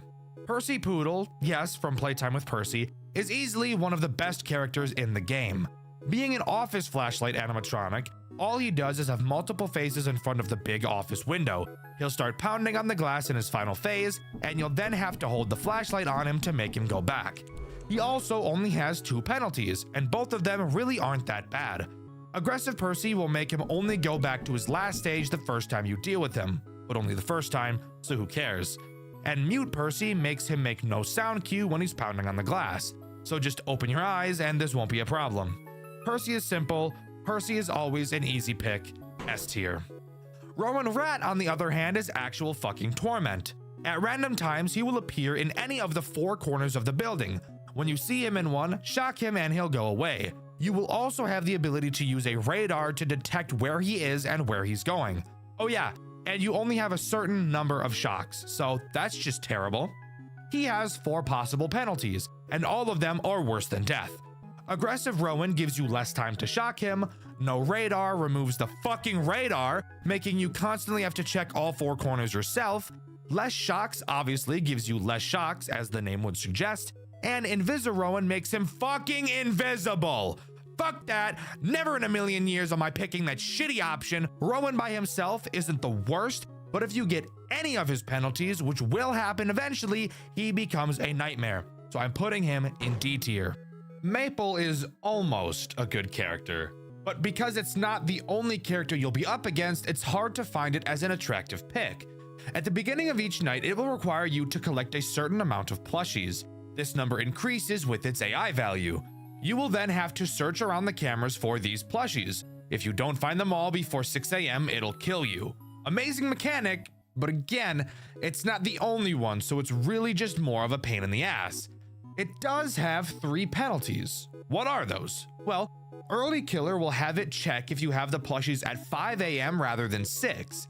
Hidden Counter will literally just make it not tell you how many plushies you need to find, which is bullshit.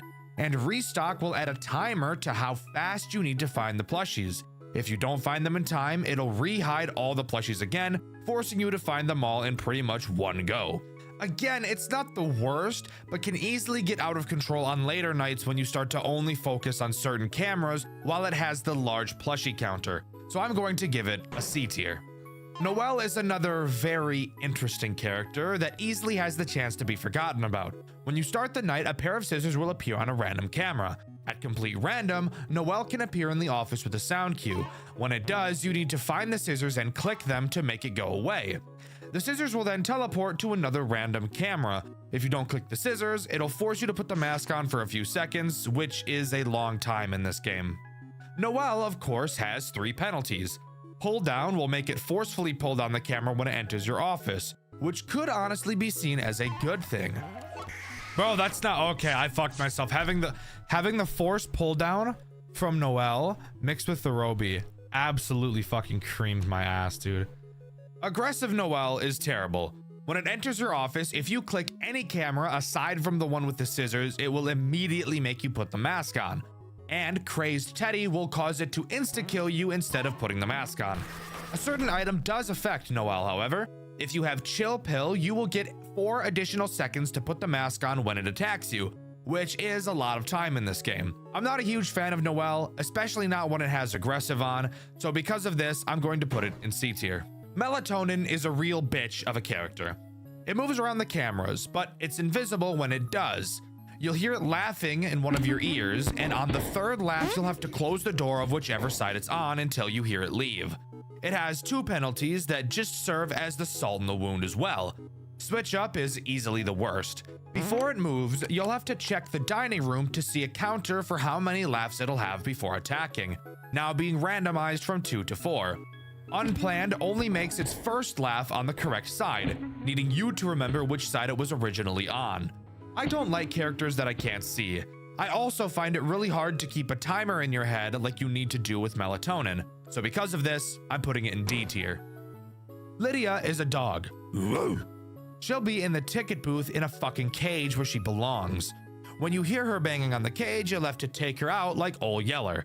Just kidding, you actually just have to hold the cage until that dumb mutt shuts up. The wiki, for some reason, doesn't have a page for her, and since I avoided her at all costs, I actually never experienced any of her penalties. But if I had to guess, I'd bet one of them makes you hold her cage for longer, and another makes her not make noise when she's attacking. But going off of how I know her to be with no penalties, I'm going to put her in C tier. Amber is a character that at first didn't seem too bad, but will very quickly become a run killer. She begins at the entrance. At random times, she'll hold up a playing card with a suit on it. You will then have to click the corresponding suit on the cameras or she'll kill you. The 2 penalties she has might actually be the most evil ones in the entire game.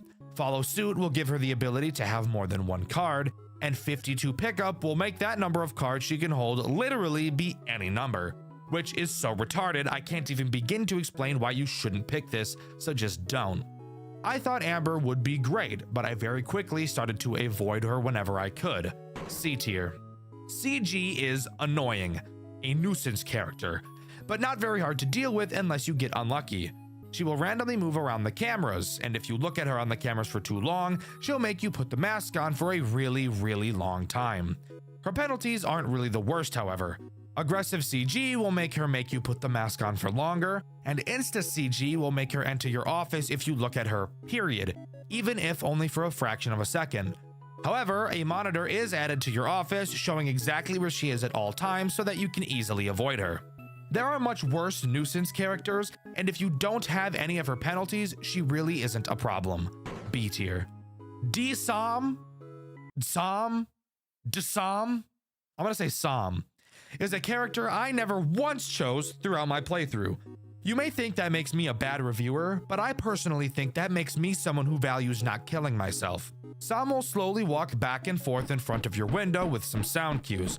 Before he gets to a door, you will have to close it, making him a character you pretty much always have to be watching. He has 2 penalties. Quiet Sam removes his sound cues, and Invisa Sam forces you to only use his sound cues. So pick your poison, dumbass, or even better, just don't pick this character. D tier. Roby is torture. I thought he wouldn't be so bad, and let's just say I wasn't so right. He sits in your office with a timer on his eye. When it reaches 0, you must have your mask on or you will die. He has 2 penalties that are all equally terrible. Mute Roby removes the sound cue he makes right before waking up. Awoken Roby makes him stay awake longer, forcing you to put the mask on longer. I'm dead serious. Don't pick this character. He is horrific. F tier. Alexis is simple, but very easy to forget about, especially on later nights.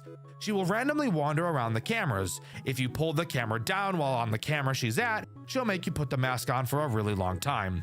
So you'll have to switch cameras before pulling them down. She also has 3 penalties. Aggressive Alexis makes her act like CG, where looking at her for too long will also make her attack you. Sneaky Ghost will only make her appear on a camera after you look at it for a second, and Crazed Ghost will insta-kill you instead of making you put the mask on. If you are diligent and aren't an idiot, Alexis is not an issue. But because of how fast you'll be switching through cameras on later nights, I can't give her any higher than a B tier. Onion is another character I never choose. When you pull up the cameras, there's a chance he'll be on them and quickly run left or right. You will have to close the corresponding door. If you close both, he'll drain a bunch of power. Again, for some reason he doesn't have a wiki page, so I don't know what his penalties are, but just knowing what he does, I'm going to put him in C tier. T Generic is a very annoying character who I only choose if every other character was ass. He will be in the entrance with an arrow on his face. Once he leaves the entrance, he will go to whichever vent he was pointing to, and you'll have to stare at him in that vent until he goes away. If he gets into your office, you'll have to put the mask on for a very long time. He has 3 penalties that somehow make him even more annoying. Crazed Robot will make him insta-kill you instead of putting the mask on. How About I Do Anyway will make him enter your office regardless of if you looked at him in the vents or not. However, if you did look at him, you'll have to put the mask on for a shorter amount of time.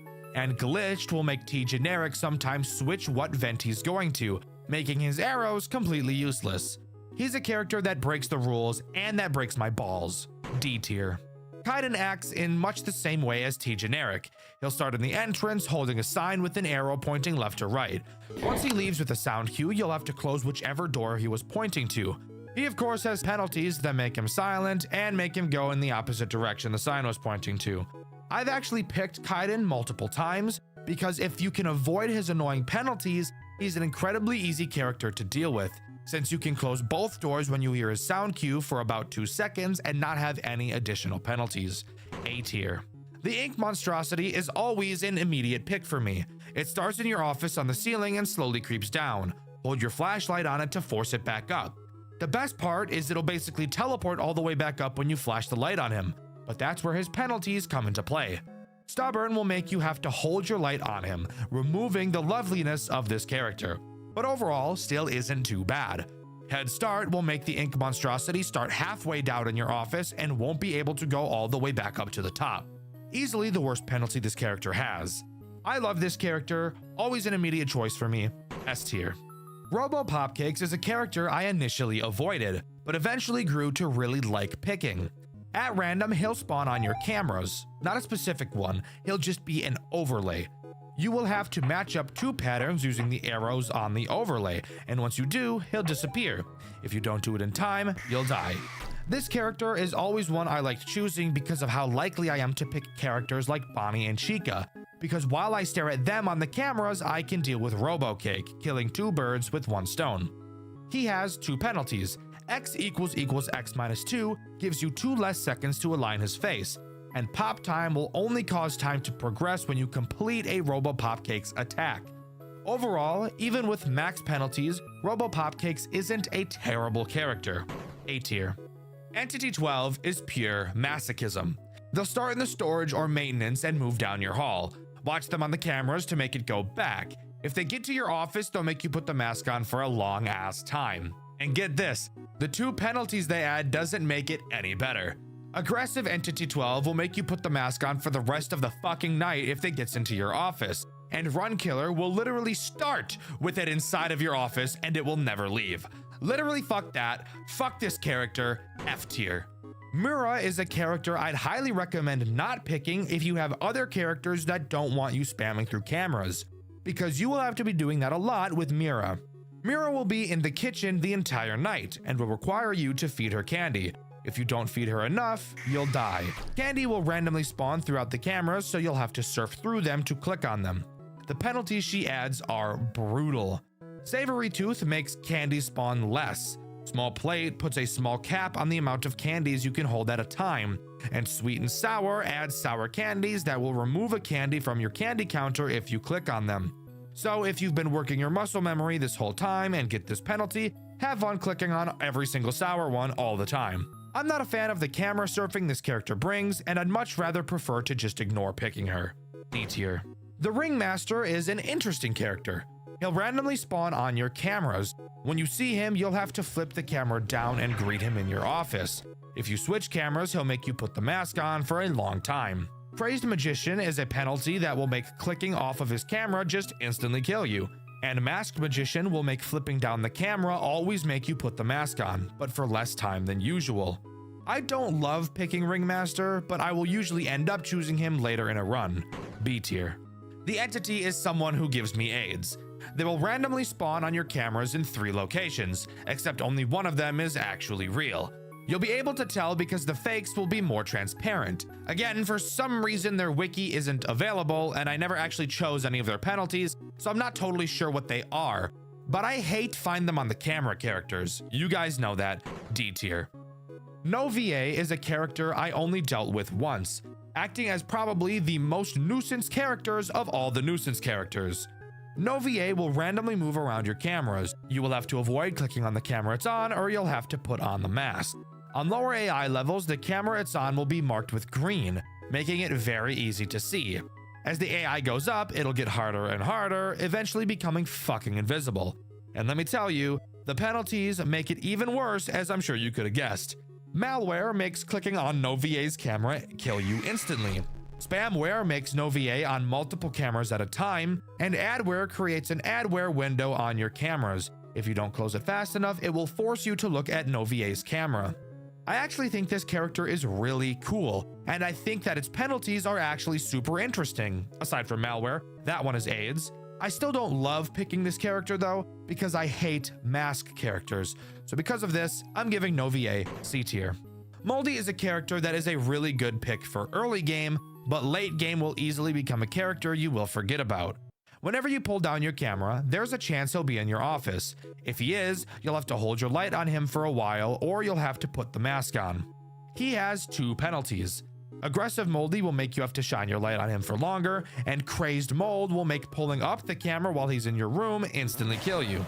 Again, early game, he's amazing, but you will very quickly forget about him once more characters start to get added, so because of this, I'm giving him B tier. Rita Rabbit is thick, but that's not important. What is how she works. She sits on her fat ass in the arcade slowly attempting to leave. All you have to do is hold the flashlight on her to make her go away. Honestly, not that bad of a character if you pair her with other arcade characters, which there is a decent amount of. She has 2 penalties. Aggressive Rita will make you hold your flashlight on her longer, and Cheeky Rabbit will make her move faster the longer you're not looking at her camera. If you know how to stack her with other characters properly, Rita shouldn't be a problem even if you have her penalties. A tier. Coral is another character that I love seeing as an option to pick. Coral will randomly appear at either of your doors with no sound cue, so you'll have to make sure you're paying attention. Simply close the door he's at and he'll knock, letting you know he's left. He has 2 different penalties. Blinding will make you additionally hold the flashlight on him for a while, and making sure will force you to have your camera down while the door is closed in order for him to leave. I love this character, he's super easy to deal with, S tier. Shrimp is another character that just makes me giddy with joy whenever I see her. Shrimp will occasionally spawn some shrimp food in your office on either side. Whichever side it's on is the side you have to close the door of until the shrimp food disappears. The 2 penalties she adds are easily some of the best to deal with. Big Shrimpin' is a penalty that will cause the shrimp food to have the chance to be really big. If it's really big, you just have to close both doors. And Small Shrimpin' gives the food the chance to have the lid off. If it is, all you have to do is close the door to the opposite side of the food. Shrimp is incredibly easy to deal with, she's satisfying to deal with, and she doesn't use the fucking cameras, which I love. Easy S tier. Worm is the next character we have to talk about, and I avoided this guy like the plague. I was very scared of how it was going to work, so I never actually ended up using it. Worm will start in the dining room and go down your right hall and will stay there until you open the door. When you open the door, it'll crawl through your office. Avoid looking at it either by using the mask or looking at the cameras until it leaves. It also has 2 penalties. Snail makes it move across the office slower, and Digger will make Worm add another bar of power usage while it's at your door. Worm just seems like a character that would completely disrupt the flow of the night, and because of that, I'm putting it in D tier. Kyle and Bob are the 2 next assholes I want to talk about, and these guys are weird, and also really shitty and confusing, and I don't fully understand them. Kyle and Bob are 2 separate animatronics, but they work in tandem. Both of them are vent characters. If Kyle, the yellow one, enters your vent, you have to look at him on the camera or he will enter your office and make you use the mask. If Bob is in your vent, you can't look at him on the cameras or he'll enter your office and make you use the mask. The only problem is, I was never able to figure out how to tell which one entered the vent. At first, I thought maybe they'd alternate and I'd have to remember, but then during one run, Kyle attacked twice in a row. So I'm thinking there has to be something I'm misunderstanding about these 2. Of course, they each have 2 penalties. Crazed Sun makes them instantly kill you if they enter your office, and Eclipsed will make one of them invisible while the other is in the vent. I tried to like these guys, but because I'm retarded and can't fully figure them out, they were never for me. D tier. Magi is a pretty interesting character. He will consistently walk back and forth in front of your window. At random, he will make a sound cue letting you know he's about to attack. Come on, go. When he does, you have to close the door to the side he's on, leading to you needing to keep track and remember which side he's on at all times. This isn't too bad for someone like me who tries to be able to stay in the office as much as possible. Magi has 3 penalties. Reach around will change the way his sound cues work. If he says surprise or you won't see this one coming, you will then need to close the door to the opposite side he's on. This can be confusing for obvious reasons. Do it myself is a penalty that will make Magi attack the opposite door whenever you deal with his puppet the first time. And Invisimagi makes him fucking invisible, as I'm sure you could have guessed. Magi is not my favorite, but I have no problem picking him later in the run when things are getting tight. B tier. Mallory, on the other hand, is torture. She stays in the ticket booth. At random, she will hold up any amount of fingers on one hand. You will then have to flash her with the flashlight that many times. If you flash her too many times or not enough, she will dash at your door 15 times. This is AIDS, and I can't even lie, 15 times Why so many? Seems a bit overkill, don't you think? But let's talk about her penalties, which she has 3 of. Ambidextrous will make her be able to show you up to 8 fingers. DoorDash will make her charge 20 fucking times instead of 15, and DoorDash EX makes her charge your doors for the entire night. Easily one of the most bullshit characters when you have her penalties on, but if you can avoid choosing them, she's only really ass because her hand is conveniently behind the fucking camera map. D tier. Roy is one of the only camera animatronics I can actually stomach. He starts in the dining room and slowly makes his way to your office. You can lure him to a previous camera by holding your flashlight on them. Since he's a moth, he's attracted to the light. He only has 1 penalty, Aggressive Roy, which will just make you have to hold the light for longer to get him to move. Overall, very solid character, and not too annoying to handle until his AI value gets really high. A tier. Silly is kinda silly. Fuck, editor, cut that out. Silly is my favorite vent animatronic. He moves around the cameras, who gives a fuck? Eventually, he'll enter one of your vents. When he does, all you have to do is hold the flashlight on him before he enters your office and eats your butt. He also only has 1 penalty, Aggressive Silly, which makes you hold the flashlight on him for longer. Very simple character, he makes sound cues, I like sound cues, S tier. Next up, we've got Bop. She's an interesting, ADHD-riddled little fuck. When you pull down the camera, there's a chance she'll be standing in your window. She will then dash towards either of your doors. Simply close that door before she gets to it. She has 3 penalties. Layered Square will make Bop charge your doors multiple times. Bop Spawn will cause Bop to be able to spawn at your window even if the camera is down, and Force Down will make Bop force your camera down if it is up. A character that requires quick reaction time, and when more characters get added can be easily missed. E tier. Venus is a fucking plant. Oh, you want to know what they do? Sure, that's fair enough. Venus will sit in the kitchen the entire night like your mom in the middle of the night looking for more food even though she ate 65% of dinner that night. Throughout the night, bunnies will spawn in your room and you'll have to click on them to collect them. You then feed these bunnies to Venus in the kitchen camera. Very fucked up, Venus. These bunnies are cute. Venus has a hefty 4 different penalties, actually being one of the highest in the game. Wabbit hunting will make the bunnies in your office jump around, making them harder to click. Except they're still not hard to click, so it's not that bad. Depopulation will make the bunnies spawn less frequently. Wanderer will make Venus randomly move around your cameras instead of camping the kitchen. And Mako will add Venus's friend Mako into your office. If you click on him, you'll die. Venus is very fun to play with. Their mechanic is satisfying, clicking on the bunnies is fun, and even most of their penalties aren't too bad. S tier. Cyrex is the next character we need to talk about, and I absolutely hate her. She starts in the ticket booth and slowly makes her way to your office. Before she gets to your office, you'll have to go to the ticket booth camera and call her to your office manually and then put the mask on. If she gets to your office by herself, I'm assuming you can guess what happens. And if you couldn't have already guessed, her penalties aren't much better. Rising aggression makes her make you put the mask on longer the longer you take to call her to your office. And call tracker will randomize the camera the call button is on every time you use it. This character is Torment. This character is Anguish, F tier. Next we have Ellie, another character so potently AIDS I fear even talking about her. Her goal is to chew the wires in the storage room to cut your power. You will have to watch for her in either hall. When she's in one, you must make sure the door on that side is open and shake a box of snacks on that side of the office to lure her inside of the office. She will leave shortly thereafter. If your office door isn't open when you lure her, she will bang on the door and drain your power.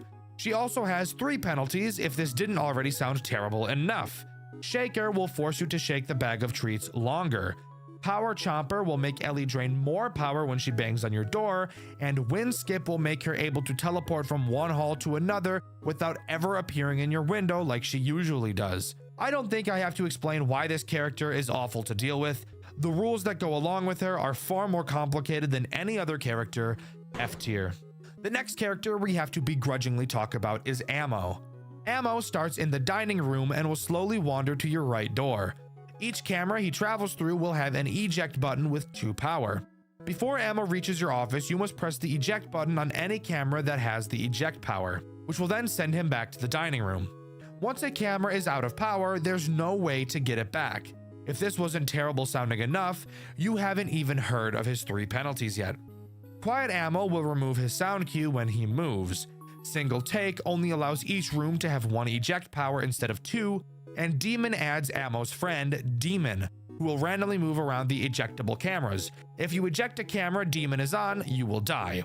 I hate this character. Dealing with him can be bad on higher AI values, but since he's nowhere near as bad as some of the other characters in this game, I'm putting him in D tier. And here we are, 29 pages into my script later, and we can talk about the final animatronic in this game, Swagman. Swagman has a pretty interesting mechanic I've actually never seen before. He will randomly wander around the cameras. You will have to stare at him to fill his swag meter up. If it goes all the way down, he will make you put the mask on for a long ass time. However, this mechanic isn't as bad as I usually say it is, because you can easily tell which camera Swagman is on because he lights it up. So, what about his 3 penalties? Well, Swagalicious makes him move from camera to camera faster, which can get annoying. Endless Swag will force you to put the mask on for the rest of the night if Swagman gets in, and Eye on the Swag will make Swagman's meter go up slower than usual. Overall, not a bad character, and no penalty that removes the ability to see what camera he's on. C tier. And there we go. That's every single character in Too Many Nights. I love how many there are. It leads to such a new and interesting experience every time you play, and I love it. But now I'd like to mention the general penalties that aren't specific to any character, as there are a few of those as well. Generally, from what I've noticed, it's much smarter to pick the general penalties over the character penalties, as it will be much more likely that they will be easier to deal with. Overtime will make each hour of the night last 2 seconds longer, and you can actually have 2 overtime penalties active at a time. Less power will, as the name suggests, make you start each night with less power, 10% to be exact, and you can have 3 of these penalties. Less room is a penalty that will give you 1 less option when selecting animatronics, and you can have 2 of them. All-Star will make the next enemy you add start at max AI value. Stranger Danger will add a random character you don't already have at a very low AI value, and Midnight Motivation will make all characters' AI value increase at 3 AM. All-Star, Stranger Danger, and Midnight Motivation are probably going to be penalties you always want to avoid, but I personally don't think the other characters are that bad. Next up, I'd like to talk about the characters that you can unlock to play as, because if you remember, each character has different pros and cons for you to choose from. To start, each character has a different amount of lives they'll start you with. Getting jump scared by an animatronic will cause you to lose one of these lives, giving you multiple opportunities if you mess up. And of course, I'll be putting these guys on a tier list as well. The first character you will have by default is Michael. He gives you 3 hearts and has no abilities. He's as basic can get, really. D tier. You also by default have 3 other much more interesting characters. The first being Elizabeth. She gives you 4 hearts and forces the enemies to have their AI values increase slower. But as a con, you'll receive half the amount of coins you'd usually get. The low AI value honestly makes her pretty valuable, but of course, never being able to buy anything is never fun. C tier. Evan is the next auto-unlocked character. He gives you 3 hearts, makes all enemies start on a higher AI value, but to compensate, nets you 1.5x more coins, which will be nice for when we talk about shops later in the video. High AI values are never super great, especially if you're dogshit at FNAF games like I am, but overall, he is nowhere near the worst character to choose. C tier. Cassidy is the last character you'll unlock by default. She only gives you 1 heart and makes every single enemy start at maximum aggression, and forces you to pick a penalty every single night. She also will never allow you to see shops. Instead, you can use your money to remove penalties in animatronics. I don't care that you can remove things. Having to pick a penalty every night whilst also only having 1 heart is pure AIDS. F tier. Henry is the first character on the list to unlock. However, you can unlock them in pretty much any order you want. Henry is unlocked by beating at least 1 night while using Michael, Elizabeth, Evan, and Cassidy. Something that should be very easy to pull off. He gives you 3 hearts and gives you way more options when picking enemies, penalties, and shop items. However, you will be forced to pick more enemies and more penalties. The last thing you're going to want to do is give yourself more threats. So even though your option pool is bigger, the cons outweigh the pros here a lot. D tier. Gabriel can be unlocked by having 2 penalties active in a run that affect Freddy. He gives you 3 hearts, gives you a guaranteed shop every single night. But as a downside, each character comes with a few of their penalties already added. I'm sure you know what I'm going to say, and a lot of character-specific penalties are horrific. Sure, you may never have to pick a penalty after beating a night, but I really don't care about that as much as getting butt-fucked by character penalties. F tier. Jeremy can be unlocked by getting a power outage on night 3 and beyond and still surviving the night. Generally one of the harder characters to unlock. He gives you 5 hearts. You start the run with 500% power instead of 100%. The nights are shorter than usual, but as a downside, your power carries over from night to night. But don't let that fool you. 500% power is a lot of fucking power, and if you're good at enemy building, you can easily make that last a long time. And 5 hearts is a fuck ton. Easy A tier character. Susie will be unlocked if you die to Chica twice in a single night and then beat that night. She gives 3 hearts. Each enemy starts at max AI value, but you gain 1 life after you beat a night. Now, at first glance, this may sound really bad, but I actually had my second best run ever using Susie, and it's 100% because of that life gain. With characters always on max difficulty, there's no way for them to get harder, so you'll get used to them at their hardest difficulty pretty quickly. Sure, she's not the best, but she definitely isn't as bad as she sounds. B tier. Fritz is unlocked by having 100 or more coins at one time in a single run. He gives you 2 hearts, and your lives are attached to the number of coins you have. To be specific, for every 50 coins you have, that equals 1 heart. Overall, this character is more confusing than it will ever be useful, actively discouraging you from ever buying anything. You're better off just using Michael, as there's no real downside. D tier.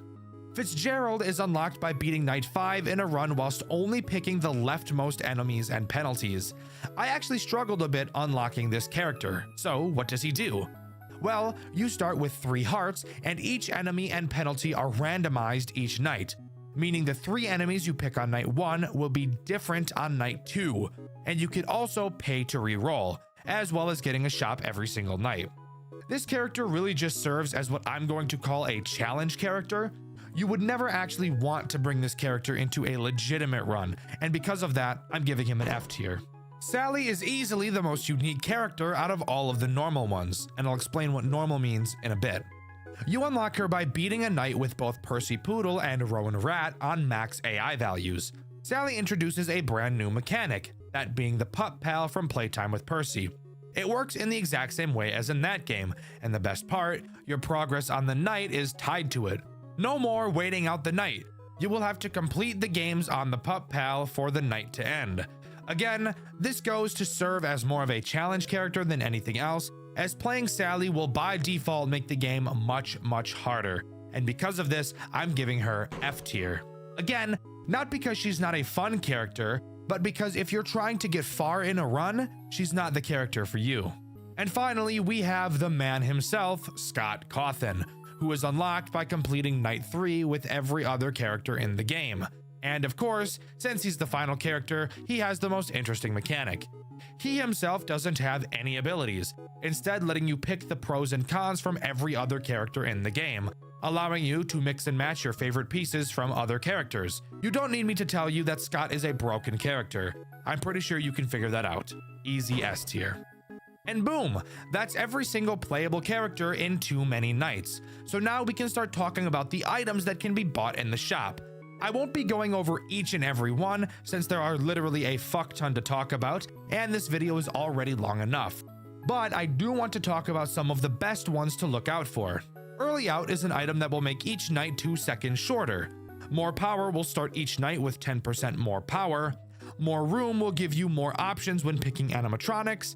The Empress will give you 1 life and give you more options when picking animatronics. The Emperor will decrease every animatronic's AI value by 2. The Chariot will have you start each night with 15% more power. The Hanged Man will remove 2 random penalties you have activated. Death removes a random enemy. The Moon makes each hour 3 seconds shorter. Fritz Children's Bible will make items you can't afford never show up in shops, and Sparked will make sparks appear randomly on cameras, and touching them will increase your power. Those are all of the yummy mashed potatoes in my belly items that I like to look out for in the shop. Again, there are a lot more, but I think it would just be really boring to go over all of them. But there you go. That's everything you need to know, and as far as I'm aware, everything that Too Many Nights has to offer. I would highly recommend you give this game a try. It is some of the most fun I've ever had since starting this channel, and I actually plan on doing some Too Many Nights streams here on this channel. If that's something you're interested, let me know. Also, if you were interested, Too Many Nights is actually getting a version 2.1, and it's being worked on as I'm writing this. I'm super excited to see what it has to offer once it's fully released. This game is so incredibly unique and combines two of my favorite game genres of all time into one amazing game. The art style is unique, the community input is fantastic, and of course, the gameplay and gameplay loop are impeccable. Five Nights at Freddy's games don't scare me. Even the jump scares never typically get me to scream, shout, quiver in my boots, and defecate in my britches. However, the game I'll be covering today did. Not only that, but this game, this masterpiece, is probably one of, if not the coolest Five Nights at Freddy's fan game I've ever played. Today, I'll be covering The Return to Bloody Nights. Released in 2023 on Game Jolt by Kazovsky, it serves as a prequel to the official Five Nights at Freddy's series, taking place before the events of Five Nights at Freddy's 2.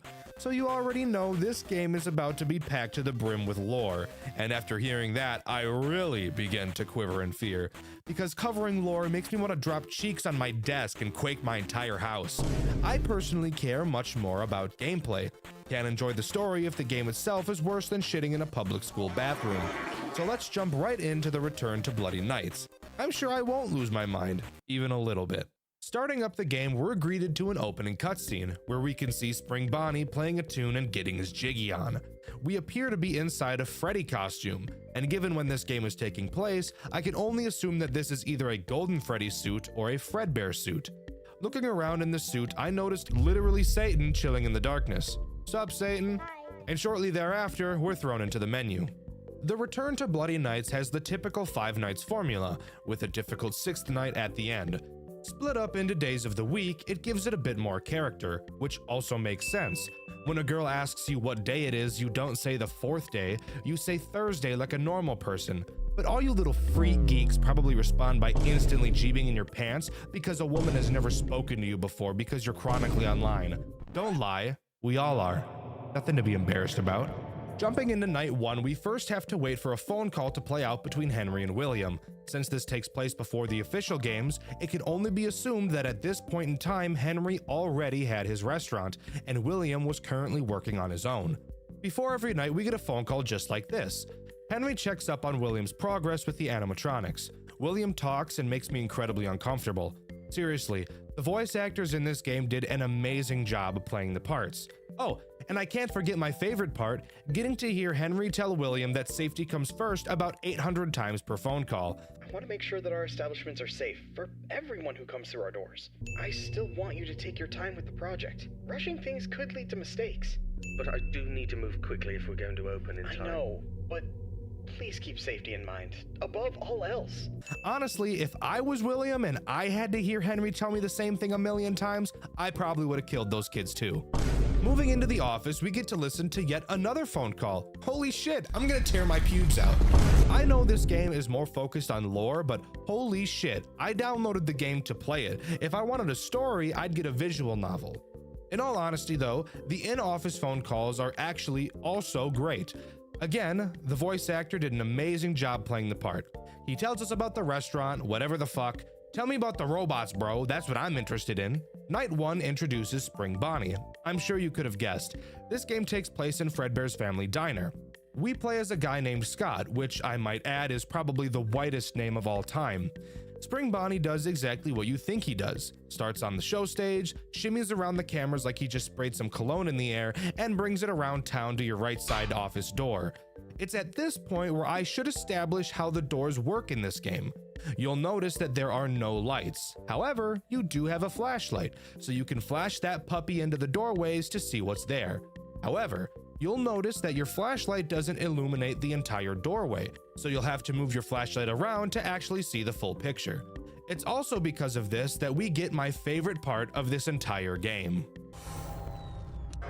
Oh my fucking god!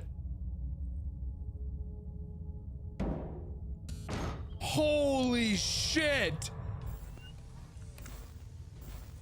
Oh my god, that was fucking cool as shit. Oh my god, bro. Holy shit, that was awesome.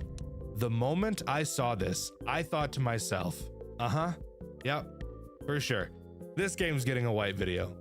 The fear in my voice in that clip was genuine. I know a lot of creators on this site like to fake and hype up their reactions because it makes good content, but if you watch my second channel, Dxtr Black, you'd know that all of my reactions are real. So not often will you catch me getting scared like that, but hot damn was this cool. As I'm sure you could guess, when you see Spring Bonnie in the doorway geeked out of his mind, you need to close the door and wait for a sound cue letting you know he's left. With only one animatronic, I'm sure you could guess that this night is incredibly easy, so let's move on to night 2. Night 2 introduces Fredbear. He acts the same way as Spring Bonnie, except he attacks the left door rather than the right. Since that's pretty boring, let's talk about the cameras and why I think this game does animatronic movement correctly compared to other games. Something I've noticed in a lot of FNAF games is that characters have a path. No shit, that's how it's always been. But you'll notice in most games that this path is very basic. For example, I move from camera 1 to 2 to 3 to 4 and then arrive at your door. Very basic. This game and a few others do something really cool. Rather than just appearing in one camera and teleporting to another, the characters in the Return to Bloody Nights will instead have multiple phases on each camera, kind of like Foxy from Five Nights at Freddy's 1, wherein, if you're watching the cameras, you will see Spring Bonnie, for example, go from the show stage to standing off of the show stage, and then he'll transfer to another camera, and in most cases, each character has at least 2 phases on each camera that they enter, which really gives a feeling of realism to the game, as it seems like you actually get to see the characters walking around rather than just teleporting from camera to camera like most Five Nights at Freddy's games. Another game that pulls this off really well is A Bite at Freddy's, a FNAF fan game I've covered on this channel, and you can watch my review of it after you finish this one. It's a fantastic video if I do say so myself, which I do. Anyways, on to Wednesday, which introduces 3 new threats, those threats being, hold on a second, 3 new threats in one night? Did I read that right? Hold on, let me check. Oh my god. Yeah, that's right. 3 new animatronics become active on this night. God damn. Talk about going from 1 to 100 in a fraction of a second, good lord. Well, let's start going over them, shall we? Starting with the least infuriating of the 3, we have the puppet. An area of your office I have yet to mention is the prize corner, which is directly behind you. Here you will be able to see prizes. Who would have thought? This is also where you can see a bunch of fun references like Sonic, FNAF, Cuphead, and a bunch more. I had a lot of fun pointing out as many references as I could while playing, which you can see in my full playthrough on my second channel, Dxtr Black. The puppet has a chance to appear at any time throughout the night behind you in the prize corner. It doesn't move through the cameras, so there's no way to predict when it's going to attack. However, thankfully it does play a sound cue that lets you know it has appeared behind you, telling you to get off that computer call and kiss it on its hot mouth. When you hear this bell jingling sound cue, you have to quickly whip around and find it in one of 3 locations with your flashlight. Once you find it, it'll quickly hide away like a bitch and you're free to continue. The puppet is really never a problem throughout the nights, acting more of an annoying distraction than a real threat. But now, I get the misfortune of talking about the other 2 threats that this night places in my anus. So let's cover the spawn camping dickhead, Fredbear 2.0. Fredbear 2.0 doesn't appear on the cameras. Instead, he appears right outside of your right door. That's where he starts. Yeah, he begins the night already outside of your door. And that's the furthest away he'll ever get from you. Isn't that just the worst thing you've ever heard in your life? I think I'd rather be diagnosed with butthole cancer. Fredbear 2.0 has multiple phases before his actual attack. You'll have to constantly flash your light in the left doorway to check his progress, which takes your attention away from a crucial character you need to watch on the cameras, whom I will talk about in a moment. As he gets closer and closer, you'll get to hear him talking right in your fucking ear, which is a pain in the ass because I'm trying to listen for movements and bell jingling at the same time. So I'd really appreciate it if you'd hop off my cock. When Fredbear 2.0 gets to your door, he will crouch down to try to get in. which, by the way, looks crazy cool. I love animations like this in FNAF games. It adds so much life to them. Something you'll notice about Fredbear 2.0 in comparison to the other animatronics that attack your doors is that he appears to linger at them for much longer than the others. You wouldn't be crazy for thinking that either, because he does. When Fredbear 2.0 crouches down, he won't instantly enter your office like Fredbear and Spring Bonnie do. Instead, he'll wait about 8 seconds before actually attacking you, giving you time to check on the puppet and Mr. Dickhole, who I'll be covering next. That may sound like a nice gesture. Aw, he's giving me time to worry about my other problems. What an emotionally intelligent guy. No, this guy is a dick. Something I should mention is that there is no power system. However, there is generator heat. What causes the generator to go up? That's right, using your doors. No matter how much you think you're going to be able to consistently time out when Fredbear 2.0 is going to attack, I promise you that you'll get it wrong a few times. And because you know that you're going to get it wrong, you'll probably feel inclined to play it safe and close it sooner than you technically need to. And this is where he gets you. Because even if you close the door early, his timer still has to count all the way down before he attacks, leaving you with your generator heat increasing while that dickhead just stands there like a dunce for half a century. On later nights, you'll be getting attacked pretty frequently, so having this guy waste even a few seconds with your door closed can be the cause of a run to end later down the line. Alright, I can't put it off any longer. I need to talk about the most infuriating character in this entire game. Spring Bonnie 2.0.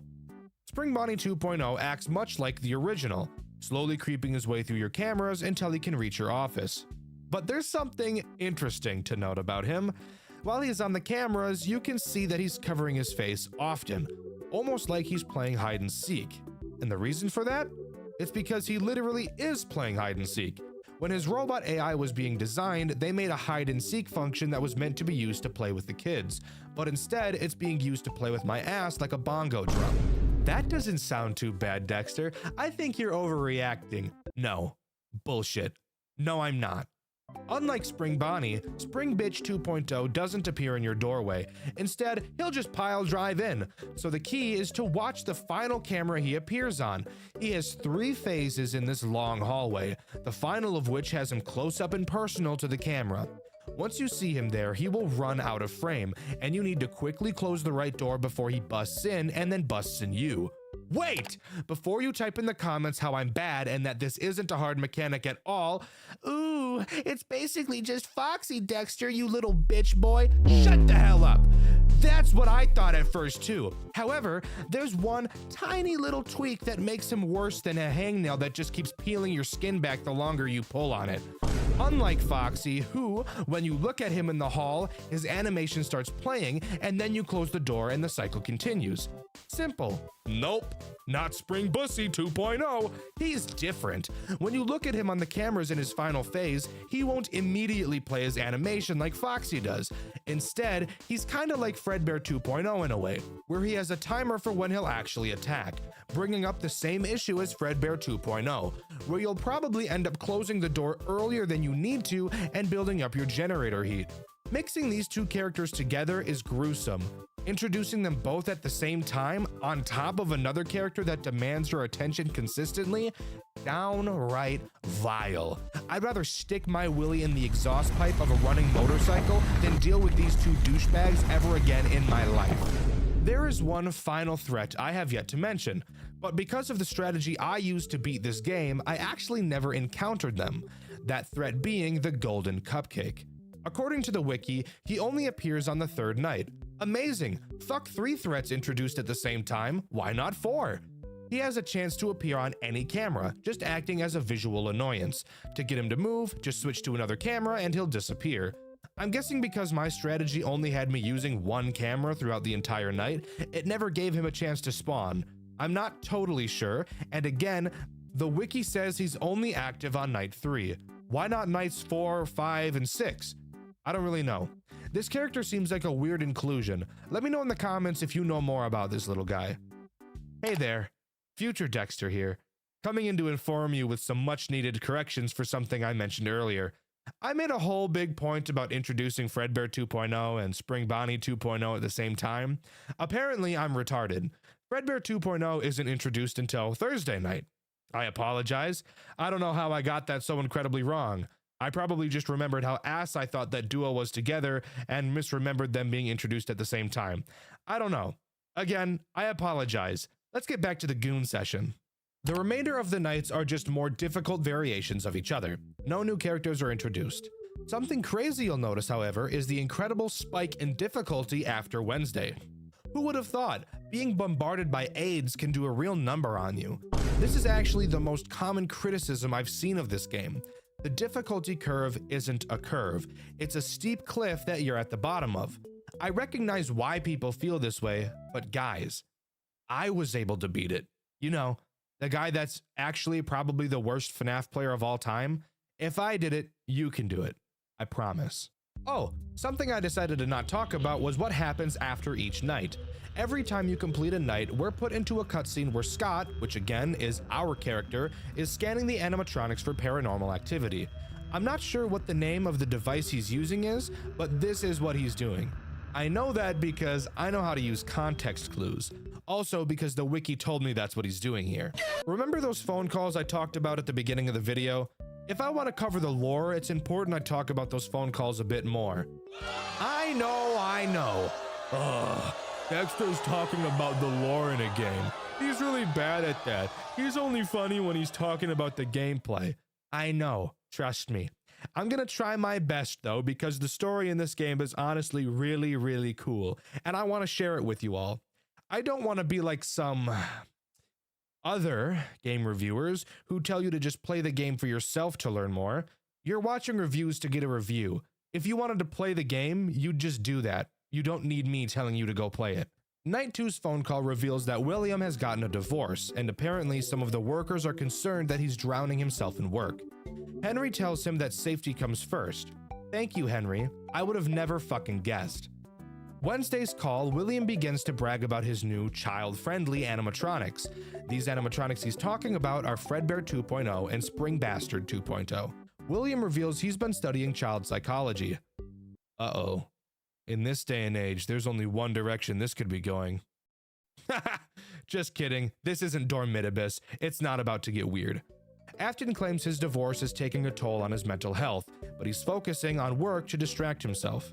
Henry opens up about his feelings like a man never should. Some bullshit about how his only child Charlotte means so much to him, blah blah. Who cares, bro? I'm building fucking robots. That's way cooler than your lame-ass kid who can't even wipe her own ass properly. Thursday's phone call reveals that William wants to distance himself from his two sons and focus more on Elizabeth. I also noticed in this phone call that Afton seems a lot more passive-aggressive. Looking back on it now, that probably has something to do with his mental health. But while I was playing, I was rooting for William during these calls because of how sick and tired I was of Henry mentioning safety for the 200th time in a row. Additionally, on Thursday night, we learned that the diner is being shut down due to the disappearance of 6 children. I wonder who could have done that. Friday's phone call gets dark. Henry's daughter fucking died. RIP! Afton doesn't really seem to care. I'm with you there, William. Afton mentions he has to do something, and Henry tries to tell him to not do anything that might have negative consequences. William brushes this off as it seems he's too far gone. I'm assuming that these things that need to be done are the killing of the 6 kids. It's then around this time that William stuffs one of the kids, Cassidy McKay, into the Fredbear 2.0 suit and leaves her to rot inside Fredbear's family diner. Isn't it crazy how fucked up FNAF games are? I often forget how disturbing the actual story is when I'm making videos about these games. After the completion of Night 4, Scott scans Fredbear 2.0, and unlike the other characters scanned previously, the machine we have starts to go nuts when scanning Fredbear 2.0, likely because of the body of Cassidy inside. After the completion of Night 5, we get a monologue from William, explaining how he killed the kids and framed Henry. It has been many years since the incident that changed everything. I have done unforgivable things since then. The missing children, it was all my doing. We get the reveal of Circus Baby and hear about Elizabeth getting ganked by her. After the completion of Saturday, we get a cutscene of who I can only assume is Elizabeth, talking about needing to guide the other victims. I'm assuming Elizabeth because of how Baby guides throughout Sister Location, although I could be wrong on who this is. Finally, if you complete this game's max mode, you get one final cutscene, displaying William dying in the Spring Bonnie 2.0 suit, which is in 2D rather than 3D like the rest of the game for some unknown reason. And with that, that's all the Return to Bloody Nights has to offer as far as I'm aware. Overall, I really liked this game, but I can understand why a lot of people don't. Sure, it looks really pretty and the story is amazing, having us play as the phone guy from FNAF 1 and 2, but I think this game focuses too much on story and not enough on gameplay. Sure, the Game Jolt page does say it's primarily about the story, but I can still understand why people dislike the gameplay loop for being too repetitive and difficult, even though that's how most FNAF games end up panning out. I'm pretty sure the community liked Post-Shift 2 more, which that game is just brutally difficult and confusing for the sake of being brutally difficult and confusing. So I guess that tells you where the community really is, where some appreciate Post-Shift 2 over this game in terms of gameplay, which is wild, I will add.